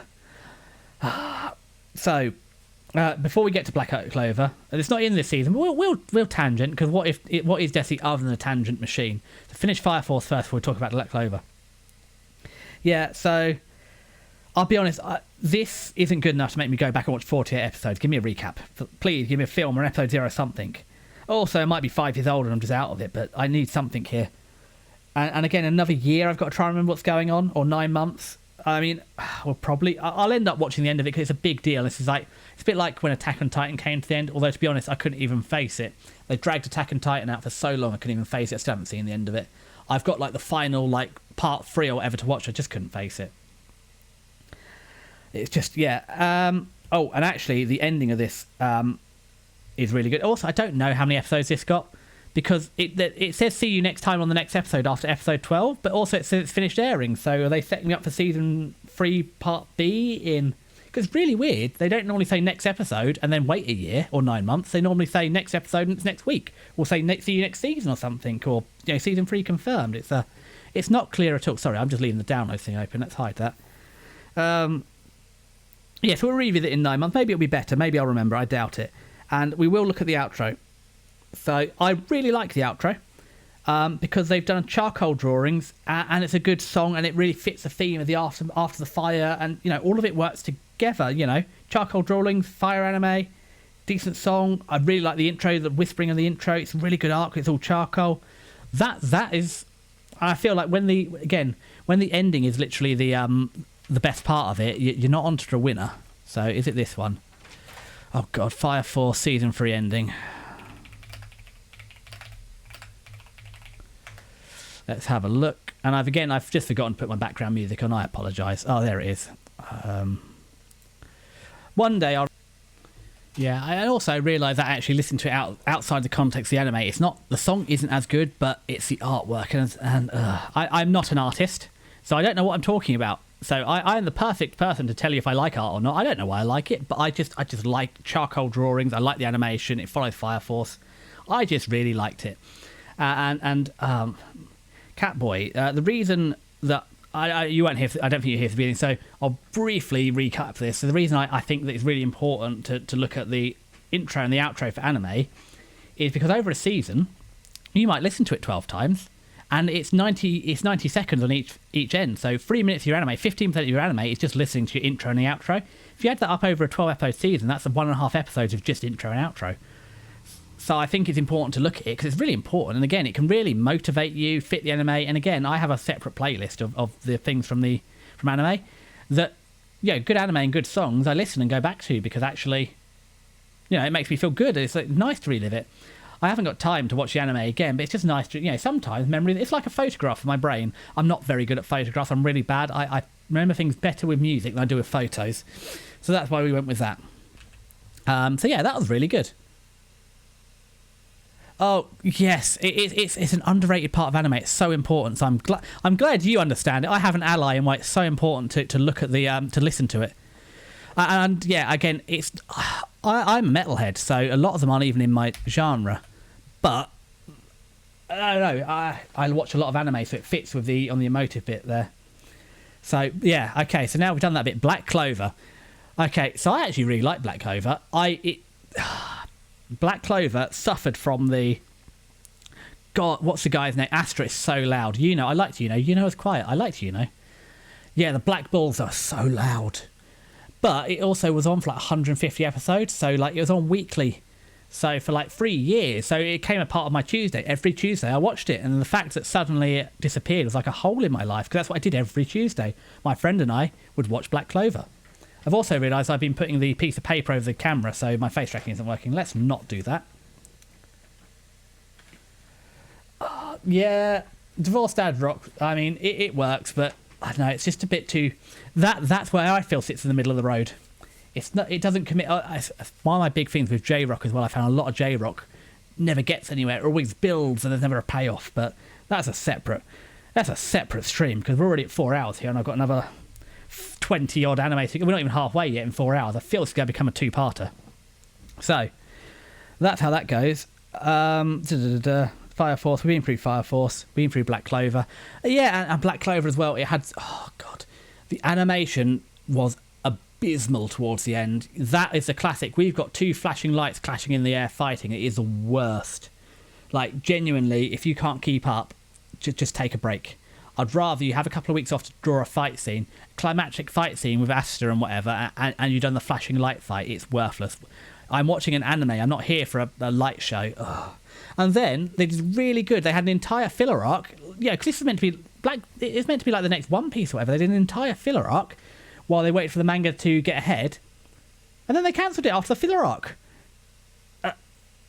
And then they made a film, and I just don't get it. Like, I just don't get the decisions to run a 6-month filler arc while the manga gets ahead, so you can adapt the next arc. So they've done a 6-month training arc, which actually, in terms of writing, not in terms of animation, was fairly decent. And then you cancel it. So what was the point of the filler arc? We might as well have just not had it. You just wasted your time and money. But anyway, Black Clover's gone. The film was okay. I like Black Clover, but again, it's one of those... It's not a guilty pleasure, but I watched it when I was younger and I liked it, and I want to see it end, I want to see who's the Wizard King, and I know who I want to be the Wizard King. I know who's going to end up being the Wizard King. But again, just because a childhood friend isn't going to win doesn't mean I'm not going to support them the whole way. Okay. Which means, where are we putting Fire Force? Okay, so this is going to be a real controversial take here. Did I download Fire Force? Now, this is... So let's upload Fire Force. Where are you? Okay, this is a controversial take, because I am really slating it here. I'm actually going to put it in the... I'm going to put it in Time Killer. I'll be honest, I got to the end of it, but I just couldn't enjoy it because I didn't know what's going on. I think if you can manage to watch the 48 episode recap and know what's going on, it's probably fairly decent. But if they're not going to help me out here and give me an episode, recap after 5 years of what happened in the first 48 episodes, I kind of can't endorse it. And again, it's part of the reason I haven't watched Naruto. I got into it a bit late, Naruto or Dragon Ball or One Piece, is because I got into it too late. I just don't have the time to watch hundreds of... Even Fairy Tail, I managed about 150 episodes. It's just too much. If you're asking someone to watch more than 50 episodes of something just to get into it, it's got to be good. And I know people are like, One Piece is really peak-like now. Yeah, but there's 1,000 episodes. I can't do it. Especially when they're churning out, 50 episodes a season. Maybe at my peak I could watch 30, but that's still, what's that? 300 episodes a season. Where do you find the time to fit in the others? And somebody's got to try and fit in Black Lagoon next season. So, I feel next season there might be a few less on the review. Well, there will have to be. I'll have to reevaluate how I do it. So as I said, originally, I've only been a VTuber for six weeks or whatever, and only about 2 weeks ago decided, actually, why I like anime, why shouldn't I review anime and talk to people about anime on the internet? Isn't this the whole point I became a VTuber? So that was a bit of a last minute thing. So yeah, writing two 41 page scripts in the space of 2 weeks was killer. It will be shorter next time, and maybe not. What's looking up to be an 8-hour stream. I have post-its here. The post-it has been written down. I think so. I'm going to try Black Lagoon like a seasonal. I'm going to watch an episode. I haven't picked what day, but I'll watch an episode a week. I'll spread it out over the 22 weeks and then watch the film at the end. I think I think it's a good way to watch it. So I haven't forgotten. It is on there. It's going to be tied into next season. So on one of the quieter days or one of the weaker days, I'll throw Black Lagoon in and I'll watch it weekly. I think that's the best way to approach it. As I am now officially an amateur anime reviewer. I'm not against recommendations. I've watched a lot, and also it's not too long. I've watched a lot of animes. It's something I'll check in future because I haven't got access. So to avoid doxing myself, all this profile is completely separate from my other one. And I manage anime through Excel, and I'll have to look. I'm definitely over 600, if not 700-800 by now. So I've watched a lot of anime over the last. When did I start watching it? Secondary school. So last 10 years or so, I've watched a lot. But yeah, and also some of them are long, like Black Clover, 150 episodes. That really counts like watching 10 anime or 15 anime for that length. Even like Death Note's like 50 odd. But it only counts as one, or Full Metal Alchemist Brotherhood. They don't count the same. Okay, so, oh man, this is, what's next? 21, okay. Well, I wasn't going to mention Black Lagoon unless you turned up again, so I had it in the notes ready, but, as you're here, I thought, if you're going to listen to me talk about anime for several hours, I can at least throw you a bone and watch Black Lagoon, and it will be included in the seasonal review. It's not in the season, but, I'm the boss here, and nobody can tell me not to review Black Lagoon.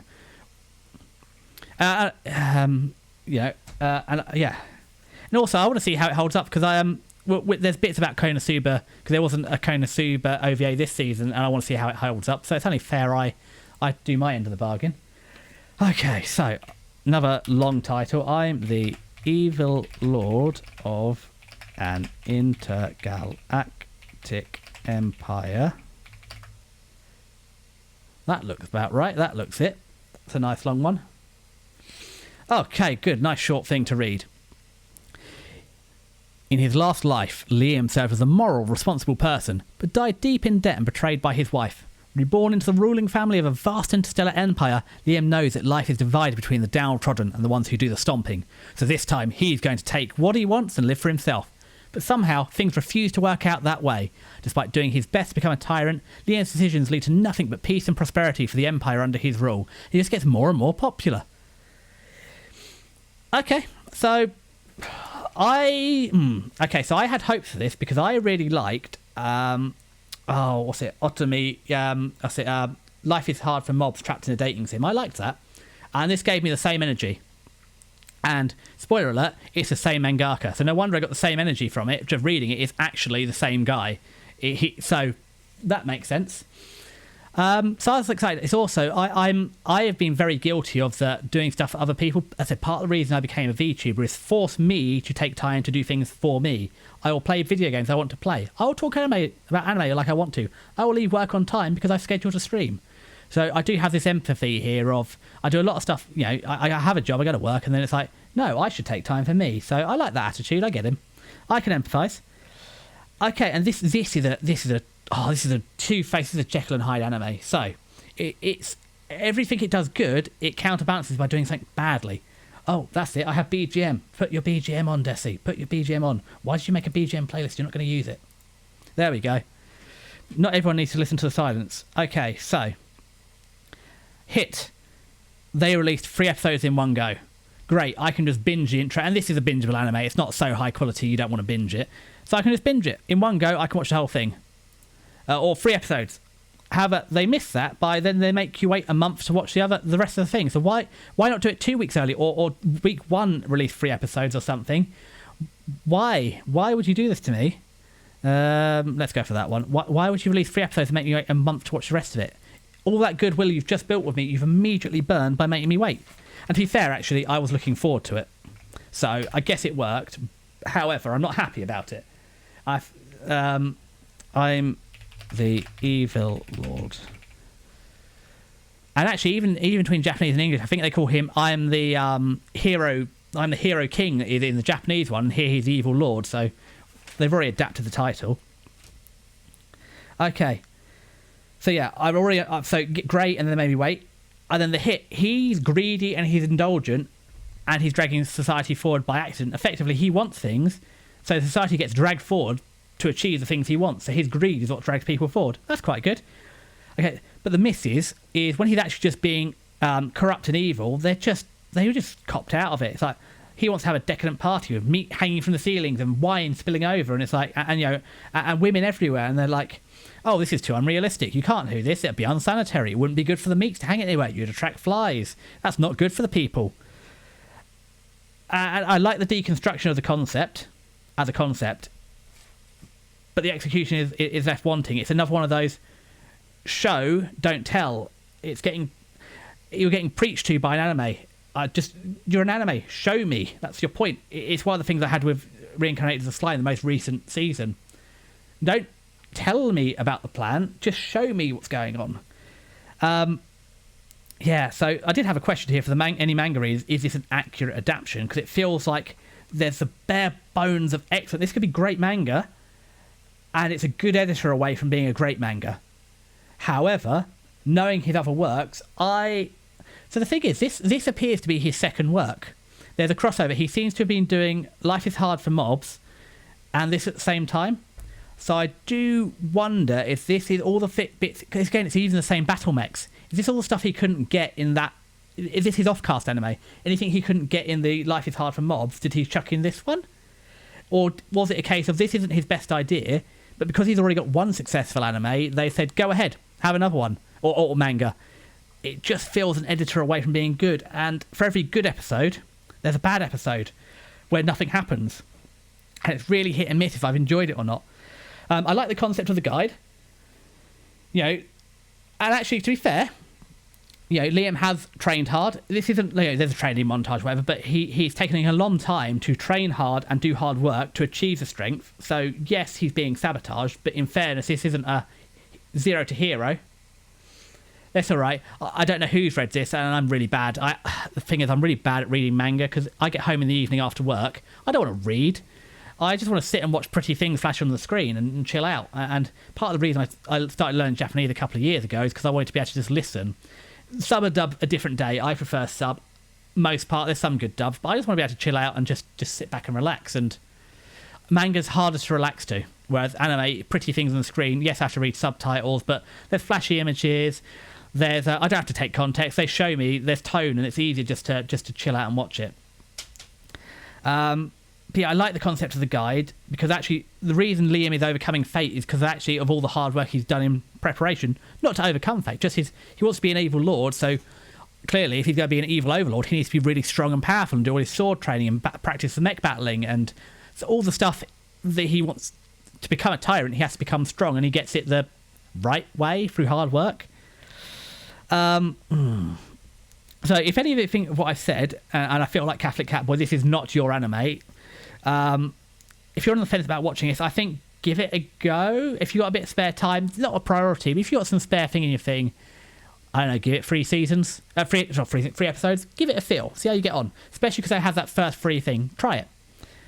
But it's really on the fence, and if you're not convinced, skip it for now. It's getting a second season, I believe.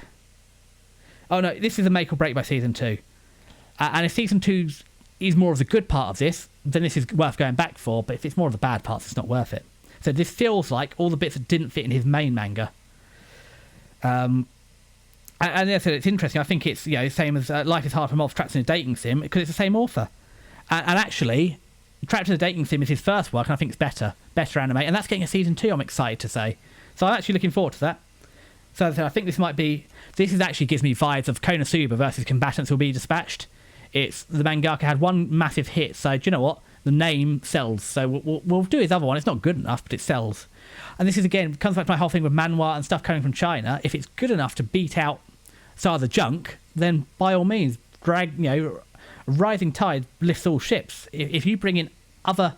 Again, there's an anime we're going to talk to later. Is it an anime or not? But, I'm not opposed to it.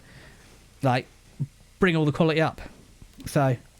Actually, Trapped in a Dating Sim is on my... It's a tier 2 manga read. I was going to read it, and now I've seen there's a second season. It's bumped down to 2.5. I want to see the second season.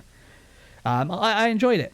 The downtrodden guy just gets his... do you know what? I think we've all had those days at work, haven't we? It's like, do you know what? I wish I could flip over... I wish I could be in charge. I flip over the desk, and I wish I could rule the world or whatever. I've had a... I feel like I can empathise. I'm not going to do it, but yeah, I get it. And also, this suffers from both. I think, yeah, Catboy. This has a thing we both like. It turns. It's not horror. It's sold as a horror ecchi, and it starts off a little bit, and then it goes away for a bit, and then the last episode or two, they decide, oh, do you know what? We need more sex appeal again. Right, girls, clothes off again. It's like, but why? It doesn't need this. The girls could keep their clothes on, and it wouldn't change the anime at all. Why do like harem? I can live or make or break harem. It's an excuse to bring a couple of girls around and have characters and have different characters. It's fine. But it's not even a proper... Like, why do they have to just randomly take their clothes off? Like, I get it. Sometimes it works. But this one, like, why? And again, they didn't spend any budget on the music.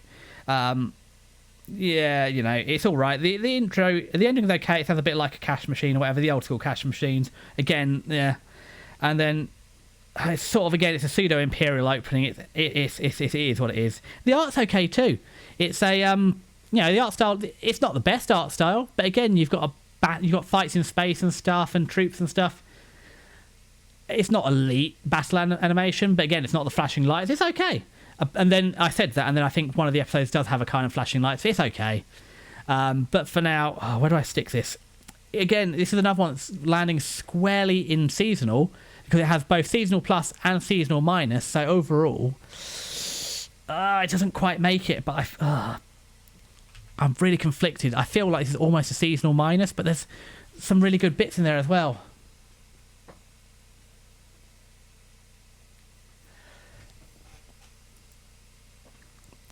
Yeah, I'm the Evil Lord.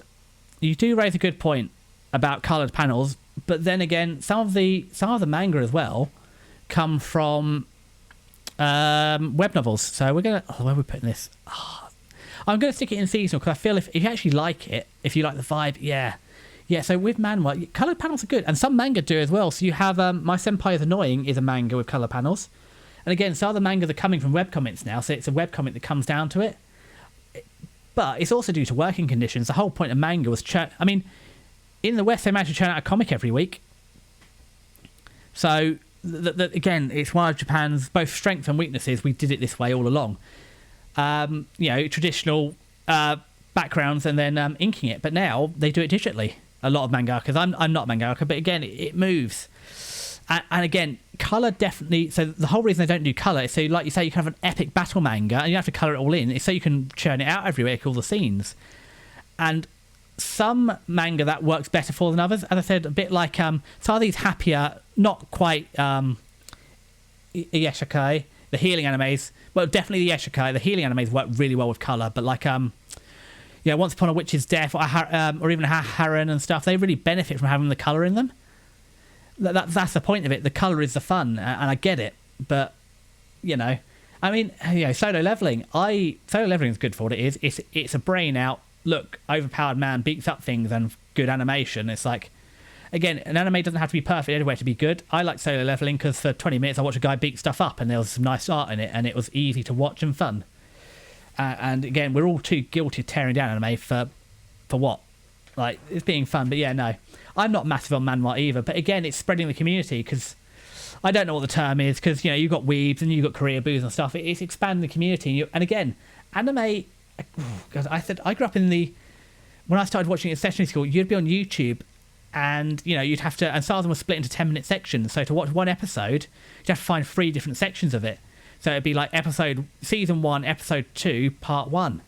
And or going to like CEX or going to Expo and stuff to find a DVD release or doing fan dubs or fan subs. And now it's on Crunchy an hour after Japan. It's incredible how anime is bleed, especially from COVID. It started to bleed into the mainstream. It's why you have the whole anime tourist issue and stuff, and the whole culture clash and censorship and all other things. But it's like anything. An exclusive club, you can only do so much, and it spreads out. And when you get incredible things, but you get some. Every community's got its own toxicity. But interesting, the seasonal minus is defying the norm. It's actually very interesting how good of a normal distribution we're getting. I'm very interested to see how this works out in the end. But what's the other? You got Tower of God as well as another good manhwa. But yeah, color works both ways. I mean, there's plenty of good. What am I reading now? I don't even know. No, don't touch the stack the camera on. I think that's the only color one I've got. There's a couple of mangas I've seen as well they have the odd color panel in. So instead of just having inserts in the the front and back leaf, you put like between some of your chapters in the volume, you put a color panel. It does add to it. So I think it's interesting what they can do with color. But you're right. Like, it shouldn't be it's better because it's coloured. It should be because they're using the colour to make it better, not the other way around. And this is why this video is like 4 and a bit hours long, because tangents are everywhere. Right, another completely middle of the road seasonal anime. Just talking about colour, this is the perfect example of where colour makes the anime work. I've, oh god, been killing slimes for 300 years. There we go. Oh, they haven't done the thing. Okay, let's read the thing. No, I'm not making another My Anime List. We've moved to Excel. It's better. Okay. In a role-playing game, slimes are usually the easiest monsters to kill, and because of that, they yield few experience points. But what happens if you live long enough to keep defeating them for 300 years? After many years of being a corporate slave, Azawa abruptly passes away due to severe exhaustion. Seemingly headed for the afterlife, she meets a goddess who bestows her with immortality alongside a peaceful life in another world. There, Azusa enjoys her days tending to her farm, protecting the nearby village, and killing about 25 slimes per day, a routine that continues for at least 3 centuries. However, this rather monotonous cycle begins to change when Azusa suddenly finds out she's reached level 99, the maximum possible levels from slime alone. Despite desperately trying to hide this fact in fear of ending her slow life, rumours of her strength spread nevertheless. Soon enough various people throughout the continent, like the dragon Laika and the elf Halkara, start to appear at her doorstep, some seeking a battle, others asking for her assistance. Meeting friends and acquaintances who suddenly become family, Azusa finds she can live a life far better with others than when she was alone. This isn't the best thing. Is there a better picture? So we're using My Anime List because somebody only finished writing the script at like 11 PM last night and did not have time to get all the more than 10 pictures. There's not really one with all the characters in. I guess this is the best one. It's not really great, but that'll do. Although what we should do is that's a better one for actually the anime. So let's save that. Save image as.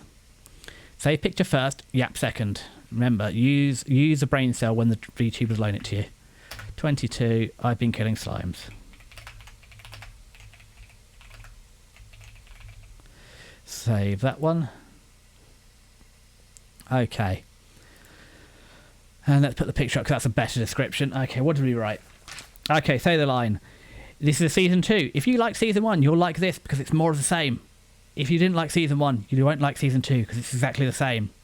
And this is middle of the road, classic fantasy slice of life. Everything is absolutely fine. The plot's okay. Animation's okay. Voice acting's okay. It's all good. It's fine. This is a decent anime. Nothing special about it. It's just everything's okay. It's generic. But as we were talking about earlier, generic's okay. Sometimes you just want to sit back and relax. And this is they haven't put it down as a what's it? Ichigai, which is a healing anime, but it kind of is. This is a slow life, living in the country, having fun, cute little adventures. I mean, they're all girls because obviously, target market. It's just gentle. It's comfy, cozy. Family and friends, hang out with your friends, have little mini adventures. And again, when you do all the elements of an anime fine, okay, it elevates it, because if everything is okay or good with no real weaknesses, it's good. Obviously, slice of life isn't for everyone. I totally get that slice of life is definitely a thing for certain people, but I like slice of life because I'm an adult. I have a job. Sometimes I just want to chill out and have a nice, happy countryside one. And I live not in the city, but I live sort of in the suburbs. I don't go out to the countryside as much as I used to when I was younger because, again, on my days off, well, Sunday I end up streaming, Saturday I end up doing chores, and then I get every other Friday off. I don't get out enough, but it's just nice. And it's hard work too. I just want to sit down and relax, and this is nice. It's just happy on a Saturday. There's a lot of characters in this. It's your classic slice of life. Just fancy, just keep introducing more characters because, we want that race in here. Let's bring that race in. But the benefit of that, as you can see here, actually, they all look different, and they do the good thing of here is they make it really clear who they're talking about. You don't need to remember everyone's names, although a lot of the names are plays on words, to remember who they're talking about. And then normally when they're talking, they'll do the smash cut whatever to who they're talking about. It's just, I don't have to use my brain, and there's lots of happy colours and nice things going on. It's like, I feel relaxed now. That's what's good about it. And they don't introduce as many in season 2. There's I don't know, 4 or 5 new characters. There's like a new character every week in season 1, so it slows down. And you can keep up. It's a very cute, gentle, happy art style. Okay, it's fantasy, but it's slice of life more than fantasy. You know, cute girls do cute things. Just cute, reasonably wholesome, easy watching content. You can turn your brain off and just hook the dopamine to my vein. What? I said, not really. I can see kind of, but not Yuri bait. I mean, it's more sisterly than romantic. It's like, how do I explain it without spoiling it? It's like, it's not Yuri. I guess if you have that mindset, you could turn this into Yuri, and maybe it is. Maybe I just am not a dirty enough old man to see the Yuri here. It's like not her, but one of them. It's like, we want to have a sleepover, so we're going to sleep non-sexually or anything. We're going to sleep in the bed. We'll have a pajama party, or whatever. And I don't remember it being in that vibe, but maybe I just turned my brain off too much. I didn't realise it. I just thought it's a comfy, cosy, happy homes one. It's not like Kobashi's Dragon Maid where there's that undercurrent or tone. This is just cute girls do cute things.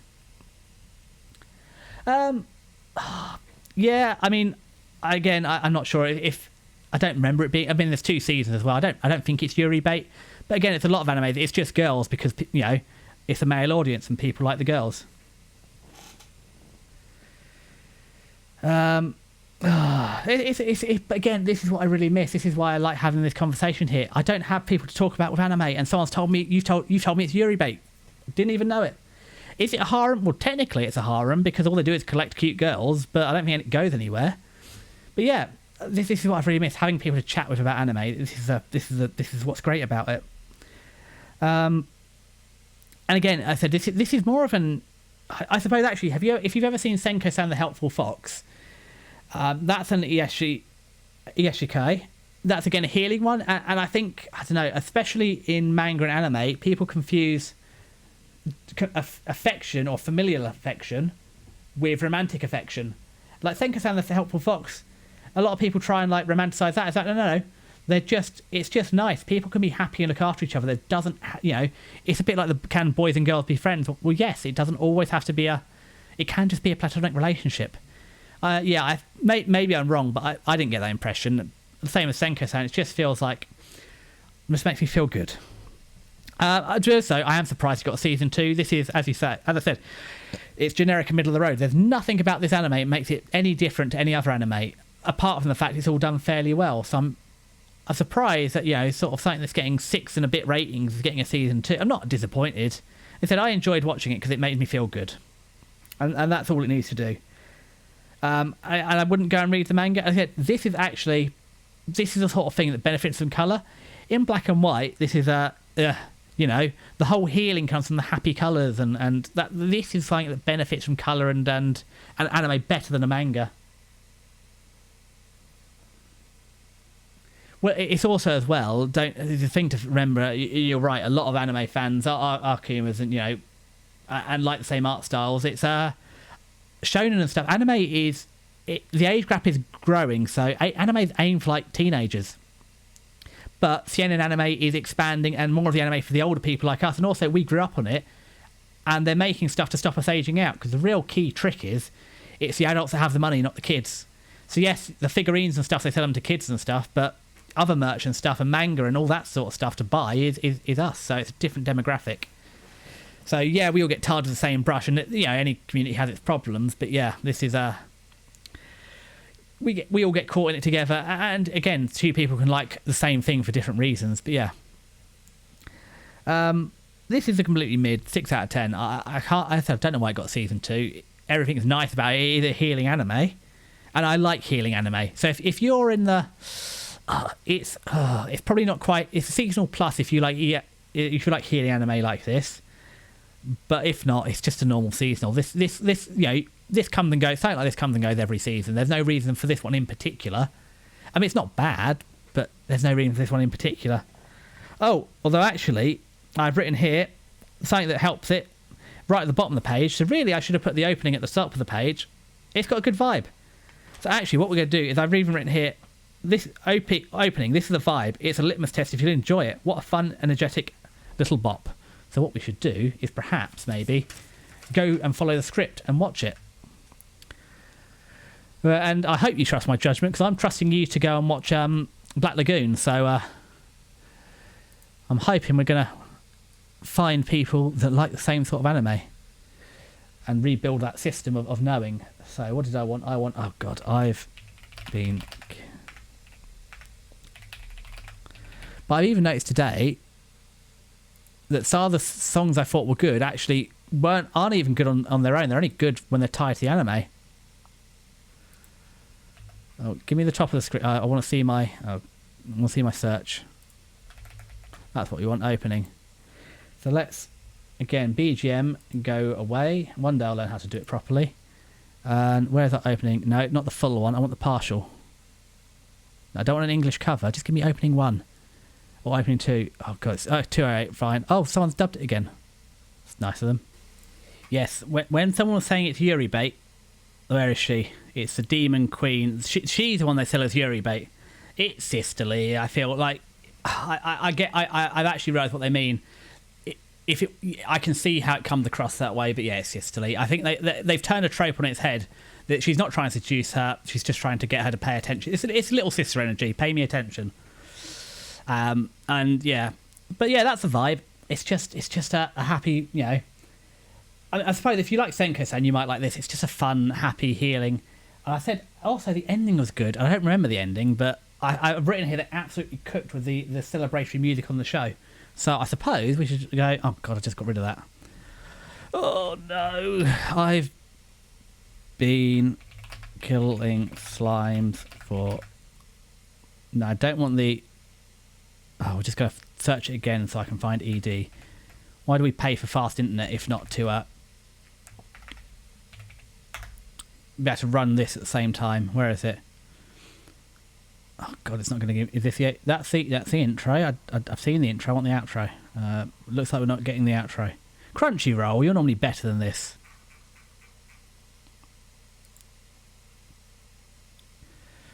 Oh well, we're not getting the outro then, I guess. Again, if I'd done all the playlists in advance like I should have, I wouldn't have this problem. Oh well. But yeah, that's the anime in a nutshell. It's a nice, happy, healing one. And I liked it. Yeah, stomping the foot. It just sets you up for a fun little celebratory vibe. It makes me feel happy. I think I said that enough times. And again, let's work on my normal distribution. Did I save it? I have a horrible feeling 22 wasn't saved. Oh no, it was. There we go. Where are we dragging this? Oh, it's seasonal. There's one every season. I liked it, but again, I can't give it anything better than a seasonal because it's a niche market. If this is your thing, it's good, but unless it doesn't have the broad appeal of like Apothecary Diaries or like My Hero Vigilantes. Well, Crunchyroll, and there's a rant about Crunchyroll later. Crunchyroll has a lot of its own issues, but normally they put the music on YouTube. The biggest problem is normally at the end of the season they pull it down quite quickly. They don't keep the rights for that long. Oh, I knew what you meant, but like Crunchyroll's normally really good, and they normally ruin it by what they do is they make the 1 minute 30 like 1 minute 45, and at the end, instead of just finishing the song, they put the first like 10 seconds or the keyframe from on a loop. So if the song finishes, you get silence and you get another 10 seconds of the song again. So Crunchy has a lot of problems, but normally at least put the... And this is a Crunchy anime, nearly all of it.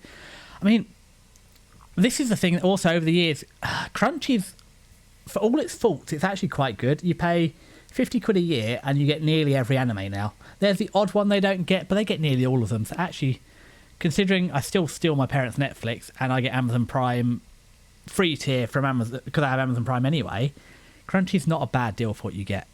But by God, does Crunchy have its issues. I mean, getting rid of the forum was... Oh, I love the forum. I had friends on the Crunchy forums. You'd see the same people every week on the same shows, and it was just a community just nuked by Crunchy. Because they didn't want to moderate. It's just complete, you know...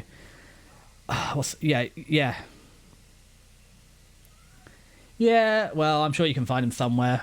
But yeah, it's just one of those things with Crunchy. It's just like, why? I mean, there's a few things on there that they don't get, and it's a bit weird like they don't get, but especially because Funimation and Crunchy have merged.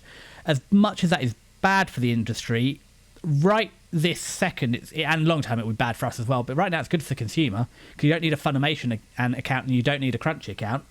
You get them both here. So you get nearly everything now. There's not many you have to go on like Amazon or Netflix to find anymore. But yeah, that was our slime time. So, what have we got next?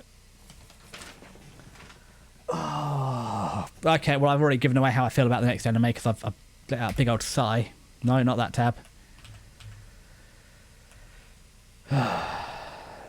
Where are we? We are here, and it's I left my A rank party to help. Please make me stop typing. There we go. No, it got a TV special. When was that? I missed that. Okay, so as I said, I try and avoid reading the ratings beforehand. This deserves this score. 6.6 isn't good. This isn't good. So, okay. I left my A-rank party to help my former students reach the dungeon depths. I can't do this anymore. Yukfeldio, a red mage, just left his adventurer A-rank party. After being mistreated as a handyman and ridiculed for 5 years, he finally snapped, and so began his desolate, unemployed life. Or so he thought. For a stroke of luck, Yuke is welcomed to an all-female adventurer party comprised of his former students. As they defeat dungeons one after another, Yuke's true strength is gradually revealed. As it turns out, this red mage wields extraordinary magic and skills. Okay, so if there was ever a generic, middle-of-the-road slop of an anime, this is it.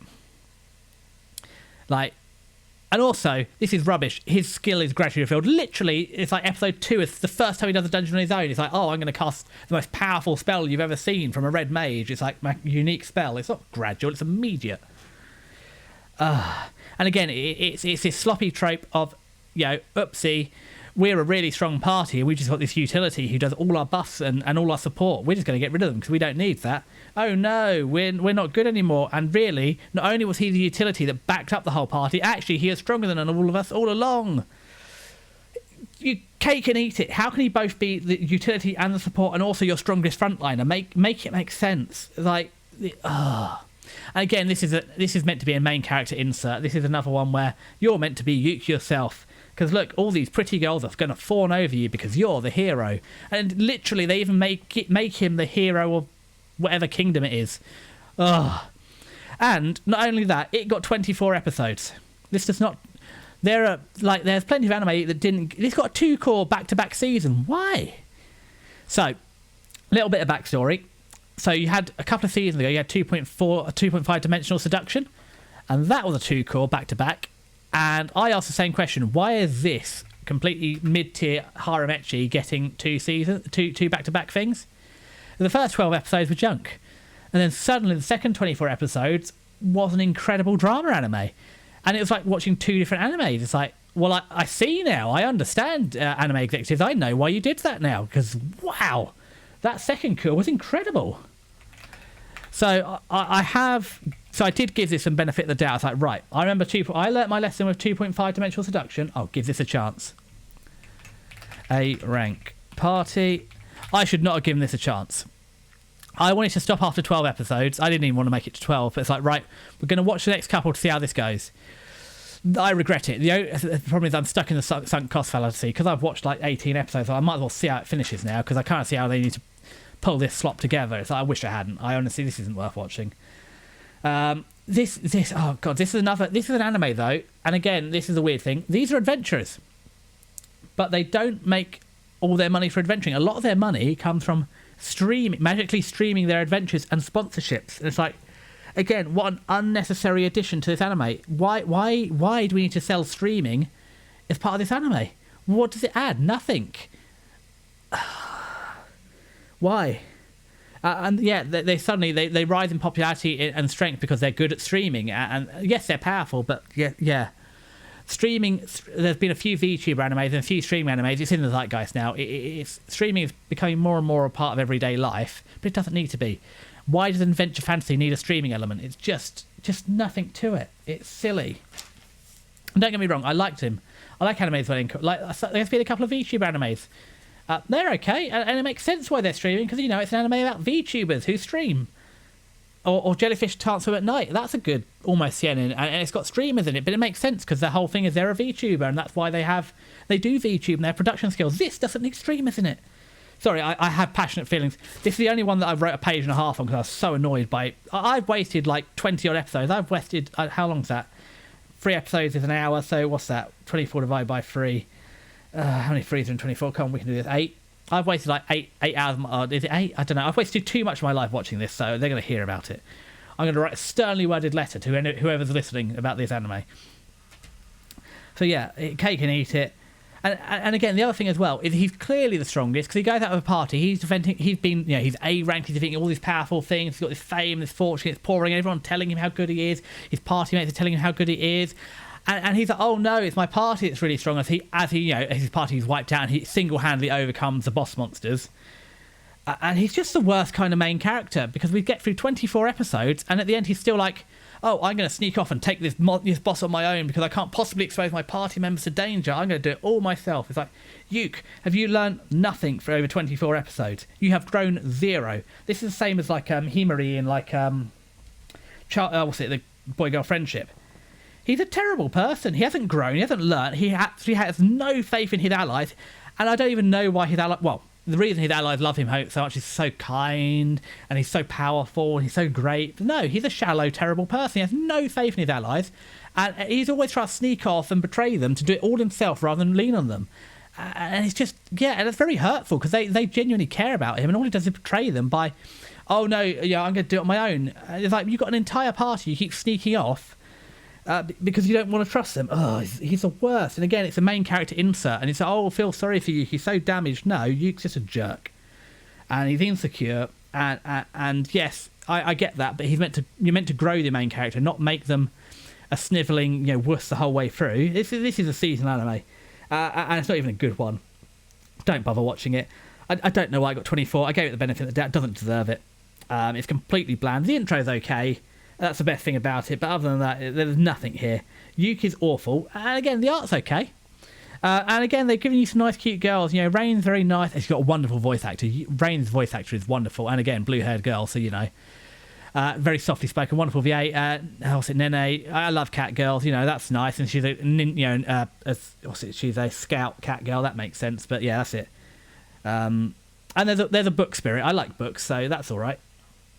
And Yuke's just painful. He annoys me so much. This is painfully generic. It's brain out, but I can't even you can't even do that properly. I can't even sit there and not think because Yuke is so terrible that I passionate. And again, without spoiling it too much, the whole plot arc with a terrible bad guy, and the entire reason the bad guy is that is because Yuke's like, oh, I'm going to use this spell that basically is infinite torture. And for some reason, the guy turns to be, he wasn't a good guy, but if you just cast the infinite torture spell on someone, it doesn't make them a better person. It makes them worse. Oh, God. Apart from the OP, and Rain's kind of okay, and she's got a nice VA. There's nothing else good about this. I think I just went on a rant here. Oh, that's it. They go to the world-ending dungeon. So this is literally their final mission to save the world. And their motto, they do the hands in. Right, we're going to say our motto before we fight the most dangerous dungeon to save the world. Let's have fun, but be careful on stream. No, this is literally the end of the world. You're rushing here because the world is ending and you're the only people that save it. And that's your motto. Let's have fun, but be careful. And I get it. Take the most difficult, dangerous dungeon like you normally do. But that's your motto for the most dangerous dungeon. That's it. Like, really? It's a fight to save the world from destruction. It's just like a for kids. It's the kids bop or kids dub or whatever. It's like with Yu-Gi-Oh! When they did the dub, it's like they took Crash Bandicoot's gun away, and it's like finger guns, or takes his cigarette out, or the onigiri that Joey's eating turns into a burger, or Brock's eating in Pokemon. It's for kids. No, that's the worst thing for the world-ending dungeon. I know, I get it. It's fun for kids. It's like, but why for the world ending? Again, this is definition of sunk cost fallacy. I'm gonna watch it to the end because I've watched the odd episodes, but I'm never watching it again, and I wouldn't recommend anybody bother watching this. So, I feel the vibe has been set. Let's go. I've had enough of this one. I didn't like it. Oh, did I forget to rate 23? No, hold on. Oh no, 23 and 24. This is the only one that got 2 pages because I hated it so much. No, just avoid. Just don't even bother. Right, never talking about that anime again. Okay, okay. So after dealing with Yuke Veldio, we got Food for the Soul. And I think you're going to get a theme with me. As I said, part of the reason I started streaming was to make more time. Okay, so this didn't get a season 2. This got a full 24 episode core, double core. It wasn't a season 2. They greenlit 24 episodes from the start. It's even worse. But 86, have faith. 86 will get the adaptation it deserves. I mean, 86 is probably not top 10, but it's a oh god. 86 is a good anime, and how much growth is there? And you have the Grim Reaper and the Bloody Regina, and oh god, I wish I'd done more anime reviews before. Yeah, 86 is wonderful. If anybody's listening, go watch 86. It's really good, and then you can wait like the rest of us for the rest of it. I'm sure. In fact, hold on the other screen. Let's go to the room quickly so you can't see me frantically googling. Let's check. What's the latest on 86 season 2? I feel like it's not good, but you never know. And again, this is why I like talking about anime with people, because I've missed talking about stuff like this. 86 season 2, and I've forgotten about 86, and I shouldn't have. Season 3. Well, it was a 2-core, wasn't it? Okay, so apparently it should be in the autumn or winter lineup this year, supposedly. They have done a teaser trailer. So season 2 is confirmed. It will happen. All right, I've got it. It's official. 86 Sci-Fi War Anime Season 2 teaser announces October premiere. So that means we're getting it in autumn. So, yeah, it's in the autumn season. 86 is getting a Season 2. Rejoice. Rejoice, Catholic Cat Boy. I'll be there with you watching it. I cried at that anime. It's wonderful. So, yeah, go watch 86 Season 2 now. Season 1 now. I think it's a 2-core. And that way you'll be ready for the autumn season when it comes. Stay to the end of this, but yeah.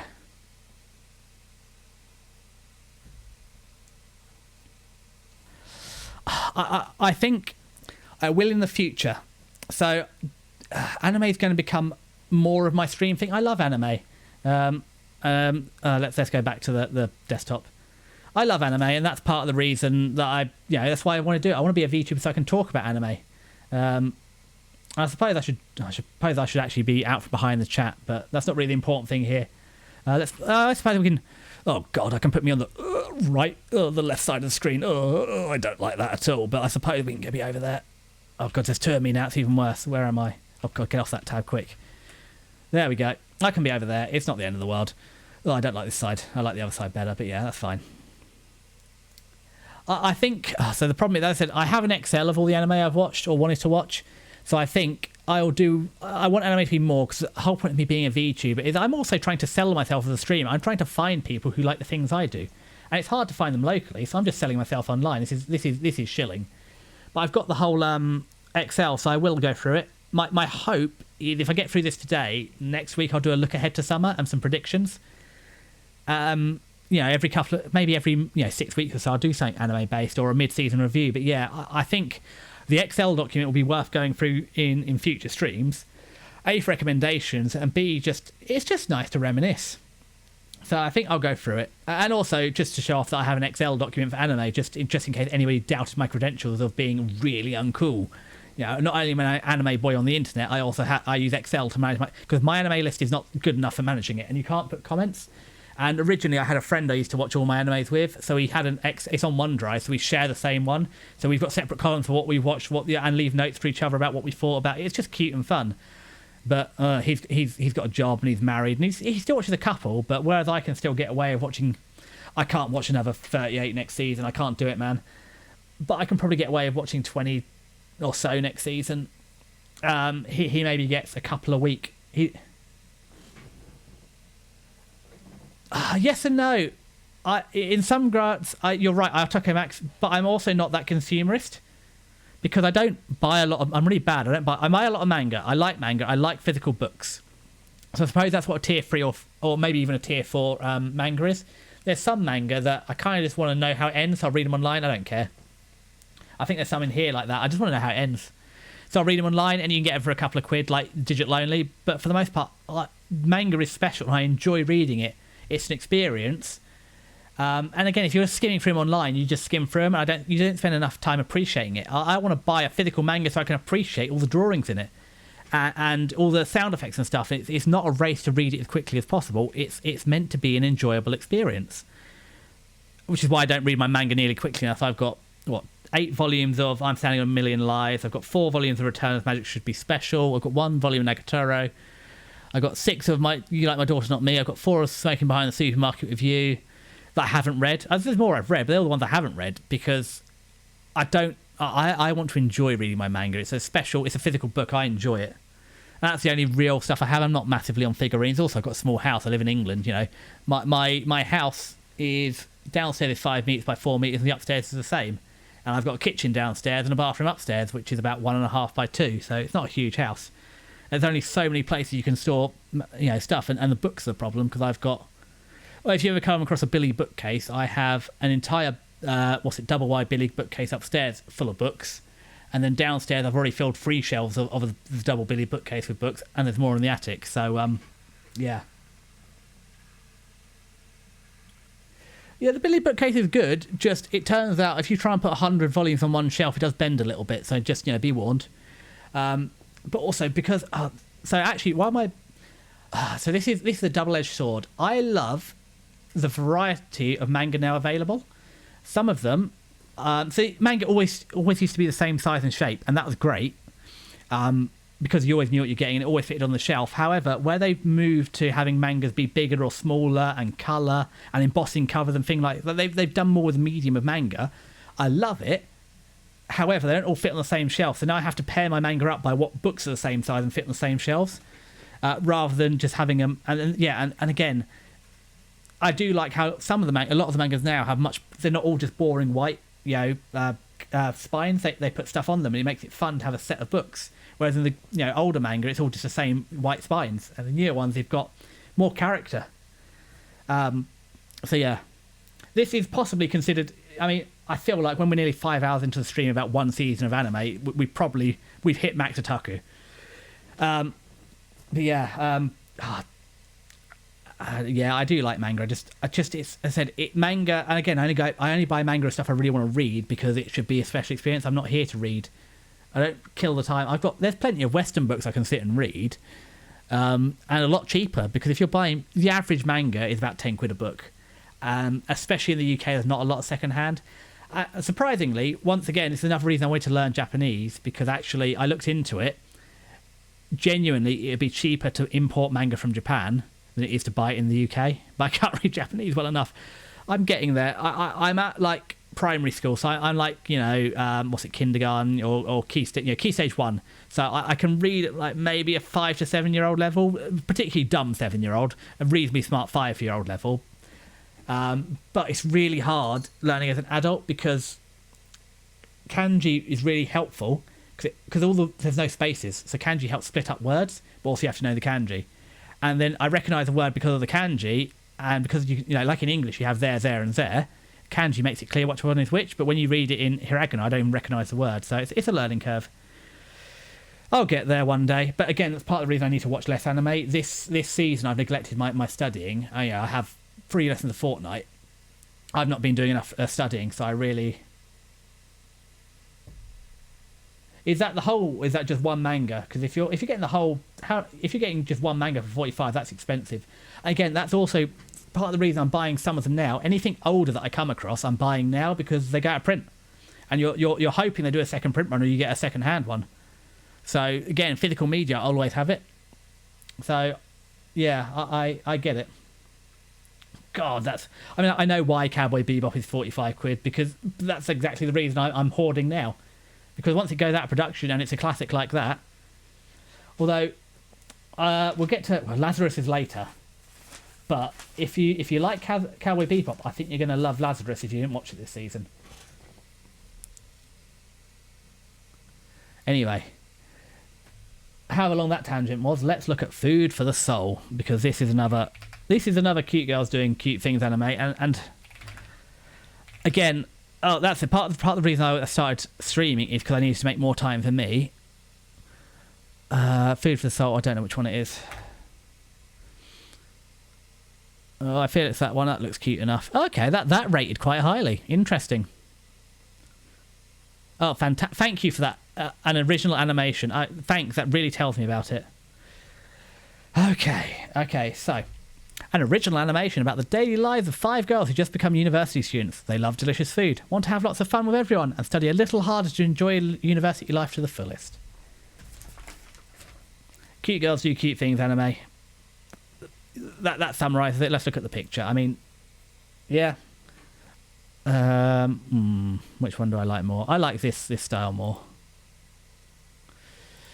Save images. But yeah, I don't know if you'll still be here in about 3 hours when I get to Lazarus. But if you're not here, Lazarus, if you like Cowboy Bebop, it's not a sequel, but it's a spiritual sequel. It feels the same vibe as Cowboy Bebop. I really recommend Lazarus.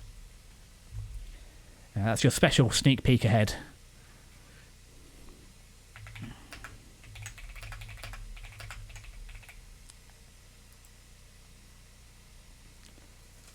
Okay. Oh, stop with that. No, look at the pretty picture. Okay, so what have we got here? This is actually a bright spot. Again, this is another one of those.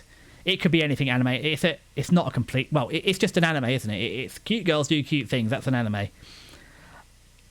The worst thing about this anime, and we'll come in a minute, is it aired on the same day as Mono, which is another cute girls do cute things anime. It's really unfair that it aired at exactly the same time as another anime really similar, which was slightly better. Normally, this is well, no, on its own, this is good. It's just got a little beaten up this season. Oh god, I said I'd play this. This is it's an uplifting cute girls intro in the countryside. It's happy spring summer vibes. Again, there seem to be a lot of summer vibes in this season. It's a spring season. Why have they pushed so much summer in? So I said I'd play the intro. So let's see how well the intro stands up on its own merits. Also, there's the most awkward scene in anime, and I love it in it. What's it? Food for the Soul. And again, I forgot my BGM. Oh well, let's. See, Crunchyroll, you didn't let me down this time. Let's see. Yeah. Okay. So Crunchyroll's got better. They haven't just replayed the intro to it, but yeah, that was just a Saturday morning. You know, after a week at work, we get up on Saturday morning.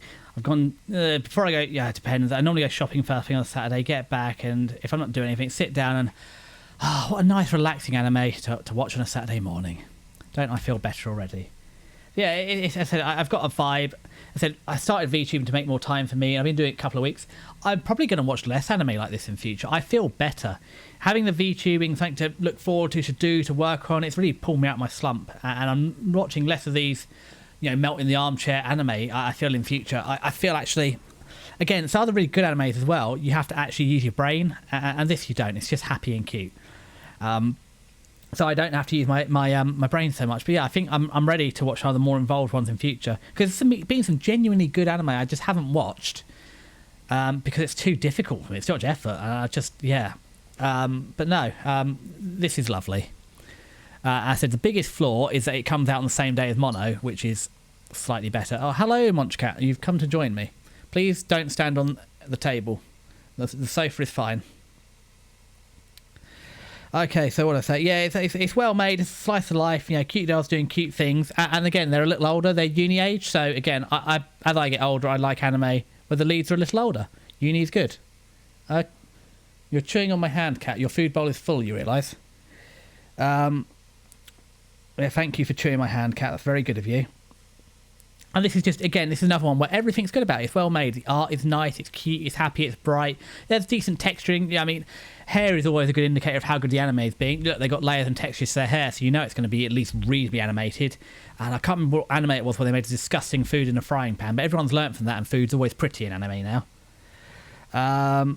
Yeah, so this is loosely food related. Food for the Soul. It's a food research club. It's a cult. Basically, they're cute girls going out, and they occasionally do some cooking. It's just cute girls hanging out, having fun, and occasionally doing cooking. You've also got like the farming club, whatever, and they get vegetables from that. And you know, it's university life, so a little older. And in some regards, that gives them more freedom, and in other regards, they have less money, so it gives them less freedom for activities. So it's a double-edged sword, but it's just nice. Yeah, it's probably it's uplifting. They've got some background music in here as well. Oh, can I? Yeah, and there's a dance scene in it. It's wonderful. It really sums up university age. I don't think I can find it. Food for the Soul dance scene. Yeah, it's just the most painful, awkward dance scene.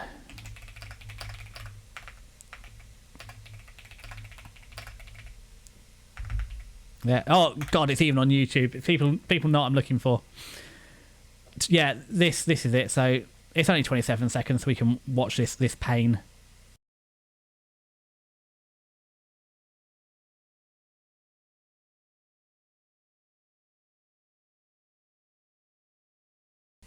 Someone has dubbed over it. It's not like that. Not in the slightest. Putting the background in ruins the awkwardness. Oh, maybe we'll have. Oh, it's Crunchyroll. Okay, watch the Crunchyroll highlight. Yeah, as an introvert myself, there's nothing worse than putting two introverts in the same room and then not giving them extrovert. Yeah, I just really vibed with that awkward dance. 27 seconds of unedited, no background music, just awkward dancing, and it just. I remember university. It never quite went like that, but yeah, I connected kind of on a spiritual level to that. I felt that. So the anime got me. And again, it's a mixture of introverts, but again, streaming enters the zeitgeist because. Where does the main girl get all her motivation from? It's from a cooking streamer who's some sort of whatever this omelette character is. Again, streaming is fully in the zeitgeist. I know. Second, it's just. But again, you got the second. It's well done, isn't it? You feel the second-hand embarrassment, and that's it's a sign of good anime. It's like it made you feel something. It's like, yeah, I want to die. That was But again, it's just cute and fun, and yeah, that's just food for the soul all over.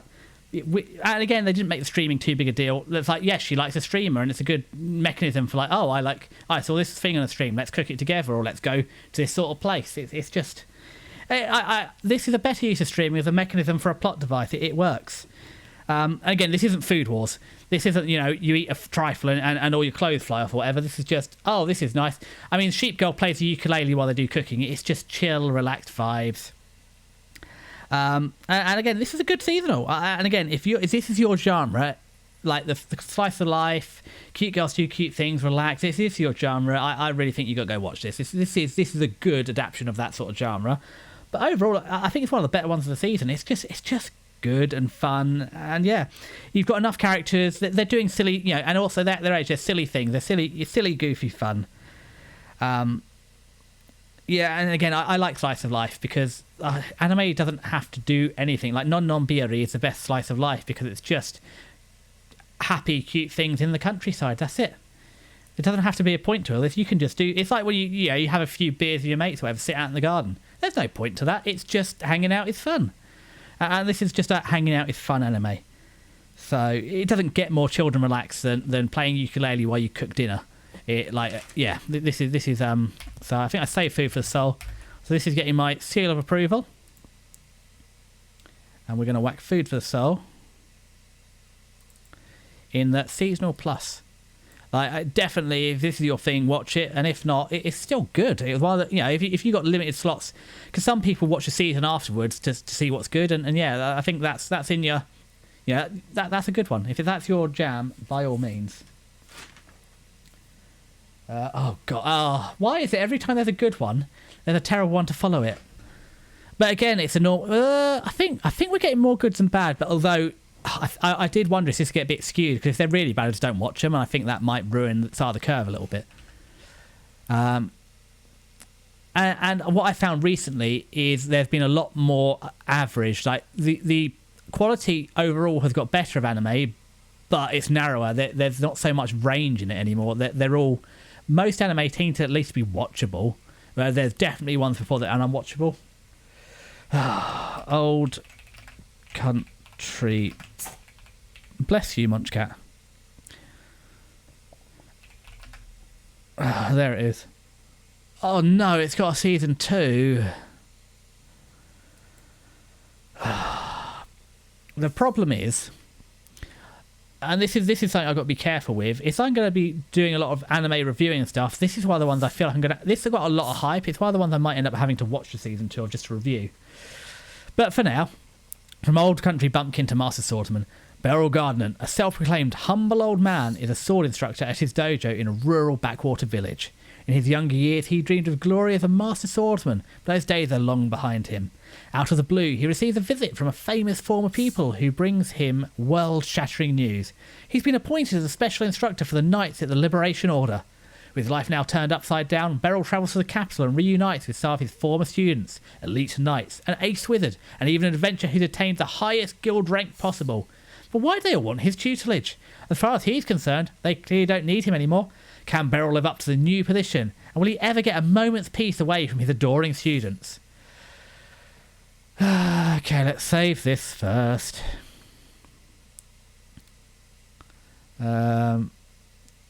Joyce, let's pick this image because it's more representative.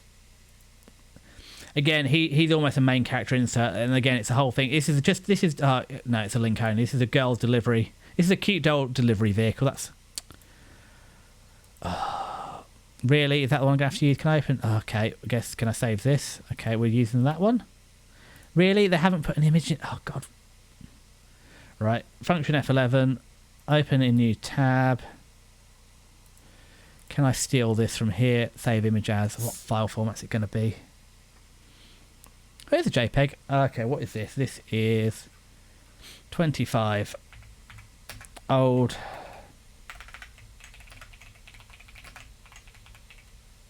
Old country bumpkin. Right then.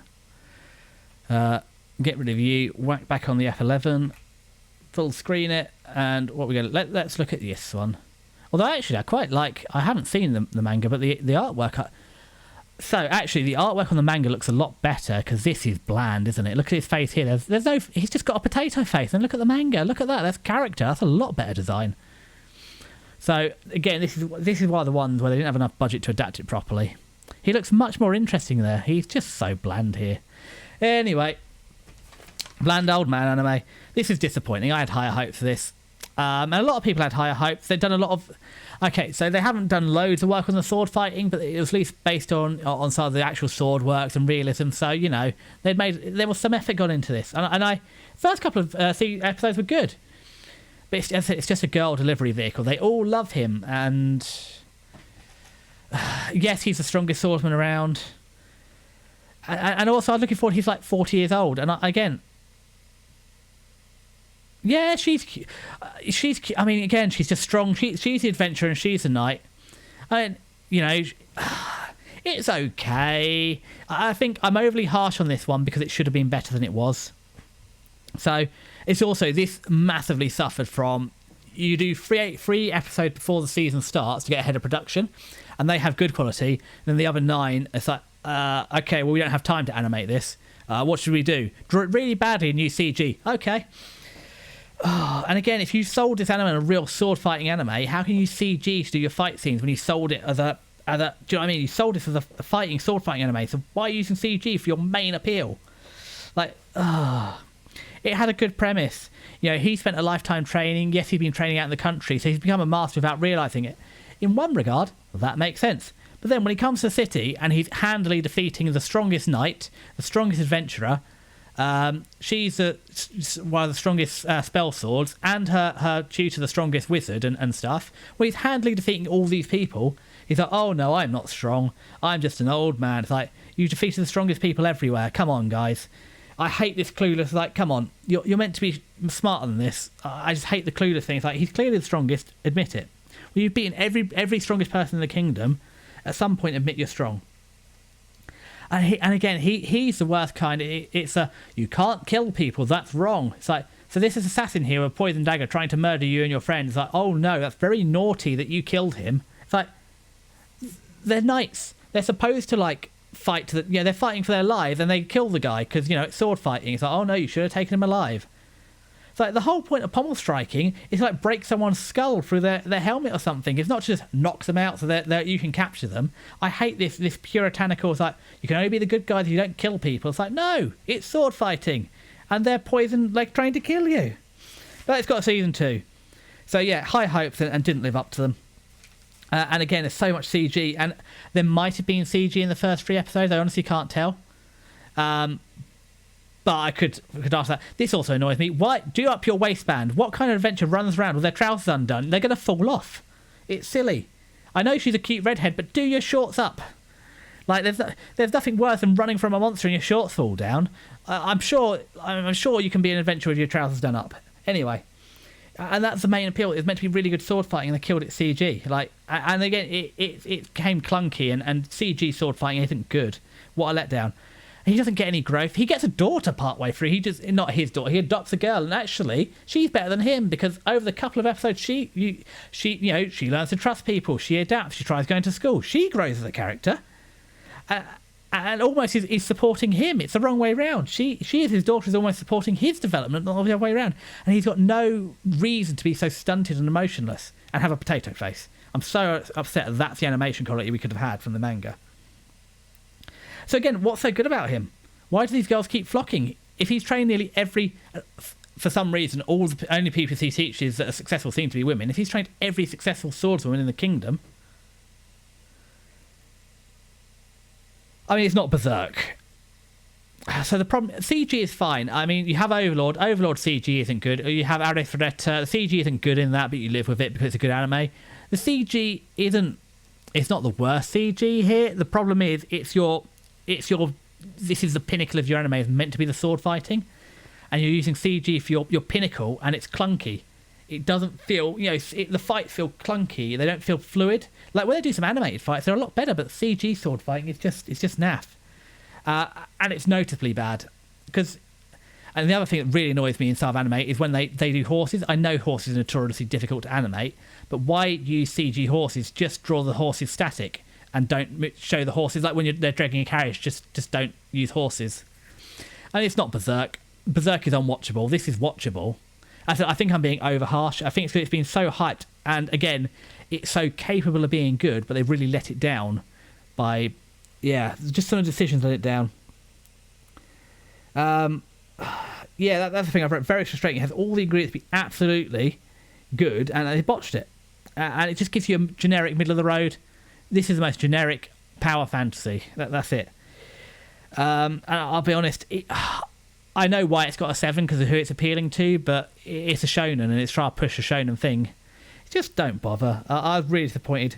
The outro is quite good, but again, I said about how you get invested in the music for this, and the music is, you can't listen to the music because it reminds you of what an abomination this is. So even if the music is good, all I remember is what crap anime. This is the one that really gets me.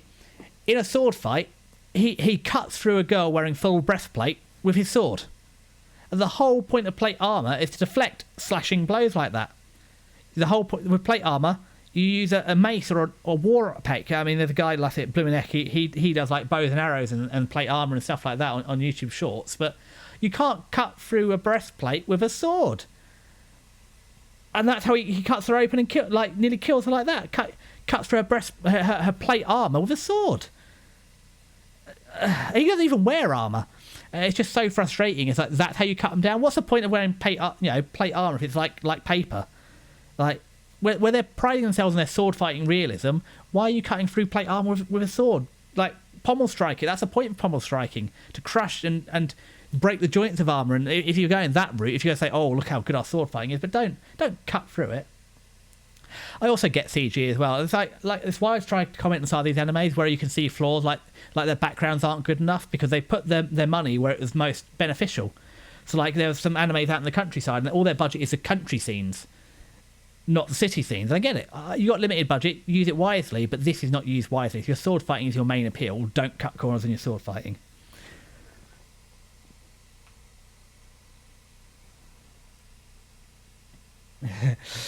I'm not even a medieval autist, but you've got a couple of guys, YouTube Shorts. I can't remember who the guys that do the shorter guy and the taller guy that do the sword fighting on YouTube. You've got them. You've got Blumenek, who does some of it. There's a couple of people that do sword stuff on YouTube. I'm by no means an expert, but come on, guys. Like, you don't have to get everything right, but can we possibly get a bit more than that?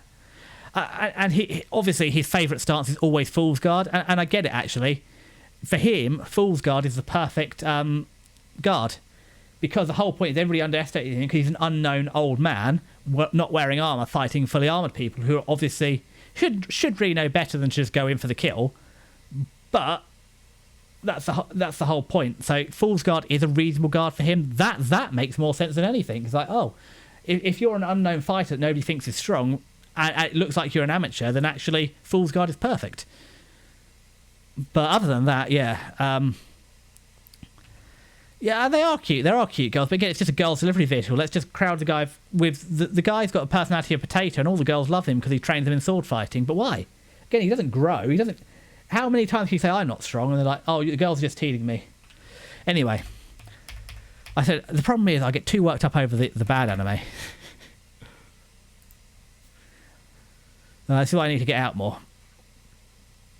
So, is it time? I mean, it's not bad, but yeah, seasonal minus. It's not good, or it's not as good as it should be. That's something that really annoys me as well. When an anime should be good and it's got the potential, why'd you ruin it? And also, so many people are involved in an adaptation. How can that many people get it wrong if you know what you're going for?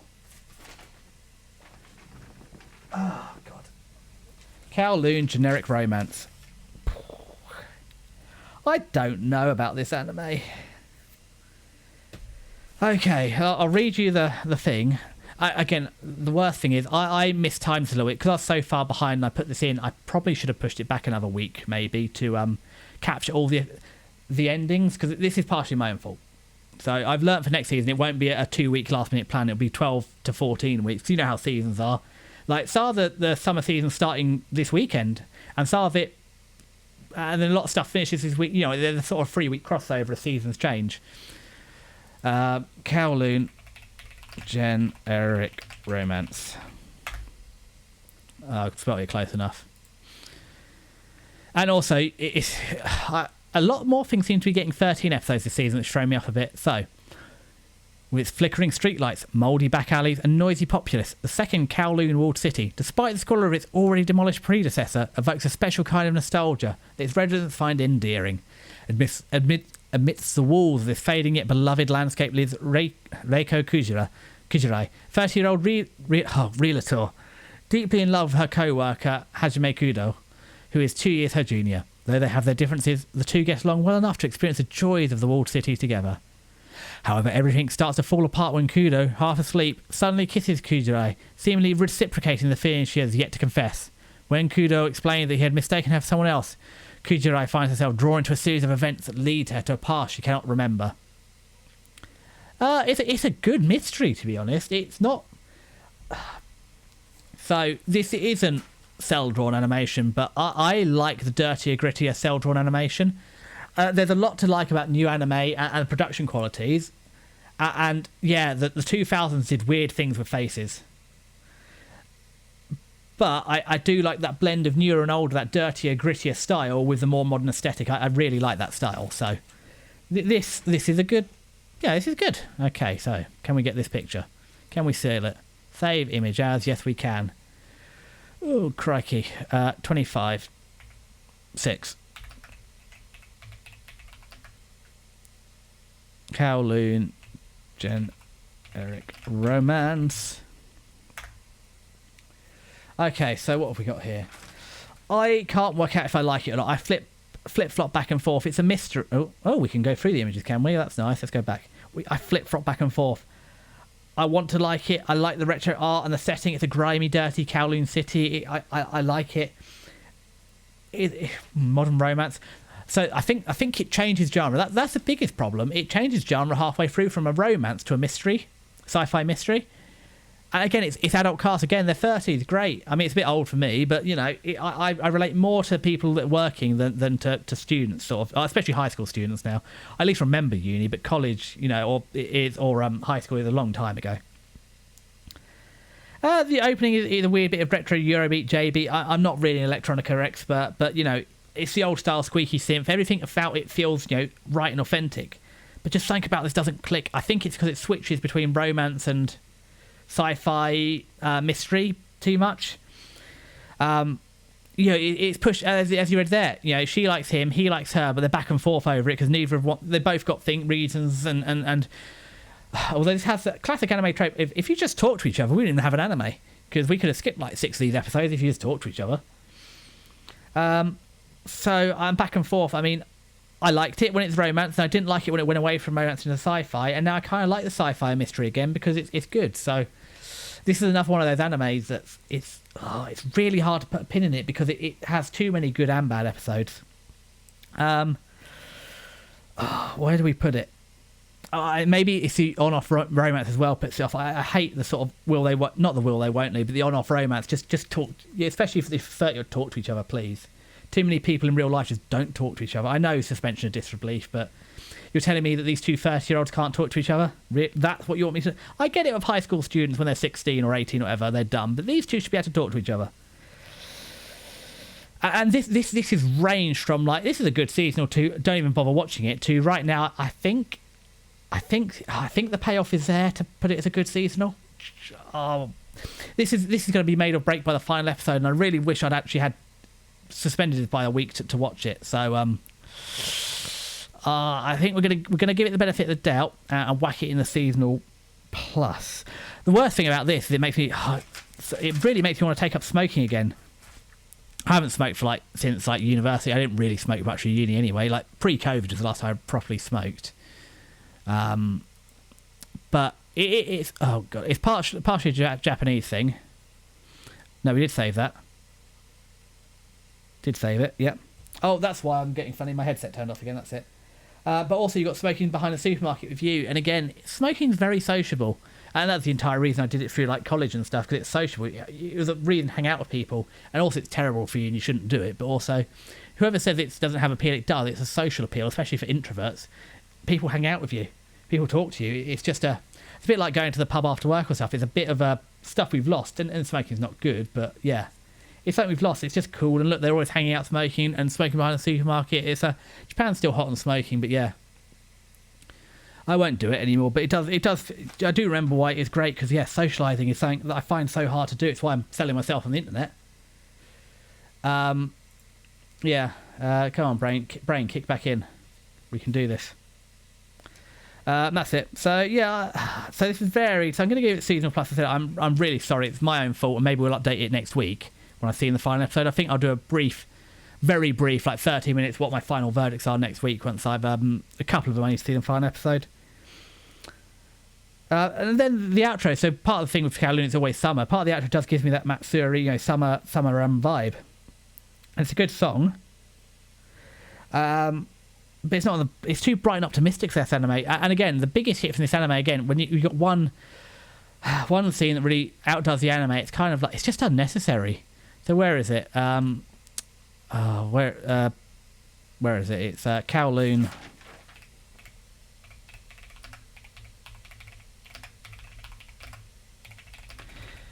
I think this is the thing. So it sets up as a hot and steamy romance, and with stuff like this, and then it just, oh no, handbrake turn, we're not doing it. But yeah, the whole thing is, she gets all hot and sweaty and is rolled up all her shirt, rolled up the sleeves, rolled up the thing to make it a crop top, and gets all sweaty and falls off a ladder and gets caught. And that's the whole thing. It's meant to be, you tuck your shirt under your boobs and stuff and stuff like that. That's the whole thing. That was the scene I was trying to find. It's not amazing, but it kind of sums up the anime.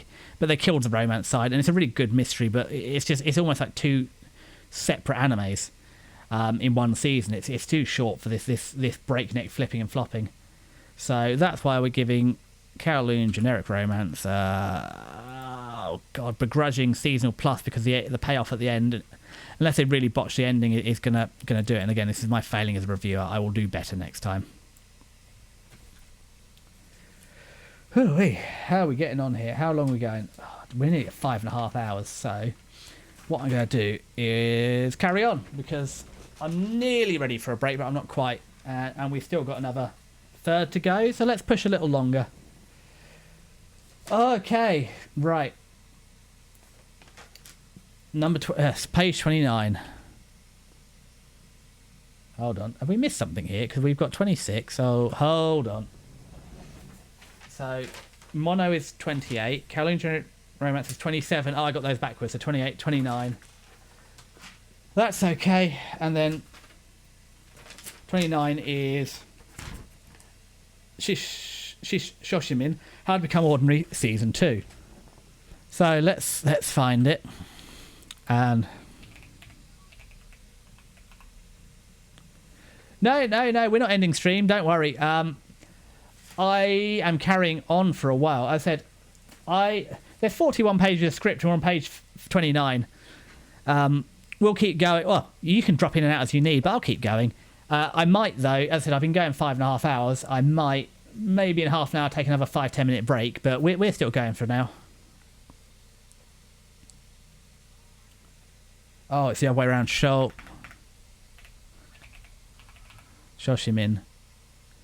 Second season. I mean, if anybody had to listen to me talk about anime for 5.5 hours, I don't blame them for having a little bit of a dropout. I feel that's okay. Okay, so say the line. This is a season 2. If you like season 1, you're going to like season 2. It is both better and worse. And I'll explain that in a second. And if you didn't like season 1, you won't like season 2. Well, I'll keep going through, but it's also, you'll learn my vibe. I mean, that's one of the most valuable things of finding a person you sort of vibe with or agree with. You learn what they like, and you sort of again, it's why it's so valuable having a friend that used to watch more anime. You learn what I like, and you see how that fits in you. Review it. Finding a reviewer who likes the same stuff as you is more important than almost finding a good one. But yeah, I mean, I've given you your best one. I think the one you're going to like most is Lazarus. We haven't got there yet because that's like the last show on a Sunday.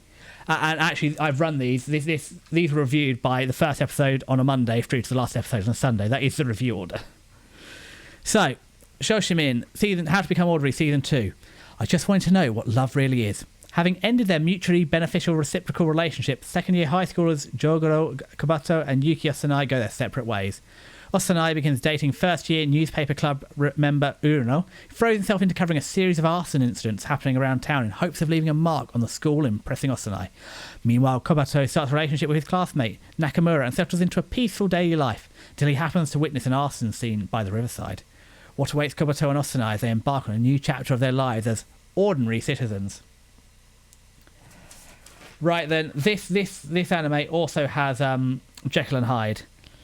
So, I really enjoyed season 1 and the mystery and the high stakes of that. Like, they're high school and they managed to get high stakes of kidnapping and the like, and ramp it up, and there's a lot of mystery. It's a good mystery, and then they slowly spin out the hints and you can work it out and guess it. It's another really good mystery like that. And that's reflected. It's an 8. That's a pretty good score for an anime. That's decent. So as I said, if you like season 1, you'll like this one. The biggest problem with this season is the pacing. So what I found is episodes 1 to 4 are slow, and I nearly dropped it, and then 5 and 6 are red scorching hot in the payoff, and that's one little mini arc. That's the school newspaper one, and there's another arc after that, and again 4 episodes of I can't really get on board with this because the events happened and they're investigating afterwards. So it's not got the stakes anymore. It's not got the stakes of, oh my god, we've got to find out what's going on because there's a crime in progress. It's the crime's occurred. So we just need to find out, what's happened. Until, again, episodes 11 and 12. And again, they're screaming red hot after that because, oh my god, no, the crime is in progress after all. So it's really, it's an episode of, you get 8 meh episodes and 4 really great ones. And I'll be honest, I don't appreciate that split. So again, my original notes was this is more middling because I think I was writing this by about episode 9, 8, 9. I was writing this review. There's no stakes, and then again, suddenly, my interest is dropping. Suddenly, it's red hot for 11. Episode 11 is red hot, and 12 blows the roof off. It's huge payoff. It's actually a good romance too. As I said, I'm not going to spoil it too much, but again, this is a season 2. But they're both, college age or high school age. It's a good romance. They're both young and dumb, but they're made for each other, and they both have flaws and issues, but they complement each other. They work well together. It's a romance you hope will, yes, they split, but hopefully, you have hope for them in the future. It's a good pairing. They work really well together. Oh god, this is the thing as well. This is a weird vibe. Again, it's another summer vibe. So the intro is another happy, chill summer vibe. It feels like a summer, happy summer anime. And I like it, but this is supposed to be a dark murder mystery, or not murder mystery, but that sort of that vibe. So and actually the ending, so it is. So I'll play both because they are totally different. Let's go over here. I do apologise. I've left you on the room. Let's go back in the tier list. Not the tier list, the desktop. That's what you want to see. It doesn't really matter. Most of the content is me yappering away. Yeah, that's the image. So what we will do is let's just get the image. Save image as because we'll need this in a second. 27 Sho Shi Min. There we go. God, at least my Japanese syllable. At least I know my syllables. That's interesting, but I'm not going to say any more because, again, this is a mystery, so I've got to be careful. I don't want to spoil anything, especially because it's a season 2, so I've got to be a little bit careful. It's very easy to spoil a mystery because that's the whole thing. Once it's revealed, it's revealed. Now you tell me I've got the room up on stream. Sorry, I'm sure you sent that to me earlier. Yeah, I've changed it back. Thank you for letting me know. But we should, hopefully now, have the internet up. And if we keep going back, we should end back up on YouTube. So, as I said, this you can tell someone here has only been streaming for 6 weeks. And only learned how to do tier lists last week. And only learned how to do chat overlays 2 weeks ago. Yeah, thank you, Catboy, for looking out for me. Again, this is a, for me, reasonably technically challenging stream as a newcomer, because I've got the tier list in one thing, I've got OBS in the other, and I keep an eye on my OBS because it's not. As I said, we've had we play the Silicon Lottery every time we turn the laptop on. Today, it's actually running at decent. I don't know why. It throttles itself. It goes into thermal throttle, but quite early. So I've seen it happily run at 6 degrees and 2.5 gigahertz, but today we're at 58 degrees and thermal throttling down to 2 gigahertz. So it's a bit hit and miss what we get. And on Tuesday we were sitting at 2.5. We could do 1080p 60 FPS. Today, actually, I had to restart. The stream started a bit late because we were at 1 gigahertz. I had to actually restart the laptop because it just would not spin up the clock. But yeah, so I do have OBS over there, and also normally I do a window pop out. So what I am seeing on my screen, my main screen, is exactly what I'm streaming. Because I've got to look up stuff, I can't actually. So the chat overlay is actually on my OBS. So I do apologise. It's not my Really, what the answer is, I need a third screen. That's the answer. But next week's plan is to try and look at what I want to do hardware-wise in the future, because I stream all my games from a PlayStation 2. I've got enough processing power to run OBS and VTube Studio, but it's 50-50 if I'll be able to run it in 30 or 60 FPS, and that's the limit. And then Chrome, so the reason I'm using Edge is it's not as intensive as Chrome. But yeah, that's pushing it to the limit, so I do need to consider what I'm going to do hardware-wise in the future. I'm be honest, integrated graphics are incredible. They can run VTube Studio and to stream, so let's not sniff at that. But this wasn't meant to be a streaming laptop. I bought this when I wasn't a streamer, and it's to watch anime and do word processing on. So it's a thing for the future to do some PC building, or just buy an eGPU as an interim. Anyway, we are here for Sho Shi Min OP2, because this does not sell me on dark fantasy. Not dark fantasy, dark mystery. Lyrics. No, I just want this one, so let's have a go at this.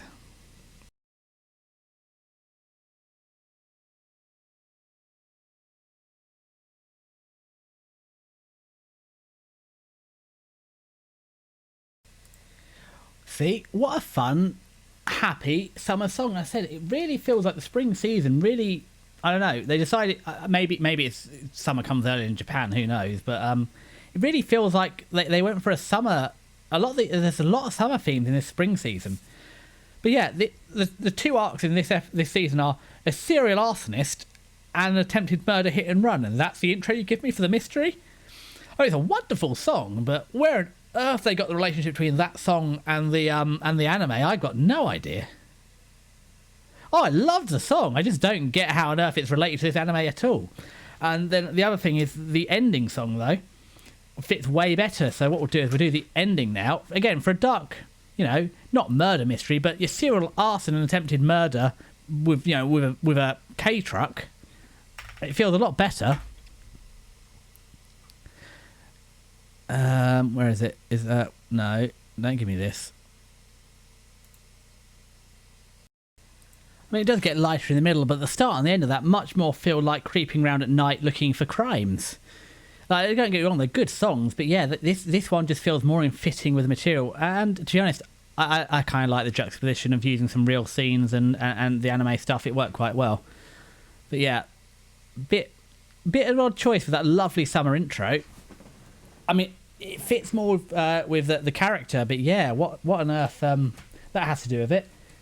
So, yeah, creepy crime show vibes. Yeah. I said I do think the music's an important part, and a good song's a good song. Let's not. Oh, do you know what we didn't look at? We didn't look at the level 2 cheat. We'll save that as an Easter. I'll put the post-it. If we got time at the end, we'll look at the level 2 cheat, and because that's just yeah. It's such a saccharine, sickly, sweet song, and this poor VA had to sing it. Honestly, it makes it better. I'll be honest, not in a mean way, but you know, she tweeted about it, so she told us. Right, tier list. Where art thou? There is the tier list. Yeah, so that's like a rum. Yes, I think I wrote here the intro's like rum and cola on a beach. It's not a mystery. Yeah, it's like summer love or something. Yeah, weird. I think I said everything I wanted to. It's all right. I have a script because you may have noticed I'm very good at tangenting, so I had to actually. Oh no! Now my head's over the ratings. Okay, let's duck me out a little bit. You'll see 2 decis here. Whoop, whoop, whoop, whoop, whoop.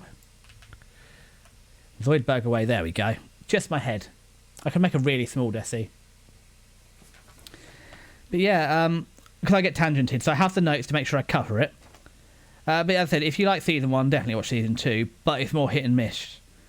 And the setup's more interest, but just make the setup more interesting. This would be a worth watching. It's a seasonal plus. It would have been if they've baked all if they could just make the 4 setup episodes better and more interesting, it'd be a worth watching. But I can only give it seasonal plus because I said you get 4 setup episodes to 2 payoff episodes, and it's just it's just not enough. I can't have 8 bad episodes and 4 good ones. It's just not on. As we can tell, I've been a busy man. I've watched far too. Oh God, why do I haven't? Where is it? Where does this one go? This is in a seasonal plus. I do want to check. I took a screenshot, so this is going back to Can a Boy Girl Friendship Survive? There, I don't have enough tabs. I took a screenshot, so I feel I took it for a reason.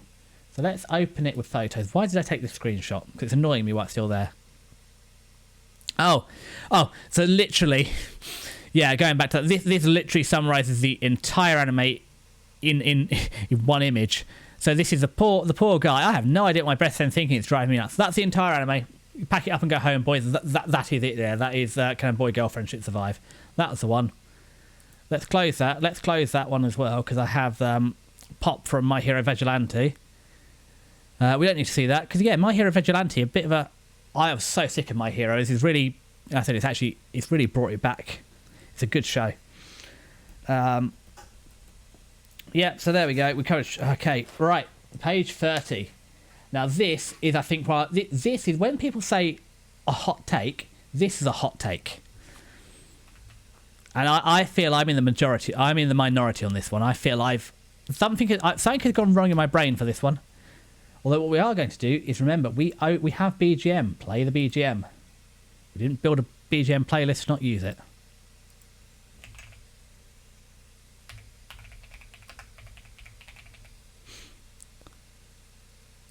Okay, actually, the rating has come up a little bit. Okay, so Maebashi Witches.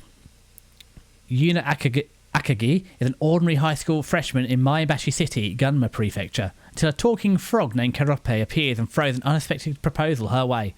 Why don't you become a witch? Before she knows it, Yuna's closet becomes a gateway to a mysterious world where she meets 4 other girls, each with their own quirks and magic potential. There's the fiery Azun Nisato, the level-headed Gyoka Kitahara, the ever-optimistic Choko Mitsumata, and the carefree Mai Kamizumi. Together they form the Maebashi Witches, a group dedicated to granting people witches through magic, music, and a bit of mayhem. The base of operation? A charming little flower shop in the heart of the shopping district, where the flowers of the heart can finally bloom. With a little magic and a lot of heart, their new life as witches is about to begin. So let's find my OBS. Where's OBS gone? So, I think the entire problem with this anime is this looks like a kid's idol anime. Even this isn't really a good reflection. It's much closer to this. This is more the vibe. This is closer to the vibe. Or this is a good vibe. What's this one like? Yeah, this is the vibe. This is how it looks like. They're too happy in this one. Or even this one. This is what it looks like normally in the anime, in the shop. This is not it at all. This is selling the wrong anime. This is selling you an idol anime. This is not an idol anime. They have hit the wrong market. I think the big problem with this anime is it's not a girly pop anime. This is actually, it's not Madoka Magica. Don't interpret what I'm saying as this is Madoka Magica, but it's the same concept as Madoka Magica, which is a really Madoka Magica changed the magical girls genre forever. And this follows the same idea. Oh God. Mat E Ba Shi Wit. Yes, there we go. So, and this is another one where I can. Okay, so what have we got here? On Crunchy, this is a 3.4 rating, which is bad for Crunchy. A lot of and again, a lot of ratings on Crunchy suffer from bias. Did you watch it or not? If you watched it, it's more likely to get a higher rating. If you didn't watch it, you don't rate it. So 3.4 is bad. And as I said, I think it missed the market because this is actually probably this is my biggest surprise. I'm more surprised I like this than anything else in the season. It looks like, as I said, it should be a saccharine sweet pink idol anime. However, it's darker. They've all got their own personal demons. I'm not going to tell you who's who or give it away, but people have body image issues, they've got family issues, they've got medical issues, they've got self-esteem issues, friendship and social issues, all these in the background. So what you see is happy smiling girls here, and actually what you get is an anime with people coming to terms with their own flaws and difficulties and learning how to reach out and ask for help, be supported by their friends. And again, the whole concept is become a magical girl, become a witch and magically solve all your issues with magic. And that's not what they learn. What they learn is to solve their issues with friendship and support. So that's what this anime is about. So yeah, I think it didn't break containment. It hit the wrong market. They've got so they do rely heavily on CGI for the dance sections, and there is some idle sections to it. They're okay. Don't get me wrong, I'm never the biggest fan of CGI, but they're pretty decent. They're good enough anyway for what they're doing. So 3D models are quite good. They use the scenery, etc. And I think they've done a good job with CGI to animate the idol dancey. Again, this is a small anime budget, not a film or whatever. So they've done a good enough job. The CG isn't perfect. They don't overuse it. They've done what it's designed to do. And I really enjoyed it. I think it's a big surprise. And I thought, actually, the reason it must be rated so low is because the ending must be terrible. You can see me turning the headset down a little. The other thing as well is I think I got my levels okay, but if the levels are all wrong on, let me know and I can readjust the levels. The problem is they can't hear me through my headset, only the music. But yeah, the Freedom Models are quite. Freedom Models are good. Yeah, I think it's actually a good anime. I think that they do a cover. It's sickly sweet. It's toxically positive, and you find actually it's not that. It's building up. So I think the big thing is this is Azu here. Give it a go until you get to her reveal, which is either 3 or 4 episodes in, and I think that changes the whole tone. And if you don't like it after that, then give it up. It's not for you. But yeah, this is one of my actual shocks of the season. It's a dark undercurrent of a lot of modern problems. I said self-value, self-worth, and they all have meaningful character development as well. They don't solve their issues with magic. They learn how to use each other and other tools in their lives and talk to their parents, for example, and ask for help and things like that. So I think it's quite good. I think actually the rating this got is completely unfair. I think they just marketed it wrong, honestly. Again, even like Madoka Magica, it doesn't have Karubi. It has Karope, who's the evil frog or whatever, and so the evil cat thing. I said it's not Madoka Magica, which is elite, but this is better than the seasonal. Or I'm completely delulu, and this is a terrible anime, and I've been brainwashed. And it's not a linear formulaic plot. I didn't expect how they're going to end it, and I didn't expect how they're going to develop the characters either. It's not what I expected at all. And again, they don't get the power of friendship. They get the power of standing up for yourself and telling people why something is wrong, which is far better than the power of friendship. Yeah, so they actually, yeah, so that's really good. So what I do is I think I'll play the intro, the thing I wanted to play. And again, the intro is fun and it feels like an idol anime, and it's not really. That's the setting for what is actually it's that Madoka Magica Darker Witchy anime. So, okay, somewhere there's a tab for this.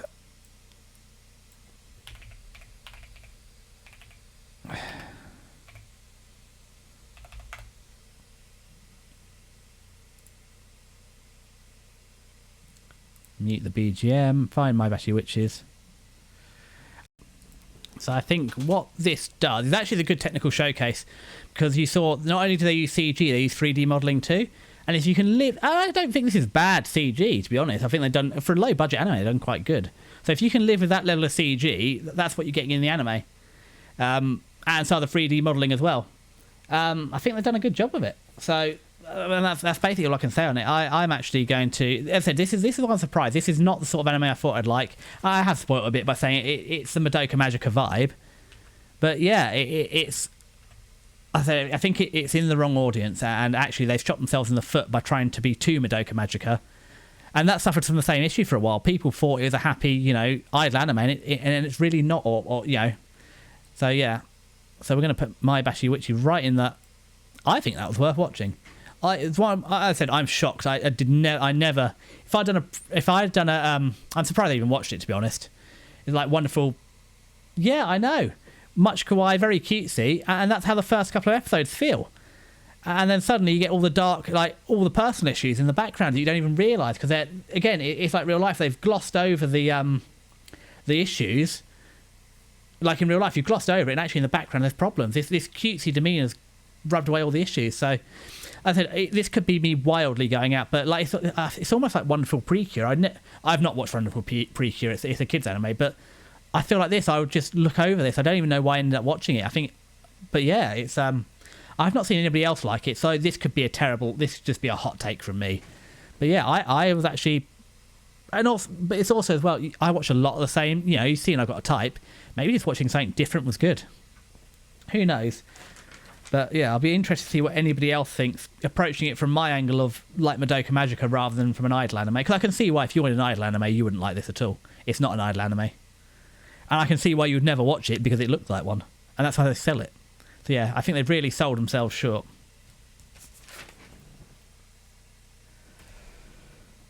Oh. And talking of animes that should suck, okay. This is another one that I like more than I have any right to like. Let's see if I can spell it.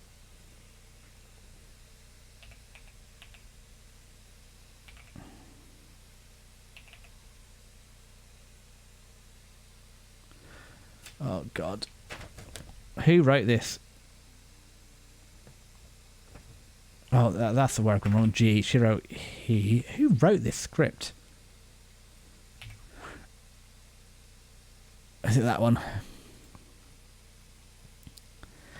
God, this is why I rewrote a lot of it, because the first draft was rough, so I wrote it in nice handwriting so I could read it. Okay. Shirohio, reincarnated a neglected noble, raising my baby brother with memories from my past life. In a world where Western and Asian cultures mix together, the only son of Count Kikunui from the Kiryu Empire is Agaha. His life was already over at the age of 5. He, who was born in a corner of the country, has 0 allies or useful skills, in addition to being overweight.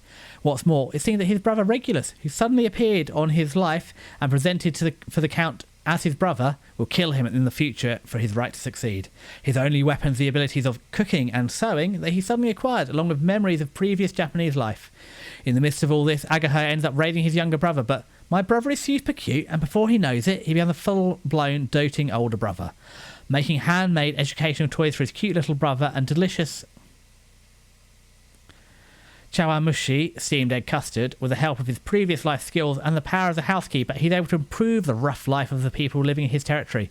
A fantasy of 2 young brothers merging their territory, where a single step gets even the gods involved in changing their country. Okay, so I actually this nothing about this anime says good. It has a horrible art style. It has that horrible glossy, almost like hentai art style. It's like if someone's like poured a bottle of oil over everything. That is too detailed. The detail is abysmal. This is more texture. I mean, they put too much texture in this. You can't see her here. She's too zoomed out. But yeah, no, the hair doesn't have texture. It's like a mop on the head. It's just awful animation. Artwork is wet and glossy. The dialogue is weak. The magical system is a joke. I mean, again, it also... the magic leans very heavily. All his magic comes from his past life. Although, to be fair, in his past life, he did work hard to get those skills. You know, he was a person that goes to cons, does a lot of sewing to prep for costumes. He was a domestic, and that's fine. So all his skills, it's not a noble skill set, it's a domestic skill set. But it's a classic, look at the backwards medieval people. And if you take a modern skill set there, look at all the things you could do if they just teach them how to cook food. Because, you know, in the Middle Ages, nobody had learned how to cook food at that point and how to farm and stuff. Because obviously a person from the future is going to have much better knowledge of how to farm than people that, you know, their entire livelihood is living off the land. And so saying, again, he's massively overweight. He spends a lot of time trying to get fitter. And one of my criticisms is that's never mentioned again. He's doing all this extra work to get fitter. And I think it's episode 11 they readdress it. And actually the problem is, yes, he's doing this extra work, but all the food testing it and stuff. And yeah, and again, you have all the cliches. You've got the beautiful elf adventurer who's, you know, both, you know, 300 years old and strong because they've been around forever, and the hero of the kingdom and beautiful and everyone loves them. And again, nobody knows like things like sewing because he's so good at sewing. His sewing has magical powers. I like their god space system as well. The gods are whimsical.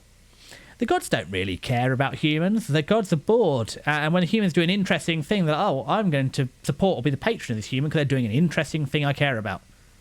I like that god-based system. It makes sense. If you're an eternal being and you're dropping down to earth when someone's doing something interesting is good. Yeah, what else is that? This anime's a complete hot mess, and it feels like it made so many mistakes. And this is almost like... so there's the whole brony movement years ago of My Little Pony, and it feels like that in a sense of this is clearly a kids anime that was aimed at kids and somehow made it too complicated and accidentally hit an adult demographic and somehow by accident sort of works.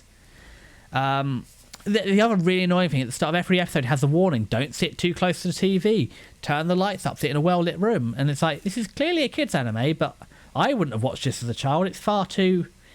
not complex, but you deal with farming and making compost and sewing patterns and music and sheet music and opera. What a hot mess that shouldn't be good, but I enjoyed. I said I can't in good faith recommend this, but I enjoyed it. But I can't tell you any reason it's good. It's also like on my motorbike, I have a shock from a Kawasaki ZX-10. It's way too hard and harsh on the Kawasaki, but I think they want to run a 1-to-1 linkage ratio, and then on the SV that I have, we have a 2-to-1 linkage ratio. It's a smaller, lighter bike, but for a sheer fluke, due to stroke length and the ratios of my shock, it actually works really well on my bike. It wasn't designed for it. It shouldn't work well, but by a happy miracle, out of every motorbike ever existed, it happened to be too bad on the one it was on, which perfectly suited my one, which it shouldn't do, but it's great, and it works. And this is another one of those. I'm not going to tell anybody to yuck their yum or what people should and shouldn't like or even why this appeals. Again, this is also, it's another easy watching anime. I think that's part of the appeal. It's easy to watch. You need to pay a little bit of attention and remember who's who, especially with the elves because they're quite similar. But again, there's no extended battles or anything to flesh this out. They managed to flesh out a 24-minute anime. A bad 24-minute with I don't know what they're doing. It's not the dialogue. It's not the plot. Nothing about this is good. So, yeah, it feels like it should be generic slop. This should be like your 4 out of 10 junk, but somehow isn't. And I don't know why. So I said I can't in good faith recommend it to anyone. But I'm going to have to give it a passing grade for myself because again, the whole point of me reviewing stuff is it's my personal opinion at the end of the day, and my personal opinion is this is a bad anime that is that shouldn't be good and is accidentally cute, and hot and good. And I'm never watching it again. I'm never watching a season 2. There's no way they can capture this twice. She wrote, is it Hero or whatever? I can't read it. That'll do. 29. So, yeah, look, the artwork is just awful. Nothing about this makes a good anime. The backgrounds are weak. The music's bad. Voice acting's average. And so, without going too much into sub or dub, my biggest, and it's getting better, but for a long time, English voice acting has not been anywhere near as good as Japanese voice acting. It's perfectly possible. I've played video games and stuff, or seen like some of the stuff Mark Hamill's voiced. We are perfectly, the Western world is perfectly capable of doing a good voiceover or a good dub, but it just tends to get neglected in the animes. There's some good ones, but that's largely the reason I'm a sub watcher, just because it's better. And also there's if you watch enough anime, you learn the cadence of stuff, and the way they speak makes sense. So the thing is, did I look forward to watching this every week? Yes, I guess that makes it better that makes it a good seasonal. Can I tell you why it's a good seasonal? No. And what else have I put in here? I suppose I feel this should be a good seasonal, but seeing what else I put in seasonal, especially like an assassin and a ninja living together, I can't in good faith put this as seasonal plus. This is going to have to be a seasonal. But yeah, as I said, this is not an endorsement or recommendation. Something went wrong here, and I apologise. We will shortly resume normal living. Oh, the Gorilla Gods Go To Girl. Good, perfect. This is an anime. This is what an anime is. This anime is anime. And I think if you've watched enough anime, you know what that means. Anime has a vibe, and this is it. This is light shonen. I don't know how you explain this. Anime is the most anime that could anime. The Gorilla Gods. Like, if you told someone, think of an anime, this is what you get. The Gorilla Gods Go To Girl. In a world where individuals receive blessings from various animal gods at the age of 16, so Sophia Aurelia, a timid count's daughter, unexpectedly receives the blessing of the Gorilla God, said to be the strongest in combat. Though she longs for a peaceful school life, her rare and powerful ability attracts the attention of the Royal Knights, who scout her as an apprentice knight. Despite her efforts to hide her overwhelming strength, she can't help but stand out. Meanwhile, the promising young knights around her watch over her with kindness. Right then. Yeah, as I said, it's... hold on. Save image first. Actually, this is more representative. Save image. As I said, use both brain cells. We are renting the second brain cell today. We are using it. 30. The gorilla... I don't know if it's apostrophe. It's possessive. The Gorilla Gods Go To Girl. Good enough. Okay, so what have I got here? Okay, so this is the most anime to ever animate. So a girl gets vaguely explained powers from a god that's chosen her. That's it. Exactly. I've got it rented for like another 2 hours or so. So we're going to burn it out before I give it to another VTuber. Okay, so what happens? And again, what happens? Shenanigans happen. There's like japes and hijinks. It's a high school anime, but again, it's pseudo-Western. So, they're in some sort of Royal Western Academy. It's Japanese, but, the Japanese approach to medieval period. Everybody goes around in high society castles. It's a castle and towns, There's a castle, you've got the town, everything's quaint, you've got the little bakery. It's somehow both medieval and modern. It doesn't make any sense, but it's just anime. There is some progression. I mean, they put the two on the front, so you know how this is going to go. But there's actually, do you know what? That you got for an anime, let's caveat this heavily. For an anime, there's actually romantic progression. I'm not going to spoil it more than that, and don't get your hopes too up. But there's more than the normal 36 episodes, and there's some uncensored hand-holding. It is slightly better than that in one season. I said the introduction. It's a light romance, a light shonen. It's just an anime. This is just I don't know how to explain it. It's a generic intro, but sort of that pseudo-medieval classic contemporary vibe. It's a completely adequate season anime. The plot's okay. The pacing's reasonable. The art's fairly fine. They've got battle scenes. I mean, you can see here they've not got the most detailed outfits or hair and stuff. And again, as I said, the layering on the hair does seem to give away, and the clothing, how much effort they're going to put into animating it. Yeah, it's okay. VA work is reasonable. Everything about this is a perfectly correct. This is an anime. Yeah, an anime. Yeah, you get a couple of these every season. It's alright. As I said, it's a seasonal watch. It's not a guilty pleasure, but you know, it's a brain out. Oh yeah, look, a silly anime thing's happening. I'm not going to watch a season. I swear, no, I lie. If there's a season 2, I'd watch it, but there's no expectations. I'd watch it because you know it's brain out. I'm not. Yeah, you know what I mean. It's an anime that animated. Nothing wrong with it. There's just nothing special. It was an anime. It's the most middle of the road generic thing without being rubbish. It achieves that I can have some light shonen and fun. I can turn my brain off. I can watch something for 20 minutes a week, and things happened. The only downside is you got bad guys in there, and they've got a worthy cause. It is a classic anime trope of you have the gods who have the most powerful things, and they're the greatest people ever, and the poo people who have terrible powers and they're worthless and they have poo lives. And I was trying to find there's a video, like a short about this that perfectly described it, but not this one, but it's an anime trope and I just couldn't find it. But that's it. You literally have the god people who have everything and the poo people have nothing. And that's kind of how they split the society. So the whole point is you have not the uprise, but you have people that are cast out. So you have some people from the higher society who've lost friends because, you have a wonderful power, pluck you out of the slums and make you powerful. And then all your friends, they can die in the slums or whatever because they don't have good powers.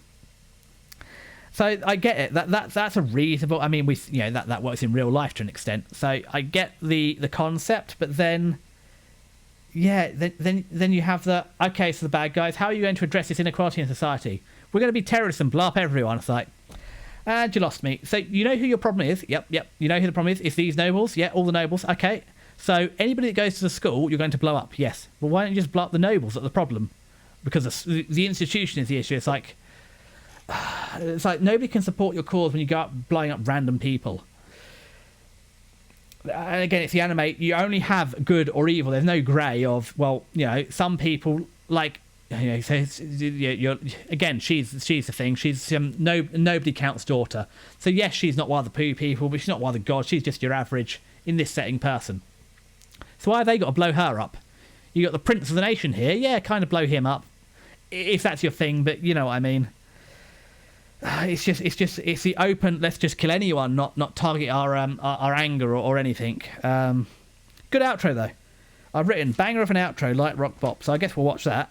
And so again, this is a question I've always never understood about anime. They have exit cards. So at the end of every episode, they have an exit card, and I've never known. Do they pay someone to paint one of those for every episode, or do they get like fan art? Because that would be really cool, wouldn't it? If you do fan art for an anime and you make the end card.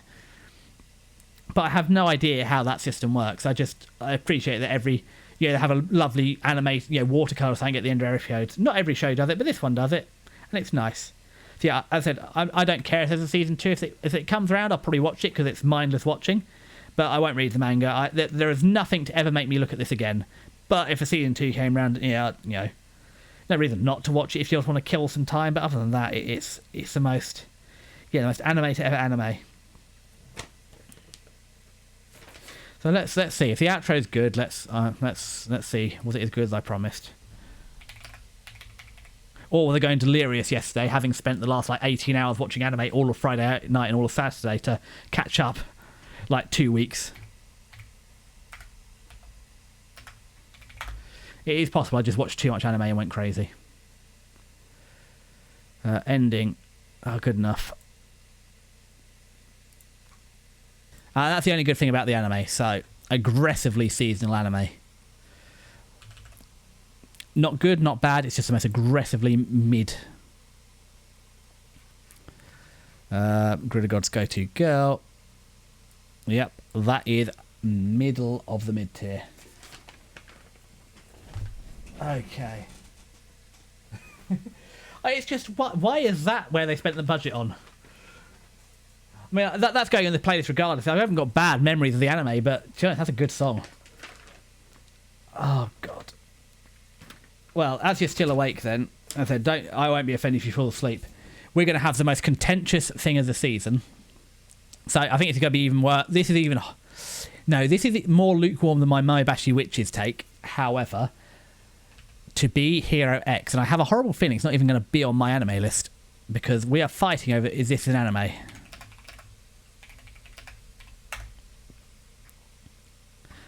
Okay, it is on here. And they've called it an ONA, a original Netflix adaptation. Okay, so this is a world where heroes are created by people's trust, and the hero who has received the most trust is known as X. In this world, people's trust can be calculated by data, and these values be reflected on everyone's wrists. As long as enough trust points are obtained, ordinary people can also have superpowers and become superheroes that save the world. However, the ever-changing trust values make the hero's path full of unknowns. Yeah, okay. What? There's a prequel? Okay, well, someone knows what he's doing. We're adding the prequel onto the next season, along with Blue Lagoon. So, this is worthless. This thing here, this doesn't tell you how good... Well, there we go, actually. Number 129 of all time.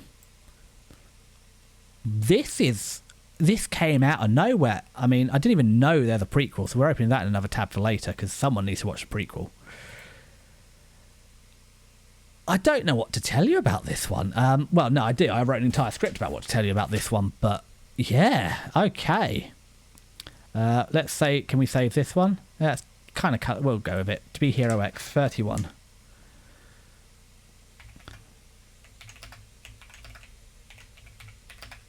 I mean, I'm just honoured that I'm not even second monitor content. I'm falling asleep to content. What a promotion.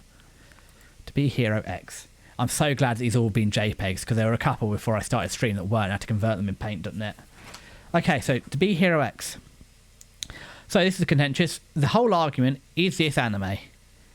Well, it's production between a Japanese studio and Bilibili, but it's on Crunchy, and it has a Japanese dub effectively.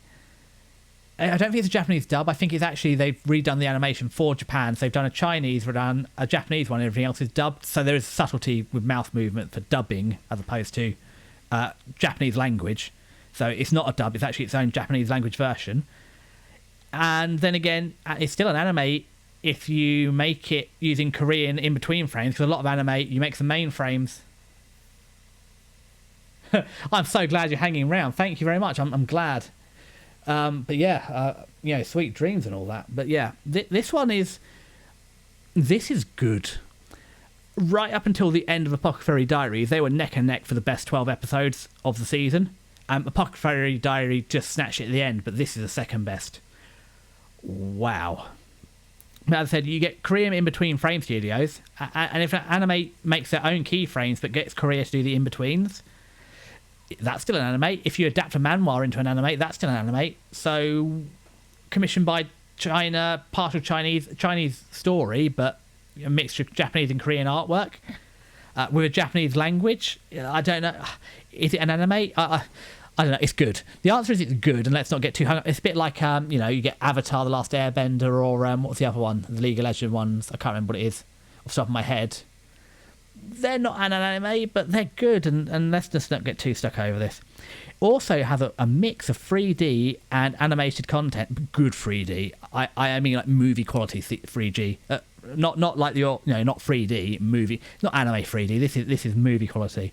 It's good. So if you're not a purist, this is as good as an anime. It's the same audience. And I said earlier, China and Korea are catching up. Japan's had it all its own way, and they're getting. This is good. Aniplex is Japanese, and Bilibili worked on it, so who knows? Second best 12 episodes of the season. Not quite Apothecary Diaries, but wowzers. And also, again, this started off okay. And this is another one. I know there's normally the 3-episode anime rule. Watch 4 episodes. What happens at the end of episode 4 completely flips it on its head.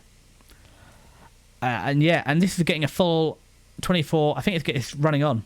So there'll be a more update, but yeah, it should get 24 episodes. So I think we're getting a double. I don't know if it's a split core or a direct 2 core, but I hope it's back to back because I'm enjoying this every week. Never even heard this. It's incredible. But it's not what you expect at all. This feels like, it's a rags to riches, especially when you watch the first 4 episodes. Rags to riches, oh, hard work, success comes for those, and then things happen, and that is not the case. And then it's okay. Yeah, this is an I'm 14, I'm deep, but this is a deep anime. You have evil, you have betrayal. You don't actually know who's good and who's evil and who's allied with who and who's being evil to. Do you know what I mean? It's grey. Who's good? Who's evil? What is good? What is evil? You know, this is the whole Jedi thing. If grey Jedi versus Jedi. Well, if I have to not be perfect to be good, surely that's better than being good and letting evil triumph. And yeah, I said the alliances. Who is supporting who? Why are these people allied with this? Why are they supporting this system? But then also betraying them behind their back. And oh God, I wish I could talk about this without spoiling it. It is good. Yeah, and also, why do good people do bad things? Why do your best friends fall out of you? Why do heroes fall? And this leaves you wanting more, so much more every week. As I said, also, it effectively runs 3 or 4 different arcs within one season, and I don't know the answer yet. So there's questions still unanswered, and it's just holding you in there. It does feel a little bit like, as you've gone on from episode 9 onwards, it's a little bit time and budget crunched. But they've used, as I said earlier, they've used their time and budget wisely. You know, occasionally they've used a cheap or a quick transition, or they've used a pop-up background where maybe they didn't have time for the background art, because and it showed, because it's a bit like it's the anime classic. Why is why is the animation quality dropped a little bit on this episode? Oh, because there's a half episode fight scene. And you could really tell that they've used their time and their budget wisely, because yes, as I said, there's a little bit of a drop in animation quality in the most recent 3 episodes, but that's made up for like a 15-minute fight scene, and it is clean. You know, they've got superpowers. It's a super-powered fight, and there's none of this flashing lights nonsense. There's a little bit of it, but it makes sense within the scheme of what they're doing. It's not a cop-out. You know, it's a full-on half-episode fight scene, flying across the map, destructive environment, superpowers. There's none of this silly smear frame. There's obviously smear frames, but none of this. It's just elite fight scenes. This is wonderful animation. As I said, there are some shortfalls where they've had to cut a little bit, but again, what do you care about? A couple of background scenes where you just use a pop-art splash, meaning they can give you, this elite fight scene. They're fluid and the fights are quick. Plus, they utilise hang time as well. The slow motion. And again, slow motion, especially in anime, can be a bit cheap. But no. They've, again, because they're using the CG for some of this, they can really do stuff with the CG, with the slow motion and changing the angles and stuff. That, yeah, it really this is quality animation. So don't sleep on this one. This is yeah. And again, I think my biggest tell of how good it is, it suffers from short episode syndrome. I've watched it and it's over, and it's like, but it's been, it's 10 minutes. You look, it's been 24 minutes. So, wow. Every week I want more. Every week feels like a 10-minute episode. Yeah, the ending is powerful and mysterious. Everything's collapsing, and I don't know why it's all falling down, because you see it in the anime that the establishment is falling, but the establishment is rising, and there's a bit of chopping and changing with time, future, present, past, but it's not done in a choppy way. It's done it sets up the mystery. It's a superpowered sci-fi mystery action. Considering this has come out of nowhere, I mean, it is Aniplex who are a big deal and Billy who are a big deal, so I can see where it came from, but wowee, this is something worth watching. And again, even in the fights, you've got destructive environment. So the background, even in the background, things, you're seeing them fighting in the foreground and things being destroyed in the background. That's worth a few pop art backsplashes to be able to have that destructive fighting environment. And again, I've given away where I'm rating this one. It's the second best anime of the season. I said it's not. The Apothecary Diaries pulled it out of the bag at the end, saying wonderful, but this is number 2. Here we go. To be Hero X. Oh, no. Double click to open. Dun, dun, dun, dun. Elite. This is a must-watch Elite. Okay. Whew. 6.5 hours in. It's like, yeah, no wonder people are going to bed. I'm going to be going to bed after this at this rate. Okay. The Unaware Atelier Meister. Let's find this.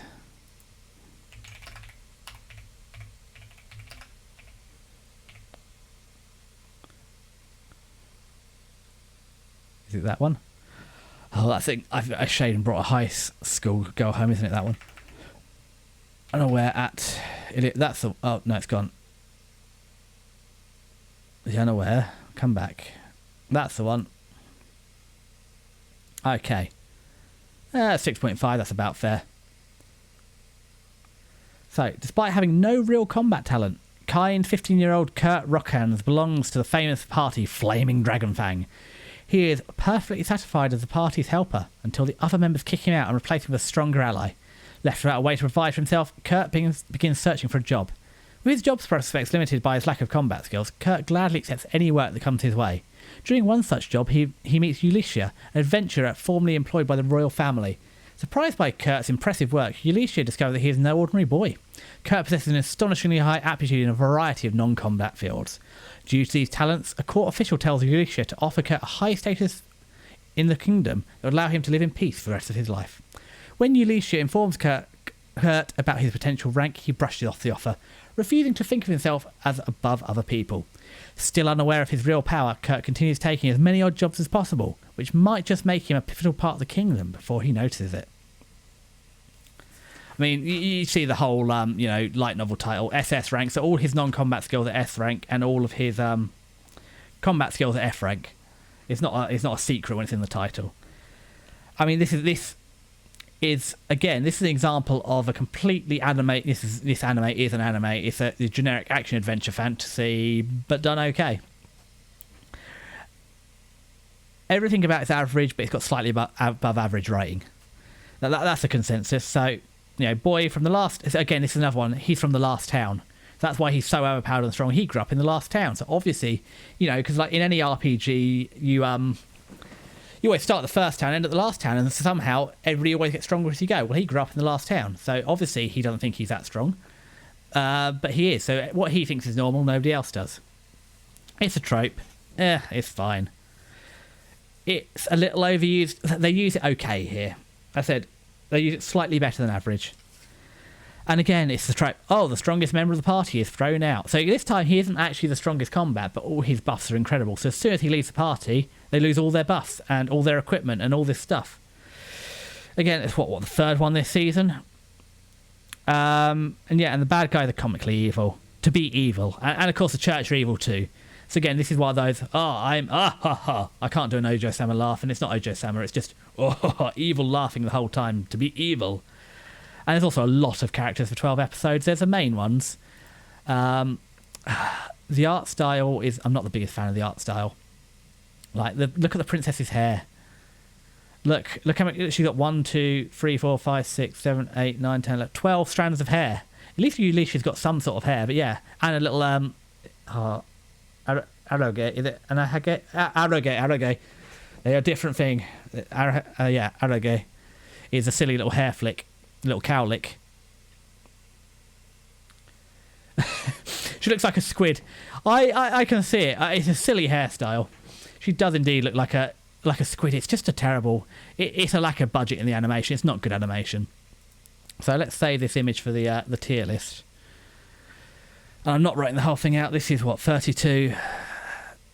32. The unaware at Elia Meister. Good enough. So this is a lack of prep, which is why I need to do the tier list now. It's the same thing, isn't it? So yeah, it's slightly above average writing and slightly below average animation. And there are a lot of characters, but they tend to keep them as blocks. So the new adventurer party, they keep as a block. Kirk's allies, they keep as a block. So you can sort of keep track of who they are and the alliances and factions because they always move in herds. Okay, so what makes Kurt slightly likable is that he is a proper himbo. He is genuinely, he's supposed to be kind, supportive, and a hard worker. So he's a real himbo hero. He is so dumb, like painfully dumb. However, the two other female leads conspire to keep him in the dark about his powers, and they're always deceiving him to think it's just normal things going on. So yes, he's a genuine... So yeah, he's not just unaware and dense, he is a genuine idiot. So that's almost his saving grace. It's not why they're silly, I'm not aware of my powers. The man is just dumb. And again, the two who are slightly smarter are like, oh my god, So he's actually got like the power to end the world if he wanted to, and he's so easily led astray. He'll listen to anybody and believe anybody. So they need to, not let anybody know about his powers. And they keep him safe, just doing easy things like that. So this is a generic seasonal anime. They have a limited budget. They put a bit of effort in, a bit of writing in, and the animation isn't great. I quite enjoyed it. I'd watch a season 2. I'm not in a rush for a season 2. If a season 2 doesn't happen, I'm not going to seek out the manga. I'm not going to be upset. And I don't think this is the sort of thing that ever get a season 2. This is meant to sell your manga. This is an anime to sell that. However, the only thing that made it a little better is at the end of to set you up for the next arc. At the end of episode 12, there's a massive reveal which changed the entire context of the anime. So it has got something at the end that really, there's just a casual lore drop that entirely changes the entire anime's concept. So that did make it better. I said I actually might put this as a tier 3. I might read this digitally. I'm not spending loads of money to buy this properly in physical format, but I might read it online. Buy the digital subscription for a couple of quid. I'm interested. If it wasn't for that one lore dump at the end, in a couple of sentences, I wouldn't even be interested. It's changed the whole concept though. I think it was fun, and the combat was okay because they didn't do a lot of combat. They went through items and things like that, or side effects. And manage a combat through story, which again, okay, I get it. A, it saves on your fighting budget, and B, it really plays this anime strengths. If your main character isn't good at fighting, don't do lots of fighting. Use his powers. It's a bit like when you play D&D. Let the rogue. If his thing is support, let his support be the thing that makes a difference. Okay, that's good. You don't need to know what's going on. You take your brain out, and they do silly anime shenanigans every week. It's an easy watch. It's enjoyable. There are actually some genuinely funny bits of it. So a lot of anime is, it's literally lol. You don't laugh out loud, you just say lol. There's some bits I actually laughed at in this. It's kind of good. On a Sunday morning, it's all right. Again, it fitted in the season. And I don't think if you didn't watch this, I don't think it's worth going back for. But it's a perfectly cromulent seasonal that I look forward to. Oh, does it deserve to be a seasonal plus? Is a real... Right, this is going to test me. Is it a seasonal plus? Is it a good seasonal? Not really. It's an average seasonal. Did I enjoy it? Yes. Do I think anybody else would enjoy it as much as me? Not really. So I think, again, this is why we have 3 categories of seasonal. It's fine. Whack it right here in the... Well, technically, 1, 2, 3... So what have we got? 1, 2, 3, 4, 5, 6, 7, 8... Yeah, they're 6 out of 10. Yeah, it's just in the top half. That works. What have we got next? Okay. That's that one down. Ooh, I can feel we're getting there. 6. We've done 35 pages of review. 6 to go. This is by far. I think I've crept over 3 hours on a stream before. So turns out I am an otaku. Who would have guessed? The anime boy on the internet likes anime. Right, my anime list. What have we got next? Witch Watch. Yeah. Oh god. So this has been going 6.5 hours. This stream of reviewing. So there were. I hand wrote out 41 pages of notes for the script twice because I did a draft and a final draft. So this has been an ordeal. As I said, next season I'm going to cut it back a little bit. I only been VTubing for like 6 weeks. So at the start of this anime season, I didn't have so much time pressure. I'm going to watch less anime next. Especially because I know. This is something, isn't it? This is a wow. It's also, I didn't realise how much anime I watched because it's only 3 or 4 a night and maybe 6 in each day at the weekend. And then suddenly it's like, hold on a minute. That's quite a lot when you write it out. I mean, I didn't watch all. There are a couple that I dropped or whatever. A couple of them got dropped. And then the last sort of 3 pages are all the bits I didn't really watch or partially watch. So I have got like 4 pages on that covers like 15 anime. Or films or stuff. So we are nearly there with the seasonal. We're nearly at the end of Sunday. We're nearly there. So, Witch Watch. Nico Watasuki has finished her 6 years of witch training and is moving back to town by herself. As a new witch, she must choose a familiar to accompany her. However, unlike the other witches, she wishes to pick a non-animal familiar. There's no better companion than Morihito Moi Otogi, her childhood friend who appears to be an ogre. Oh, sorry, happens. He doesn't appear, he is an ogre. Morihito is vehemently opposed to being her servant, but he reluctantly accepts his fate after learning that a curse would revert him into a strange cow-tiger hybrid where he disobey the witch's orders. Due to Morihito's father leaving for a business trip and Nico's mother remaining behind in the witch's holy land, the two teens find themselves living together under the same roof. While Nico is ecstatic about living with her crush, Morihito finds that her magic antics and overall clumsiness create more problems than solutions.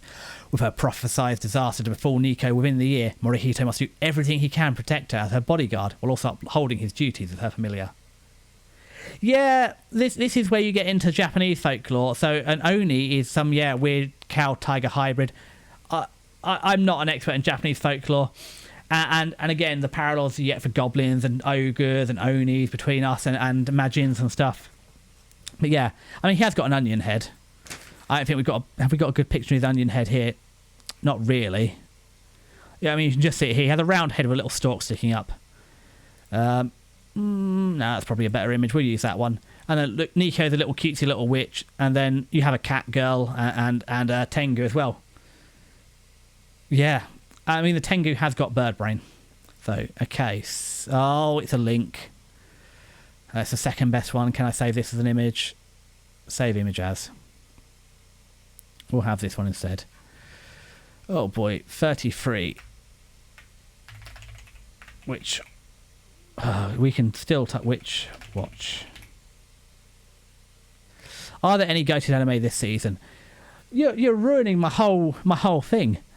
Let's hold on. Let me save this one so we can go back to the tier list. Okay, what is really good? I mean, Apothecary Diaries has a season 2. That is incredible.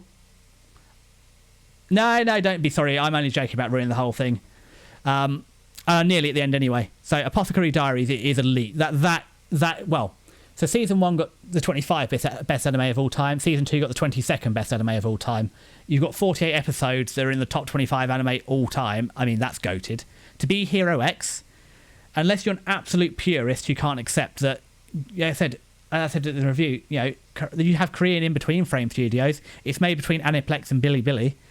It's kind of Japanese. There's an actual Japanese language, not just a Japanese dub, a Japanese language version. It might as well be anime.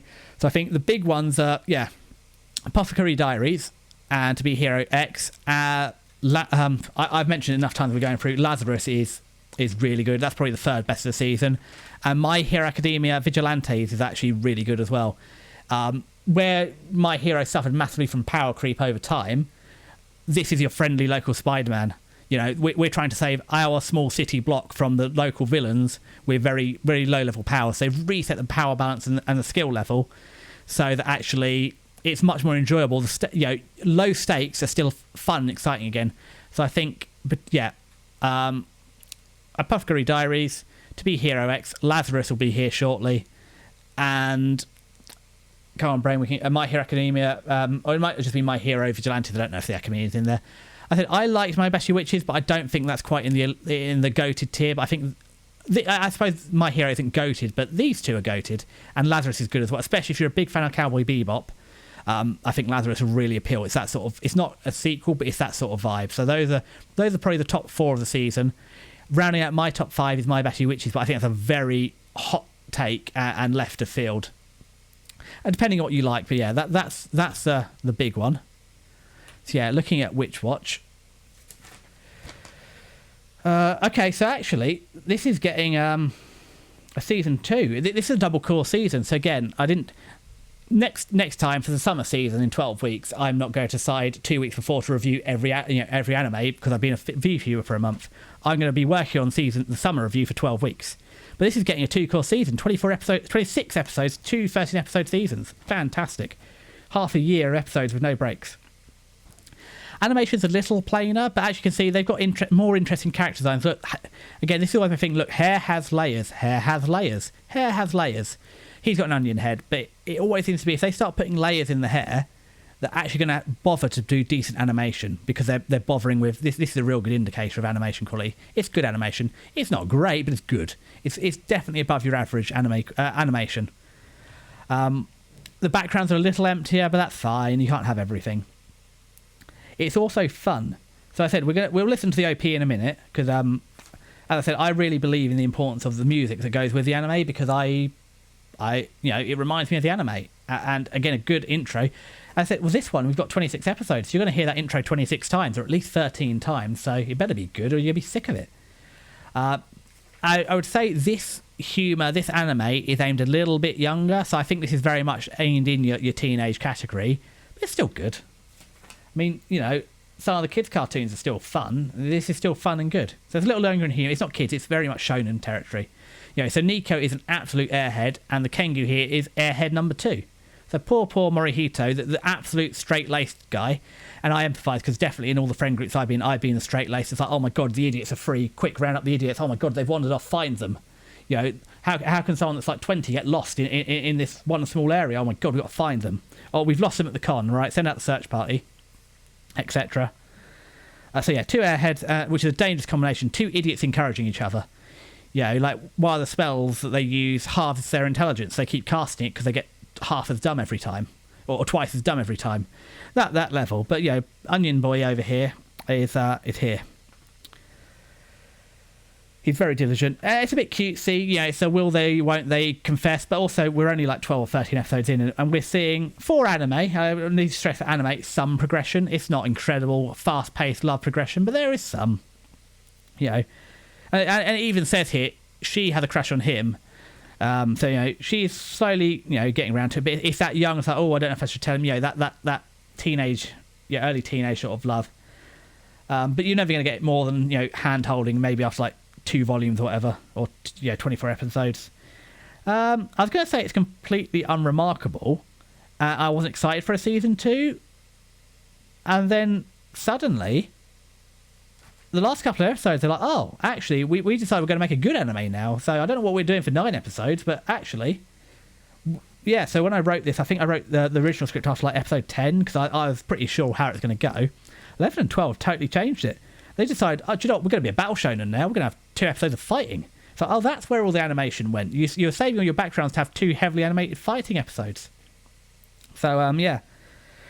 That was a bit of a shock. So yeah, I thought that they saved the best till last. It's really turned what is a painfully mid anime into actually something decent. And I'm going to watch the other 13 episodes because I want to see how it ends now. They've really picked it up. It's a lot better than I expected. Yeah, and again, the stakes have suddenly come in the fight. They had no stakes for all this. Suddenly they've got razor stakes, and it's not just about the main characters. There's other people involved in it. There's other people in the background that are in trouble. You know, there's motivations beyond pure I want power. Yeah, it's a lot better than I expected, and actually they found their stride, and I really hope now they've found where this anime is going and they've kicked it off, they keep this up for like another 13 episodes. I said I really love Morihito because he's physically strong, which I'm less so, but he's a straight man after my own heart. And also they actually found a way to, you know, this is an anime, so the power of friendship in the fight, but they actually found a way to physically incorporate the power of friendship, so it's not just my friends give me strength, they actually found a way to physically to use that, which I liked. It's decent writing, as I said. Feels like they've hit their stride now. This is actually a good anime. Is it? I feel it's not elite, but yeah, we're definitely into that seasonal plus category. Plus, it's got, you know, this is actually, she's not actually a cat. This is a cat girl. This is another witch who's a cat girl, and I love cat girls because, you know, I'm an anime boy on the internet, and one day science will bring me my cat girls. But for now, oh shit, her name's even what's it? Nemu Meow. Yeah, I know, and she's a silly kitty girl, and again, you know, Japan loves plays on their names, but yeah, Nemu Meow. And it's not Nya, it's Meow. It really tickled me, her name. So yeah, I said the OP is actually pretty hot, so I said I was going to play that. And then yeah, we'll be done with this. We'll whack its rating in, because I really believe in the music of the anime is really important. Which watch OP. Although, if it's on a Sunday, we might have actually had the first episode of the second Cour come out, so that would explain why there's a second one, but we're the original. I feel it's this one, let's find out. So as I said, not only does a lot of the OP, so this is a really good one because it's a technical showcase. This both shows you the animation style, it also gives you the vibe of the anime, the song's good, so really, if you like this intro and it's giving you a technical showcase of the dynamic and the art style, then just go and watch the anime. I said, I'm not going to say, this isn't a second tier, this is a good seasonal. And the next, I said, if the first 9 episodes are like the last 3, I'd say this is worth watching. However, it's a seasonal plus for now because we haven't quite reached that level. However, there's 13 more. I might, yeah, I said, I'll review this again in the summer, so it might change position. So if we, oh god, I'm running out of brain cells. Upload the image. I hope I saved this Witch Watch. Witch Watch, yeah, we did save it. There we go. Whack that into the seasonal plus. Okay. We have Lazarus. So what I'm actually going to do is, because I've here, is there anybody here? No, there's nobody here apart, well, okay. What I'm going to do is take a short break.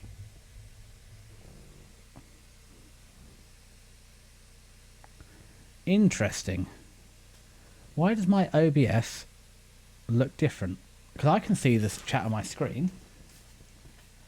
Why is my OBS... Has my OBS maxed out? Because, yeah, I can see on OBS I've got chat. And I can see I've got chat. Okay, well, it doesn't really matter what's going on. Has my... hold on. I'm still online, aren't I? There we go. I think that's the problem. It has... So I've got the second monitor... Well, the third monitor actually monitoring this. Have I accidentally paused the third monitor? Because, yeah, or have I just frozen online? I am still streaming, aren't I? I hope I'm still streaming. My OBS looks okay. Well, I seem to be stuck on... Oh, there we go. There we go. It's caught back up now. Sorry about that. I don't know what's going on. But yeah, I have the other screen tracking this, and it's just decided it wasn't going to track me, but it's all fixed now. So what we're going to do... I'm sorry, I lied. I wanted a 10-minute break, but actually that was plenty. I refilled my drink, my lovely barley tea, nice and cool to keep me going. I had a little walk outside. As I said, the problem is I say it so many times, to keep the inside cooler, it has to be a little bit stuffier. So it's 26 and humid in here. So it's 26 degrees and 63% humidity in here, and then 32 degrees outside and 44% humidity. So it's nice to get a little bit of fresh air. It's warm outside, so you don't spend too long out there. But yeah, a little bit of fresh air, recover, come back in here humid. But yeah, both temperatures are holding steady, so that it's still a bit early for the heat to break. Give it an hour or two and it'll start coming down. So that's that. Yeah, been to the bathroom and filled my drink. So after, I feel that's fair. I've been streaming 7 hours and I've had about 15 minutes worth of breaks. So I feel I deserved that. Right then. On to the final stretch. I think I've thrown away the next anime I want. Lazarus. I'm tempted to keep this script as well. I feel like this will be memorable in the future. Lazarus. Oh, Lazarus. Again, this is a sign of inexperience and poor planning. Episode 13 today, and I'm missing it. And that will make or break this between. This will change it between being an elite and a worth watching anime. But I think, based over 12 episodes, this is an elite anime. I've said several times, if you like Cowboy Bebop, this gives Cowboy Bebop vibes. So let's go to our... where have we gone? There, To Be Hero X. Sure. I thought we looked at Witch Watch last, but we'll run what we brung. So, Lazarus. So it's finished airing. Okay, it didn't get as good a score, so maybe the outro maybe the ending let it down. Who knows? I'm not spoiling it. So, the year is 2052, an era of... Sorry, that was my timer to remind me to come back, because my break was nearly over, but sorry. The year is 2052, an era of unprecedented peace and prosperity prevails across the globe. The reason for this? Mankind has been freed from sickness and pain. Nobel Prize-winning neuroscientist Dr. Skinner has developed a miracle cure-all drug with no apparent drawbacks called Happener. Happener soon becomes ubiquitous and essential. However, soon after Happener is officially introduced, Dr. Skinner vanishes. 3 years later, the world has moved on, but Dr. Skinner has returned, this time as a harbinger of doom. Skinner announces that Happener has a short half-life. Everyone who has taken it will die approximately 3 years later. Death is coming for this sinful world, and coming soon. As a response to this threat, a special task force of 5 agents is gathered from across the world to save humanity from Skinner's plan. This group is called Lazarus. Can they find Skinner and develop a vaccine before time runs out? Okay. As I said, this is number 3 of the season. I'm not beating around the bush. I've said several times this is an incredible anime. I'm shocked how poorly. Maybe it's the age thing, because I said this gives me Cowboy Bebop vibes. It's not related to Cowboy Bebop, but it feels like a spiritual successor. We'll go with that one then. Save image as. 34 Lazarus. There we go. So. Okay, so the opening sounds like a casino gamble, which sets the Spies and Tumble vibe. So let's set the Spies and Tumble vibe by watching the OP.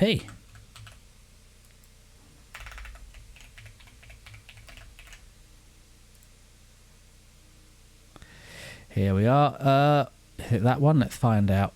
I do apologise if I'd bothered to do this in advance. Wouldn't be a gamble like this. Well, there we go. If that hasn't sold you on this being a spiritual successor to Cowboy Bebop, then I can't do anything. Okay, so let me sell you on a concept. Some sort of film, like or a show about a Suicide Squad. You know, a bunch of bad guys have all been brought together because, you know, they might be bad guys, but they have power, and skills that might help you save the world. Now, not only am I selling you on some sort of Suicide Squad as a good idea, what, you powerful bad guys, what if I made that good? That should be a low morals riot. It should be fun, right? Yeah. So here's a trick. What we decided to do with... Oops, let's punch the microphone. What we've decided to do with Lazarus is... Sorry, I've moved back to the microphone. What we decided to do with Lazarus is all that, but make it good. Now, I feel like a tangent here. We're going to finish reviewing Lazarus, and then we're going to go off on my Mori Calliope and Go-Getters tangent, because that anime was dog doo-doo. That ending was elite. And it's elite because it's all over shorts and YouTube. It's like everybody loves that outro. So it's the only good thing about that show. Suicide Squad was awful. Mori Calliope, Go-Getters, banger. They did this is what Mori Calliope should have been working on. Let's be clear here. I am in no position to offer Mori Calliope advice on her career. God no, she's way more successful and talented than me. However, I feel she just deserved better than that Go-Getters anime. I feel like she deserved a good one. For the song she wrote, she deserved a serious... I mean, I'm sure she is happy to do it, but she deserves something good like this, or one of the big hitters. That song was elite for an anime outro. Anyway, here you have 5 morally light grey. I mean, these guys are all good aligned. They're cheeky, lovable rogues. They're not the full Suicide Squad. They're cheeky, lovable rogues. You saw that, the hand flipping, the parkour. You've got the little rich kid. You've got the Russian spy. You've got the guy that drives the fast cars. You've got the parkour, kung fu fighter. Lovable rogues gallery. You've got explosions. You've got fast car chases. Hang time. This, and advances in technology, computer hacking, drones. This is an action movie as an anime. And this is one of the things, this is one of the benefits of anime. You've got 12 episodes. You can turn a whole action movie into this. Fan-dabba-dozy. I mean, obviously, even at the end of the world, you can't get away with political dick swinging and, bucket crabs, People try to pull you down. You've got agencies who'd rather screw the world over than not be the successful agency. And they're not doing it because they want the world to end. They're doing it because, well, if we're not going to save the world, you're not going to save the world. It's our job to save the world. It's based in American politics, but we have colleagues. I have colleagues like that. You have colleagues like that. I'd rather this project fail than me not be the lead deliverer. It's like, well, I could help you with that. No, I'd rather fail than let anybody else have any credit. So we know people like that. And again, the characters here are all good. I mean, there is some growth. And again, there's mysterious backstories that becomes more prevalent, at least for 4 of them. Only one of them haven't had their backstory really revealed. And I wonder how important that is. Maybe not. Maybe we won't get it. We've got 1 episode left. The other 4, though. And again, the way they've revealed the backstory adds. It's not just a reveal. It adds to the whole... It gives them unique skills. It causes unique challenges. It's really, really good. And of course, there's the supercomputer cult arc. I mean, that what says future like AI and listening blindly to AI. I feel that's a little... I wonder when this was written, because it's a little too on the nose, we're just going to blind listen to AI and it would make all our decisions for us. I feel like they must have written this before that actually became a trope. Maybe they saw the future. Is this South Park or Simpsons all over again? Like I said, there's the mystery of their past. Some of it's revealed. You get an idea. You don't get all their past, but you get a flavour of it. Apart most of them. And again, the pressure is ramping up because every episode you see how many days left till the first death. And as I said, I'm so sorry because we were on episode 12 now, and I'm missing episode 13 right now. I'll watch it on catch up. Well, it's streamed, so I'll watch it then. So yeah, I don't know how it ends, but we're down to the final day before the people start dying from the hapner poisoning. That they're nearly there. So it's one day, and they're so close, but also there's so many things blocking them, and they're falling like flies. How many of their people are left are going to make it over the line? And there's twisting and turning, there's fighting on the rooftop, and there's escaping from the bad guys. The bad guys are catching up, and different agencies caught them, but then they've escaped from that one, and you get the vibe. It's a rough and tumble action spy, Fandabadozi. Will they succeed or die trying? I don't know. I genuinely, it's an anime to get a fit, so it tends to be they'll succeed, but I don't know. This is the sort of thing that might be able to pull off the alternate or the bad ending. And again, the whole reason for Dr. Skinner being there, let me just check, did it say it in the ED? Sorry, in the synopsis. Did the synopsis specifically give it away? Just before I ruin it for you. Oh, Sinful World. So basically, he's made this thing to make the world a better place, but people still don't look out for each other. So the rich should look out for the rich, the poor should look out for the poor. The whole reason he did this is because the rich nations are screwing over the poor nations. They're failing. So the people that can afford this happener are predominantly going to be the rich ones. It's going to kill a lot of the rich. It's going to redistribute resource. It's and it's Mappa as well, so it's well produced. So you can understand the motivation. He's actually a very good bad guy, to be honest. It's very believable. I'm an all-powerful, all-rich, all-singing, I'm going to use my money to fix the world. It's very aspirational. It's not the good way to do it, but at the same time, it's a good, it's good. I really enjoyed this. So we've been over that. Okay, so I'm going to rate my Lazarus. Then we're going to look at Go-Getters by Mori Calliope and why that deserves better. And then we're going to wrap up this season and go on to the honourable mentions. So here is my tier chart. This is I feel maybe calling it elite is a step too far. However, it's the third one. It's the third best of that. I feel these two are elite. This isn't quite elite, but it sits there within this season.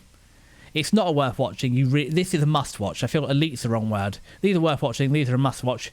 If you had an extra category at the top, elite, these two would fit in it, and this one would be just below. So this is kind of here. There isn't a way to put them in between, so it's going to go in the must watch category. Maybe I should get rid of the word elite instead. Or what we could just do is could just always just add an extra row above. Let's add a row above. I'll just call that one elite. And whack you in there. And what colour are we going to make elite? I don't know. Pink. That'll do. Elite. And then we'll change you to must watch. There we go. This Lazarus is closer to elite than it is to worth watching. I don't know if we need this granularity, but we've got it. Our normal distribution's okay. I said we see more. It does. Normal distribution. It goes like that. There's a few more bad ones than I expected, but I think it's because this seasonal plus really shifts the average. So really, this is your peak, and you've got 5 above it, and what's that? 4, 6, 10 below it. That makes more sense. Because this is slightly above, so yeah, this does make sense. Because again, this is your above 50%, this is your below 50%. Okay, Go-Getters by Mori Calliope. I'm just going to listen to the song because I love it. We're going to watch that, and then we're going to get on with the ending of this. Mori Calliope, I think this is like a 5 or a 6 rated anime that Mori Calliope got lumped with. And she's more than welcome to come over and tell me I'm completely wrong. And obviously, she works her whole life, she can't express it, but it's a wonderful show, so I think it deserved better.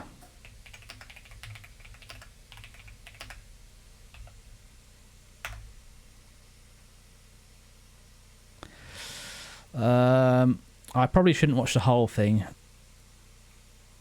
Where is it? Yeah, we'll watch this. We won't do the whole thing. Just see this bit. What an elite outro to an anime, and what a garbage anime to get it. Yeah. Anyway, we love Mori. As I said, we love VTubers in this household, and we love Mori Calliope. But she's also perfectly capable of fighting her own battles. Don't get me wrong. However, I'm a talking piece on the internet. I'm an anime boy on the internet. I get an opinion. Oh no! And now we've added the extra tier. All right. Well, let's just move me. What about there? I'm slowly sinking off the page. There we go. My head's no longer in the way. For now. Although I fear when I put all the craptastic stuff on here, I'm in the way. Okay. So what have we got? Okay. This is on the same sheet. It's technically two anime. We'll do them quickly because I only need half a page to eat. So hide.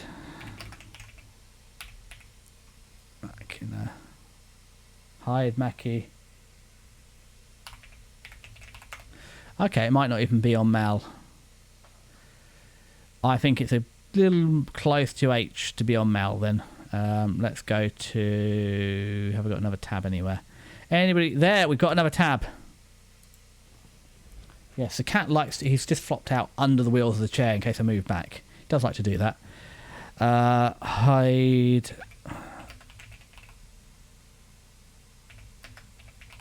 Now... Oh, no, it is on here.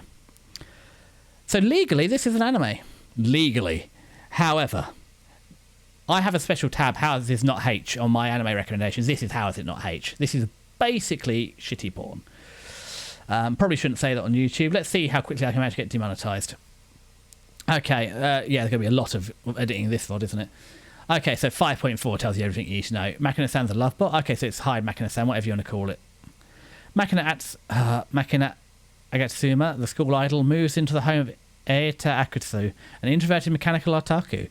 Eita, who has secretly harboured feelings for her, thinks he's hit the jackpot. But it turns out she's actually a robot made for, purposes you can reach yourself. Caught off guard by her sudden physical advances, the virgin Eita is at a loss. Furthermore, he finds himself in a frenzy trying to help her maintain her secret identity. Romantic comedy with a slightly risque and mechanical revelation, where hilarity ensues as they try and keep the secret under wraps. Yeah, that's junk, because I think like half the episodes it's always just removing her it is a titty ecchi. And there seemed to be a bit of an ecchi revival recently. S-Rank Beast and Gushing Over Magical Girls, well, okay, they're decent, and you know, the guys working it even managed to use both hands at points to write a story to go with it. You know, dinner and a show. This is none of that. This is just prawn. Sorry for the... I hate doing this too. This is shitty prawn. Yeah. Save it. Let's open the image, but yeah, this is... The thing is, if this is what you want to watch, I'm not going to judge you for watching this. What I'm judging you for... No. I lie. I'm judging you for watching this. I'm not judging you for the content. I'm judging you because it's not very good. If you want to get jiggy with it, fine. I get why people like animated content. However, this is just rubbish. Find something better. Oh, hide Machina. You got the whole wide internet out there. Find something better than this. This is just... It's not... It's ecchi plus. You know, it's How Is It Not H?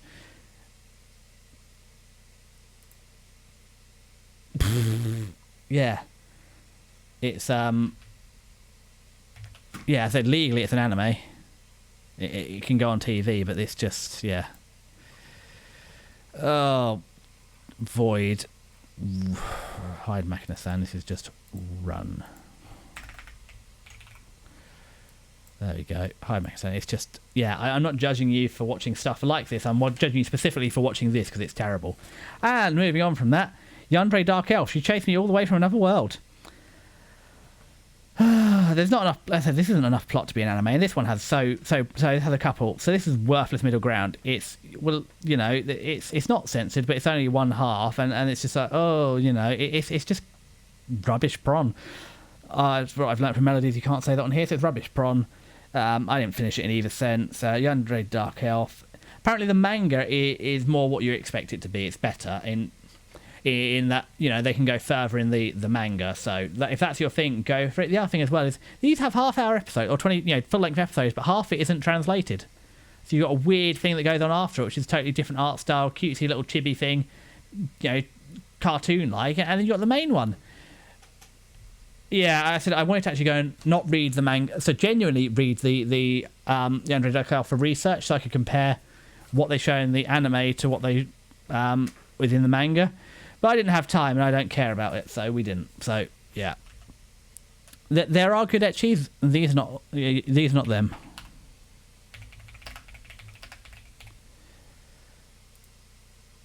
Wow, 5.54, not good. Okay, so this is it. Hinata did it. He got reincarnated into another world, took up the mantle of hero, and slew the dreaded demon lord alongside his party of fellow adventurers. As his reward, he's returned to Earth to resume a normal life. Or it would be if he wasn't for the fact that his dark elf companion Mariabel decided to travel to Earth to come and live with him. Now she uses her arcane talents to ward off any potential romantic rival and capture Hinata's affection. Yeah, there we go. That's more like it. Okay, so 36.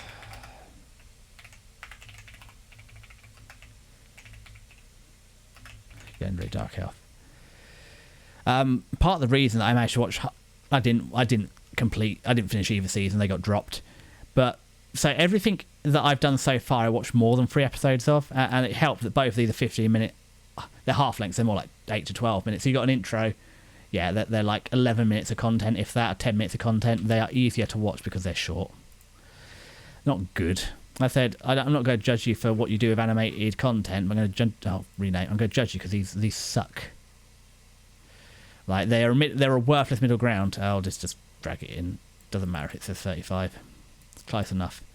Yeah, that's what I'm judging you for. Watch something better. Do better. Okay, right. Yada, we've done it. Let's drag my head even more over to the middle. Whoop, whoop, whoop. Oh, I can come up a little bit more. Whoop. There we go. That's everything I watched more. So, honourable mentions. Overlord, Holy Kingdom arc. Let's see. This is a film. That's not what I wanted. Holy... No, not to... How are we getting to Rabu from Overlord? Overlord. That's literally its name. Okay, let's search Overlord. I think there was one... Is this the most recent? When did this come out? 2017, so no. Prequel movie. Full story. Play it is. Is this the current one? No. Oh, God, no. This is... Oh, God. Right. Overlord TV. Sequel. Because technically the prequel sequel, the after season 4 is the film. So hopefully if we hop through like this, sequel will be film. Oh, they haven't put it on here. Why so difficult? Adaption manga, adaption light novel, adaption manga. No, because after season 4 becomes... I don't know where to find it. Oh, I suppose if I go into anime, seasonal anime, and I go into spring, it'll be in here. Not looking. Fire Force, Lazarus, F, Overlord. Don't tell me Overlord isn't here. I know it's here. Movie. I don't even remember some of these. That's fine. Have I missed it? Was it last season? Okay, we should tell. Okay, we'll go to winter then. Is it in the movie in last season? Where is my Overlord? Kaiju number 8 movie. There was a Kaiju number 8 movie. Did I watch that? I don't know. I know there's an Overlord movie because I watched it. Right. We're doing it. We're going to Google. Overlord. Holy Kingdom.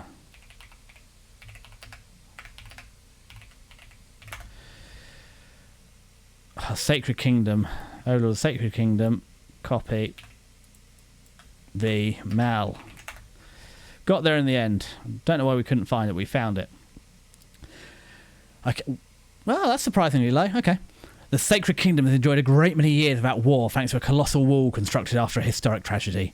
They understand how fragile peace can be. When the terrible demon Jaldabaoth takes to the field at the head of the united army of monsters tribes, the Sacred Kingdom's leaders know the defences are not enough.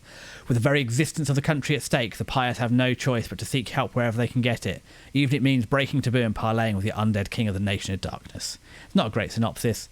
Overlord is one of the earlier isekais. I think it started like 2015 or so. It's been going 10 years or 9 years. It's a good isekai, as you saw. This actually surprisingly lowly ranked at 7.6. Most of the seasons at 8.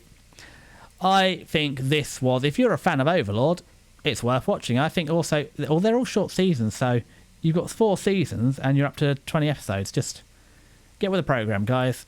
Overlord is worth watching. Maybe the film is the weakest, but you've got 4 good seasons, and I thought it was perfectly good, so we're going for it. As I said, this is an honourable mention. We're not spending too much time because this came out in like April or May at the very start of the season. I didn't have time to go back and watch this film. I'm sorry.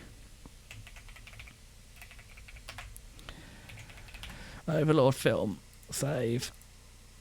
And technically it's in the winter anime. Oh no, where's my cat? Come on, we can find this. Worth watching. No. I'm not going to tell you must watch it. If you're burnt out, Isekais, you're burnt out. But this is an earlier Isekai, while the early 2015. It's been going 10 years. And you got about every 2 years you get something, either a film or an anime or something. And there's some spin-offs. Don't bother with the Plays or whatever. That's junk. There we go. Worth watching. One down. Rocky the Lady's Modesty. Just couldn't get into it, this one. I'm a real metalhead, so I should have liked this, but it wasn't to be. Right. Let's find Rock.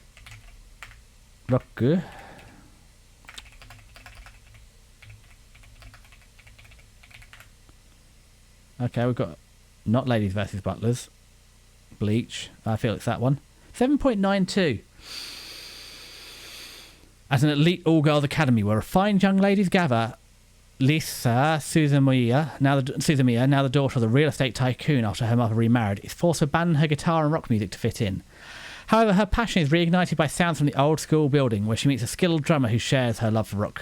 Together they embrace their inner rock stars, elegantly clashing and shouting their way through the academy in this captivating tale of grace and rebellion. Okay, well, I feel like I possibly missed something here. I found the protagonist a bit too loud and shouty. I really like metal music, so... And also... Oh, God, it's a music battle. It's like they kept finding more levels as they're playing a song and stuff. It's like, you don't get levels when you're playing. You play. I used to play guitar, so I suffered nerve damage in my hands that stopped me playing. And also, I've seen cuts from the manga where they've toned it down as well. Yeah, I kind of wish I'd watched it. There's worse things that I carried on watching. Well, we've seen from the ranking here. Where is it? I spent too much time watching these. I spent too much time watching these and these. I feel like this could have been more in here. So there's probably 1, 2, 3, 4, 5, 6, 7, 8, 9 anime. These combine these because they're short episodes. 8 anime I watched that I shouldn't have. So I probably should have watched this, but I didn't. So obviously I can't review it because I didn't watch it. But it did exist, and that's my feeling of that. Because you know what? We've been streaming for 7.5 hours. You might as well know my opinion. Okay, Anne Shirley. I reckon this is going to be in the 8s. Oh, 7.79, okay. Again, I feel like I missed something. Life is not easy for Anne Shirley, an 11-year-old orphan with a vast imagination and a short temper. In a twist of fate, she gets taken into the Cuthbert household in Avonlea. The elderly occupants Marilla and Matthew Cuthbert were looking for a young boy to help in the fields, but are in for quite a shock when they realise Anne is a girl. Adapted from the acclaimed classic by L.M. Montgomery, Akira no Anne portrays Anne's upbringing from 11 to 17 years of age and her encounters and separations with various people. Only time will tell what major decisions Anne has to make that will change her life forever. Okay, so I do feel I missed something good with this one, but after 3 episodes I found 3 reasons that this isn't for me. Number 1, it's too classical Western. And about 2 years ago I realised I wasn't worldly wise and I was missing some of my cultural heritage, so I was working my way through all the modern classics, Animal Farm, 1981, Fahrenheit 1984, Fahrenheit 451, One Flew Over the Cuckoo's Nest, etc. But about 9 months ago I had enough of that reading the classics, so I thought of this is too much of that for me, so I kind of waited. It's too similar, I wasn't in the mood. Number 2, I was tired 3 months ago. As I said, I only started being a VTuber 6 months ago. In the last couple of weeks it's given me the motivation and the something to look forward to and do. So that's part of the reason that I've now got the energy to do it like 8 hours stream like this. There was no way for an invested watch like this I had the energy to do it. So I wasn't in a great place mentally, and VTubing's helping with motivation, purpose and hope in this regard. However, the anime was too heavy for me at the time, and I knew the vibe and the artwork. I felt like it was going to be too sad and it would break me. So 24 episodes, it's still going. I'm not getting into this. And finally, I said this isn't the stream to unpack it, but I've got mummy issues, I've got daddy issues, and I really struggle to watch anything where you have genuine parental love like this. And again, I wasn't in a great place, and that was just too heavy. And I'm not going to have sight. I said I probably should watch Black Lagoon along with the Summer 25 anime. So unless I, again, this doesn't seem like absolutely unmissable. We're not into the 8.5 or something. This isn't. It's a 1,000. It's the 1,084th best anime. I've seen 800 anime. I'm not missing out on anything here. So I'm not going to have the time to go back for it. So that's what happened with Anne Shirley. Okay, The Dinner Table Detective. This is a drop. An early drop, 2 or 3 episodes, which is why it made it into the honourable mentions.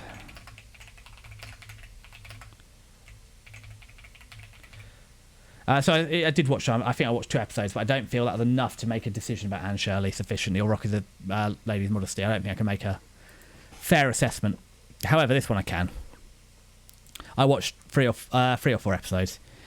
Probably should have been in the main review, but it was so forgettable that I hadn't actually remembered it till now. Or till last night when I was going through, have I missed anything from the season? This, save image as, should really be, because I've screwed up my numbers, 30, well it should actually be 30, we'll just go with it, 37, The Dinner Table Detective. So maybe it's honourable or dishonourable mentions. So, oh no, not Overlord. Let's talk about it. We can F11 it as well, so you can get the full screen. Setting Kunitachi City, Tokyo, Reiko Hosho, a rookie detective at the Kunoichi Police Department, is also the heiress of the globally renowned Hosho Group. She tackles challenging cases alongside Inspector Kazamatsuri, heir to the Kazamatsuri Motors family business, and Kagayama, her sharp-tongued butler and driver. With biting remarks like, "Are your eyes merely decorative, my lady?" Kagayama not only critiques Reiko's lack of deductive skills, but also brilliantly solves the mysteries at hand. A sharp-tongued butler meets classic detective fiction in its unique mystery series. It's a 6.2. It was junk. So, I'm going to finish reviewing this one, then I'm going to take a 2-minute break because the cat is headbutting my leg, telling me it's dinner time, so I will give him a feed. He has only just come back, so he also missed his lunch as well, so it's time to feed him. So, I dropped this as the art was mid, the mystery plot was decent, but the writing was torrid. Both the main character detective and the lead detective were useless as detectives, and the male lead as well was completely obnoxious. The only good detective was the butler. The plot is actually okay, but the mystery is fairly layered, but they weren't solvable by the audience unless I'm really, really dense. It's one of those, the butler knew the answer, and he only does a grand reveal at the end, so you never could have worked it out. It wasn't fun. And then all the way through the episode, he's sneering and over the lady, and it's the whole. This is a don't tell. Don't just tell me the answer. Show me it. Work me through it. So I just got bored and dropped it. So this is junk. So I'm going to say, I can't see. There's nothing here to warrant watching it. So it's not a run, but it's definitely an avoid. I know, Monstron, you're trying to gnaw my leg off. I will feed you in a second.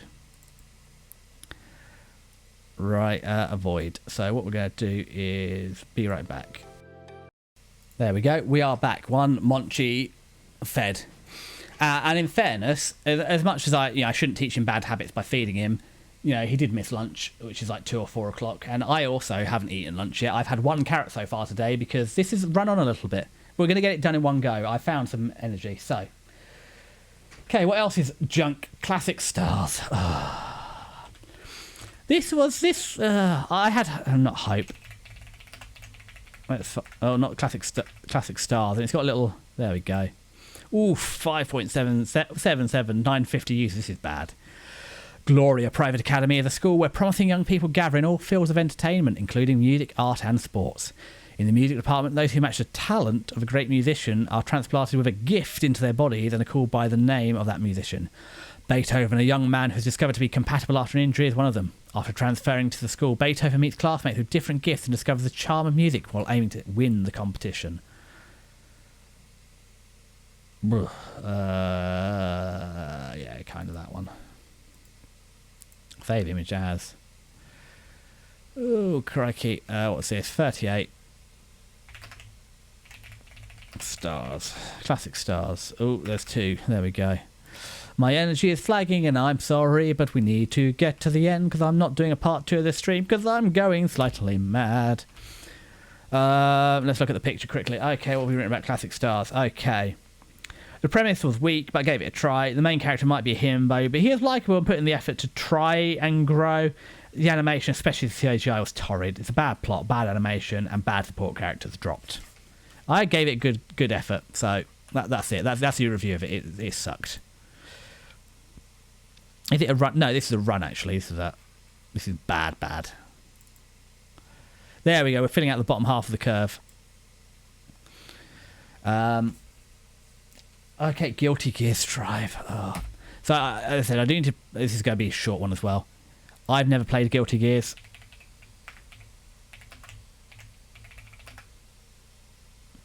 Strive, your rulers. So, oh god, 5.97, that explains it. So also, bear in mind, this is based off the 7th game in the series. So, yeah, and having never played any of them, I can see why I didn't get it. After the decline of the once robust fields of science and technology, a new energy source known as magic fuels the modern era. Humanity creates forbidden biological weapons, gears. Those gears eventually stand against humanity in a rebellion. Although they managed to overcome in the struggle for survival known as the Crusades, humanity's losses are so great that even after several decades pass, their emotional wounds remain unable to fully heal. Sin Kisuke, the child of a human and a gear, heads to his father Kai and mother Dizzy's wedding ceremony. Their wedding breaks the ultimate taboo, a union between a human and a gear. Even with the world at peace, it took many years for such a ceremony to come to fruition. Despite the complex array of emotions surrounding it, the wedding ceremony is met with blessings when suddenly a mysterious girl appears. The fated child inheriting gear blood and the mysterious girl who despises gears. Their meeting which shakes the world. Game adaptation, first 6 episodes are decent, it's a reasonable arc and story.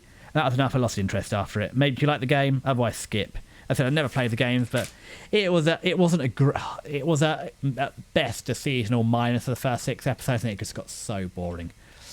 There's no reason to watch this. Avoid, yeah, it's not a runaway, but I mean the animation isn't great, but it's not as bad as Classic Stars. So did I save that?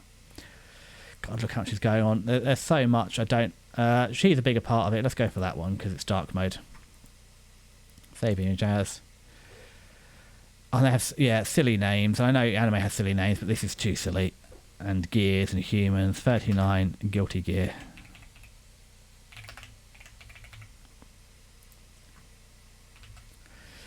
Back to my tier list, upload it. Guilty Gear. Ah. Come on, laptop, can hang in there, we're nearly done. Don't you dare crash. Okay, what have we got next? Oh god, please put them on. Okay.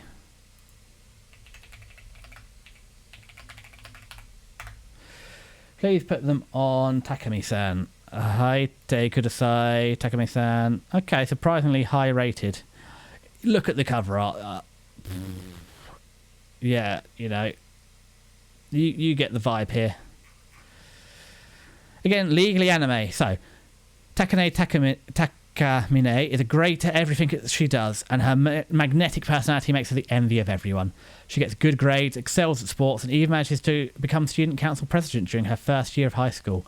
But Takamine has a secret. She possesses an ability called Eternal Virgin Road, allowing her to redo past actions and achieve a different result. While this might seem like a decent skill to have, Takamine must pay a price to activate it. She has to strip off a piece of her lingerie. After getting an imperfect score on a test, Takamine begins to remove her underwear during class and is spotted by her average and weak-willed classmate, Koshi Shirota, who is bewildered by the sight.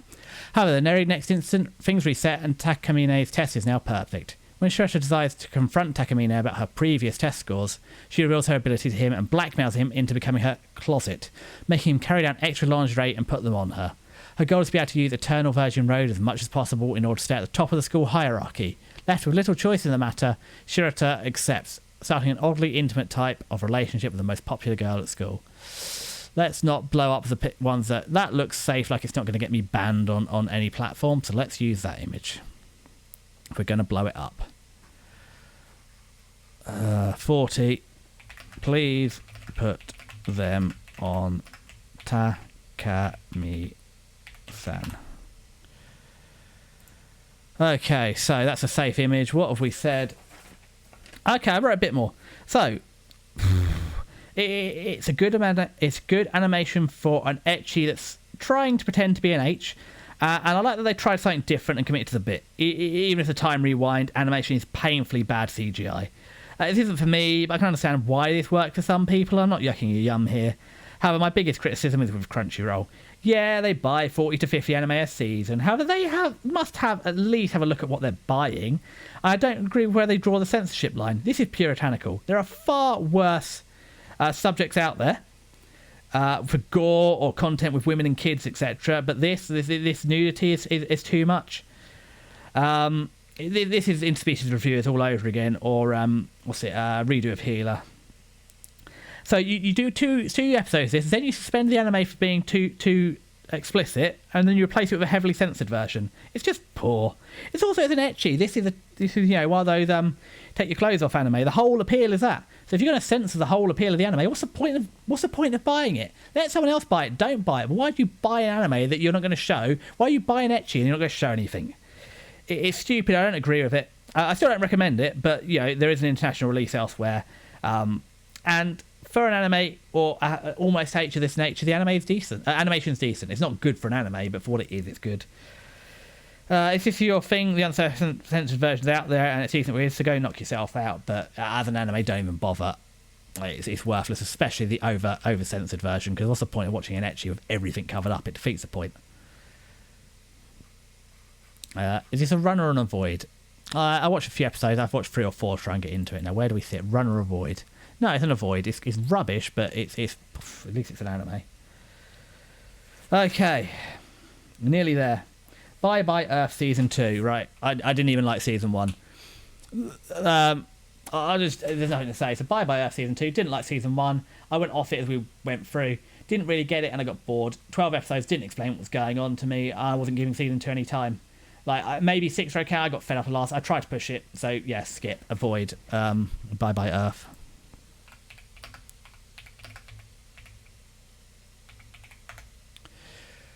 Bye Bye Earth 6.06, 6.21. So somehow Season 2 was slightly better. Not good. Again, this is poor. This doesn't deserve a Season 2. Save image as 41 Bye Bye Earth. I said these last couple are a lot quicker.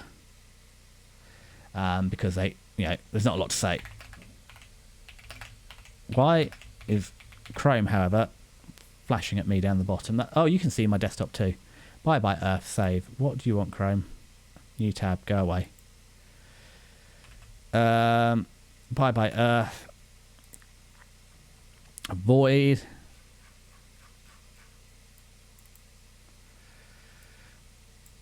What else have we got? Okay. You buy Samurai Legend. Alright, I'll read it out quickly. I suppose I should at least read Bye Bye Earth Season 1 to you guys. Very quickly, this is it. Only 10 episodes and I got bored. Okay, so in a society of people with animal characteristics, Belle LeBlanc stands out as the only person with no animal features at all. Curious of her origins, Belle leaves her hometown and heads to the city of Schubertland to be awarded the status of nomad by Schubertland's ruler, King Rawhide. Through the journey, she is trained by legendary swordsman Sion LeBlanc. Unfortunately for Belle, through a complication, she is unable to hurt others with her legendary sword Runding. The only choice to best her opponents in battle is now to break their sword, which is heavily looked down upon. Though ostracised for her appearance and hated for her disregard of societal norms, Belle stays resolute as she sets off on a perilous journey to find her rightful place in the world. Yaiba. No, not Kimetsu no Yaiba. Yaiba, is this even on here? Well, it could be that one. No. Shirogeko Hen? No, these are all Kimetsu no Yaiba. I don't want Demon Slayer. Yaiba Samurai leg end. Maybe it's that one. Oh, is it that one? Oh, this is it. Okay. So, upon rolling in school, Yaiba quickly crosses swords with his soon-to-be rival Onimaru. When Onimaru is transformed into a demon? Is this the one that came out this year? Yeah, it's still going. By the curse power of Fujinken, the wind god sword, Yaiba emerges on a quest to Mount Tengu to find his own enchanted sword, but Yaiba lacks the skill and knowledge to use such a powerful weapon. If he can't control himself, it will control him. This is a kids' anime. This is one of the frustrating things with Crunchyroll. I don't know how parents do it. So it's a kids' anime, skip it. But I don't get... Crunchyroll probably does adult, or at least older teen anime, so it must be really hard. It's hard enough for me to work out, Wonderful Precure. There's the odd kids one on there.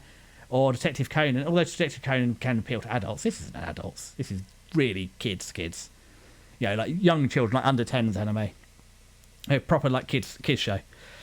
I don't know how parents manage it. It must be so hard as a parent to, if you're, why are you mixing them? So if you're a parent using this, apparently it's a good kids show, but yeah. How hard is it as a parent to work out what's for kids or not? And then, so it was the right one. And then the other way around. This is old as well, 1990, the 30-year-old manga that's finally being adapted into kids anime. So yeah, it is hard. Like, in both ends of the world. Like, if you're a parent, it's hard enough for me, and it doesn't really have any stakes, I accidentally watch a kids one. But the other way around, you know, that's Goblin Slayer, taking off Takumi-san or something for your kids. Yikes. Okay, so let's download this. This is an avoid. It's not. Well, apparently it's rated quite well, but I said it's a kids anime, so I didn't want to watch it. And look how busy it is. So let's see. Download, save image as. What are we up to? 41? Oh, 42. Yeah, Oh, the end is in sight. As I said, I'm keeping up the energy. We're crunching it. We're going to be done by 8 p.m. We started at what, like 11:30. There's been a few technical glitches, but we're nearly there. And I bet I can't even. Oh, I can download this. This is getting downloaded. Downloaded. I forgot how to properly conjugate my verbs. Okay, Lycoris Recoil, Friends of Thieves of Time. Apparently, I didn't realise Lycoris Recoil was an anime original. They knocked it out the park.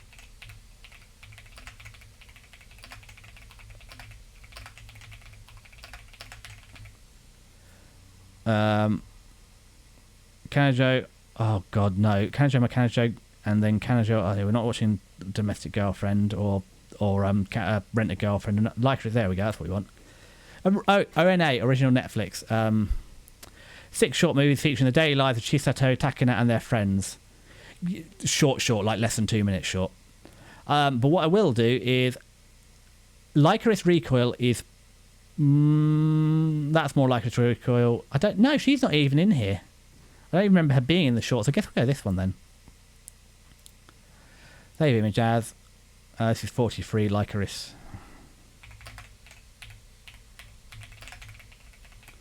So let's. Oh, we should capitalise properly. What we will do is Lycoris Recoil. What we want is the prequel. Okay, so here we go. Lycoris Recoil. So what's this? 2022. The number of terrorist acts in Japan has never been lower, thanks to the efforts of a syndicate called Direct Attack. The organisation raises orphaned girls as killers to carry out assassinations under their Lycoris program. Tanaka Inoue is an exceptional Lycoris with a strong sense of purpose and a penchant for the perfection. Unfortunately, a hostage situation tests her patience, and a resulting act of insubordination leads to her transfer out of DA. Not thrilled about losing the only place she belonged to, she reluctantly relies on her new base of operations, Lyco Rico, a cafe in disguise. Takina's new partner, however, turns out to be quite different from what she imagined. Despite being the famed Lycoris prodigy, Chisato Nishikigi appears almost unconcerned with her duties. She drags Takina along on all kinds of odd jobs under the simple explanation of helping people in need. Takina is even more puzzled when Chisato takes down a group of armed assailants without killing any of them. Feeling like a fish out of water, Tanaka itches to get reinstated into DA, but Chisato is determined to prove to her that there's more to life than just taking them. It's an 8 score. The reason, this is good.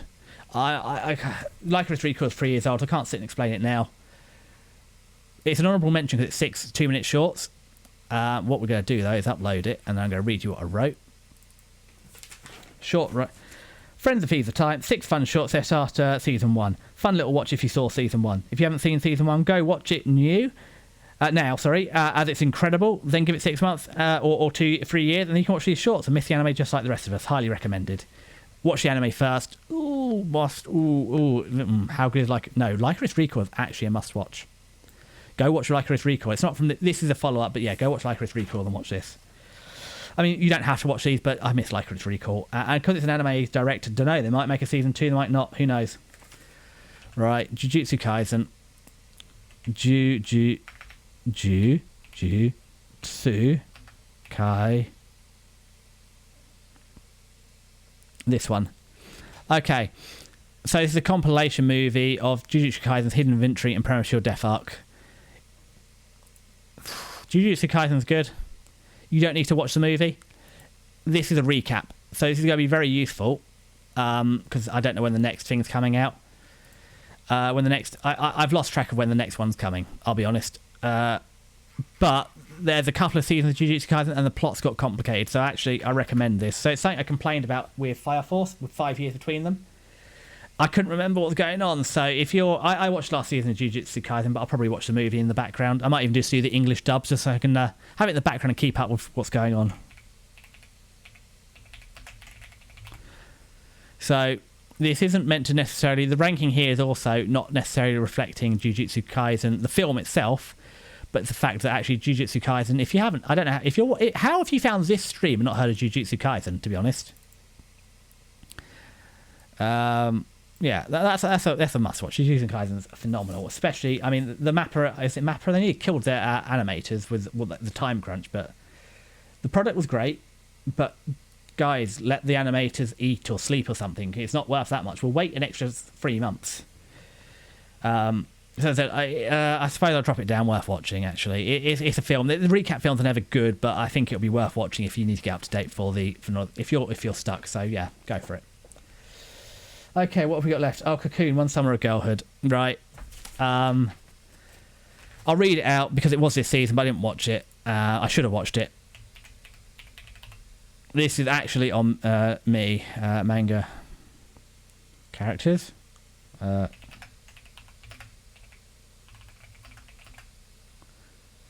No, Free Eternal Summer, Persona 3, Kappa. Oh god, is it the lowercase? Is that what's doing it?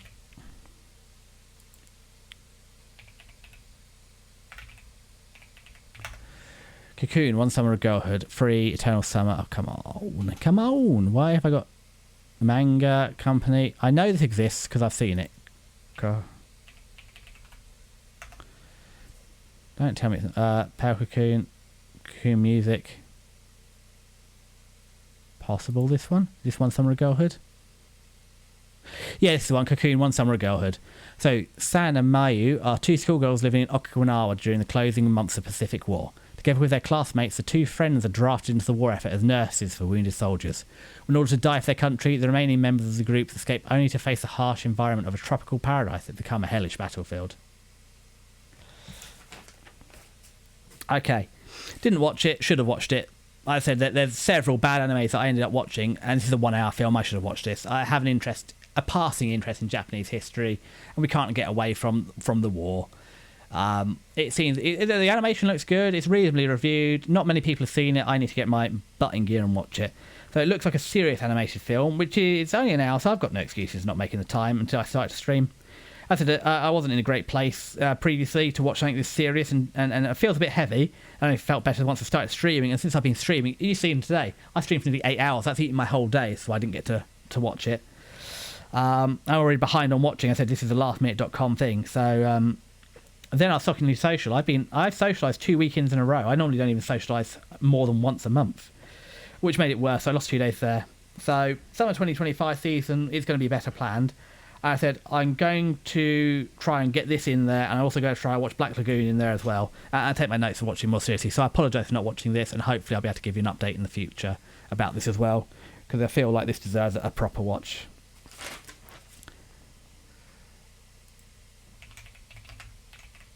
But yeah, so where is the 2025 film? Okay, oh, fantastic. Okay, so I guess we're going to go... So, Miss Kobayashi's Dragon Maid, A Lonely Dragon Wants to Be Loved. It's a sequential film to... So, Miss Kobayashi's Dragon Maid Dragon Maid S is season 2. Kobayashi's Dragon Maid Hot Springs is an OVA. Keep going.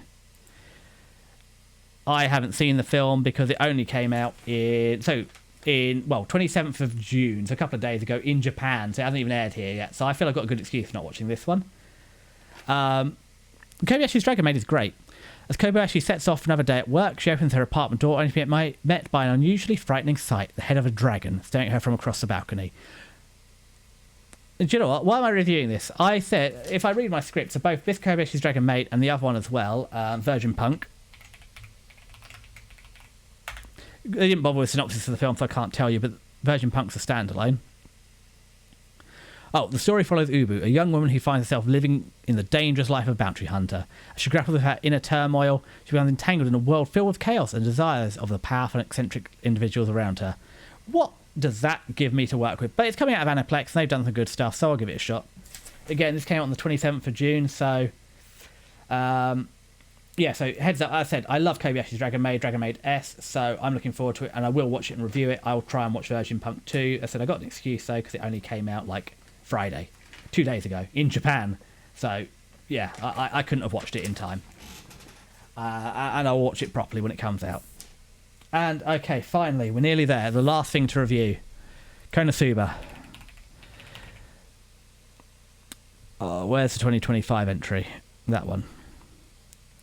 So how does Konosuba work? I can't remember the exact history, but original video animation episode of Konosuba. Okay. Konosuba, again, to tell you how old Konosuba is, it's... Okay, let's read the thing. Let's read the thing. Bonus stage. First one, save your picture. Save as. This is the last one. We're there. After 7 hours and 55 minutes, we're there. 45. I'm not looking forward to editing this VOD either, because there's a lot of stuff that needs to be cut out of the YouTube VOD. I'm hoping that my strategy to do the VOD on Twitch using the different inputs will have worked. We'll find out when I get my copyright strike. Or not. And again, it's other things of the code. Let's see if I get a content strike. But maybe I'm not big enough for them to pick it up. Who knows? So Konosuba, God's Blessing on This Wonderful World, bonus stage. Okay, so wow, Konosuba's been going a long time. 3 seasons and 1 film, and a couple of OVAs in 9 years since 2026. And there's also a Megamin spin-off and a few OVAs. So it tended to be 1 season, 1 OVA, 1 season, 1 OVA, film, 1 season, 1 OVA, and there's also the Megamin spin-off. Let's not worry about that. So this, back in the day, 10 years ago, Konosuba was a parody on the isekai genre and the righteous, overpowered main character. And in that way, Konosuba and its comedy and observations hold up. However, the lechery of Kazuma and the ages involved make me uncomfortable now. Yeah, after Kanade Takebana in Angel Beats, Megamin was my second anime waifu, and a bit of a young teenage crush when I was watching this. However, unfortunately, with such a slow release schedule, this is a hard watch. Konosuba was one of my favourite anime back in the day, but the recent season 3 was a bit of a disappointing and difficult watch for me. I think I've partially aged out of the humour, and also I think Megamin's like between 14 and 17 in the anime, and that was fine when I was about a similar age, but I'm not. I'm out of uni now, so yeah, I've aged out, unfortunately. However, I'm delighted to say that this is a return to form and a parody of Konosuba itself. This is genuinely funny, and ignore the rest of Konosuba, but this is safe to recommend to people. I don't remember there being any lechery in here. It's actually a parody of Konosuba itself and of Kazuma. So yeah, it's so old. It's now the parody of the isekai overpowered and righteous main character is now parodying itself. Yikes.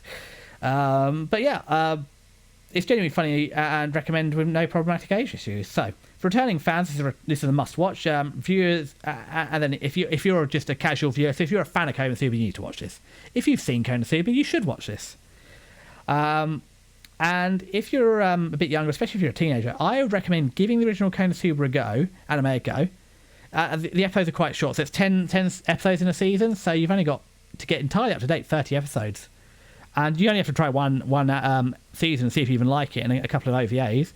I'm interested to see how it holds up. Has the humour aged over the last 9 years, or have I aged over the last years, or both? So please let me know. How did you get on with Konosuba? And I said I'll talk about Combatants Will Be Dispatched here, but we've been going nearly 8 hours, so I think we're going to try and wrap this stream up in a minute. Let's whack our Konosuba. As I said, is it worth watching? Is it must watch? Must watch for fans, must watching for anybody else that's seen anything before. So, Konosuba, I'll whack you, worth watching. And there we go. As I said, thank you for joining me today. I've told you about the hand cramps from writing this. This is the most writing sentence I've done. You need for probably college. 41 pages over 2 weeks, handwritten and then rewritten again, draft to draft. Full 41-page script I was written twice, first and final draft in 2 weeks. And I couldn't type it. It was written live while watching the anime. I talked earlier about having only a laptop, and I didn't want to. I don't want to do it. I want to sit on the sofa. This is my hobby. So what can you expect in the future? I could have done it differently, but yeah. In the future, as I said, some of these I'm going to watch less. It'll be a slightly reduced review, but it should be a bit better quality because I'll be doing it as I go along. There'll be better planning. I'll have all the stuff set up. This VOD is going to take some time to edit, so it'll be a while before I get the soundtrack up to go with it. But we'll make a start. And yeah, and that's it. So I didn't want to sit here and do it. So that's what's going on. So I've made a decision. So Tuesday and Thursday this week are going to be the normal gaming streams. Friday is going to be the summer anime season setup, and then Sunday, because I don't know what time I'll be back, I'm hoping 5:30. That will be the odds and sods. It'll probably be a game stream, but we'll see how we get on with that. So it's wonderful to see you. Thank you ever so much for joining me. And with the last of my energy, as I'm flagging the seat here, because I think it's about time for lunch at 20 to 8 p.m. here. Log off. I'll see you on Tuesday, 11:30 British Summer Time, 10:30 Greenwich Mean Time. Love you. Bye.